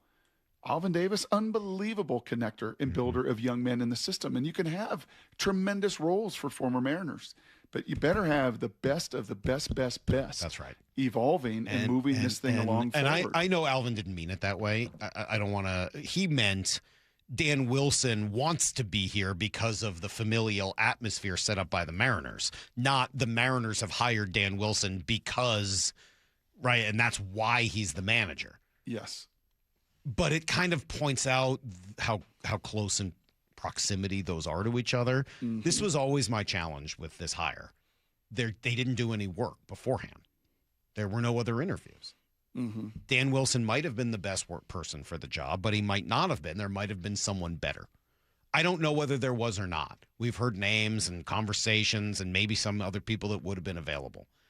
But I always wondered about just doing the work ahead of time to make sure that either make him the interim manager and figure it out and if he earned it.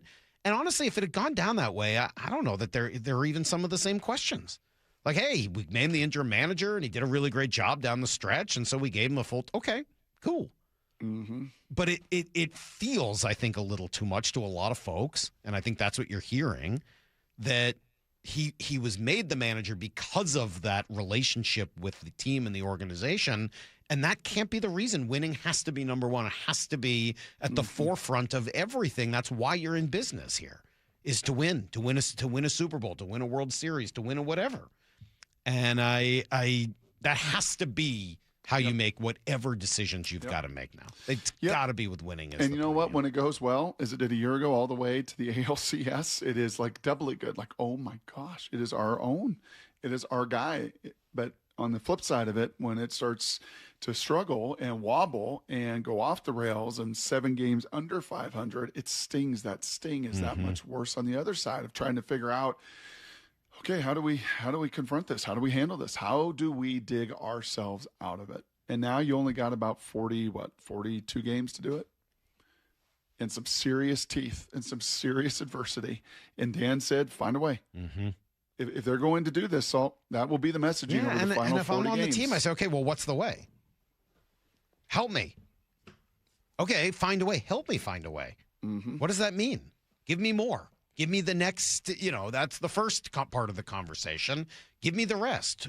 When you tell me to find a way, what else? What do I need to do? And that's where I think what you just said about having Edgar in and, all hands on deck, man. This is a road trip to end, to save your season. Yeah, you play the same ball. You go 2-7 on this road trip, right? You go 2-7 on this road trip, and you're sitting at 12 games under 500. Mm-hmm. I mean, there's no chance. It's like Bryce Young. It's a Seahawk front. It's a no chance. You just take a kneel down, finish things off. No Hard Knocks till tomorrow. I wish there was a Hard Knocks tonight since there's no Mariner game. I know. Can we get like an early Hard Knocks?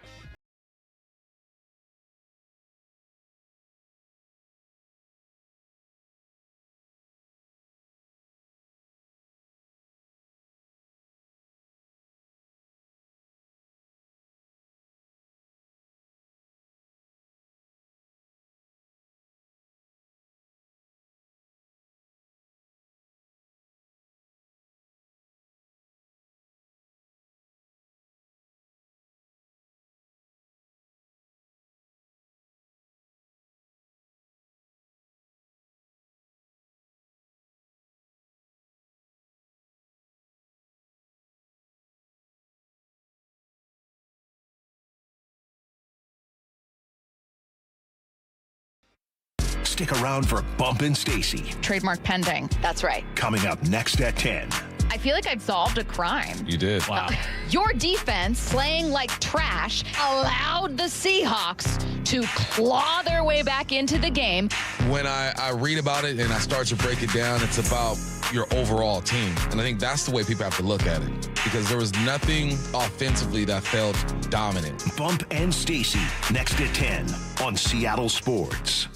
Olympic Hot Tub has terrific ways to achieve total wellness at home. Saltwater hot tubs, swim spas, saunas, and cold plunges, all waiting for you. See our current specials with exciting savings at olympichottub.com. Better you, better life. Mike Rowe here with another random fact. Those cracks on your walls aren't just cosmetic. They could mean your home is sinking. Whether it's drywall cracks, exterior cracks, or sticking doors or windows, do yourself a favor. Call Groundworks. I spent some time working with these guys, and they're the real deal. Their people are trained and certified to stabilize your foundation. Schedule a free inspection with Groundworks, the foundation and waterproofing experts. Licensed in all states where work is performed. See website for detail.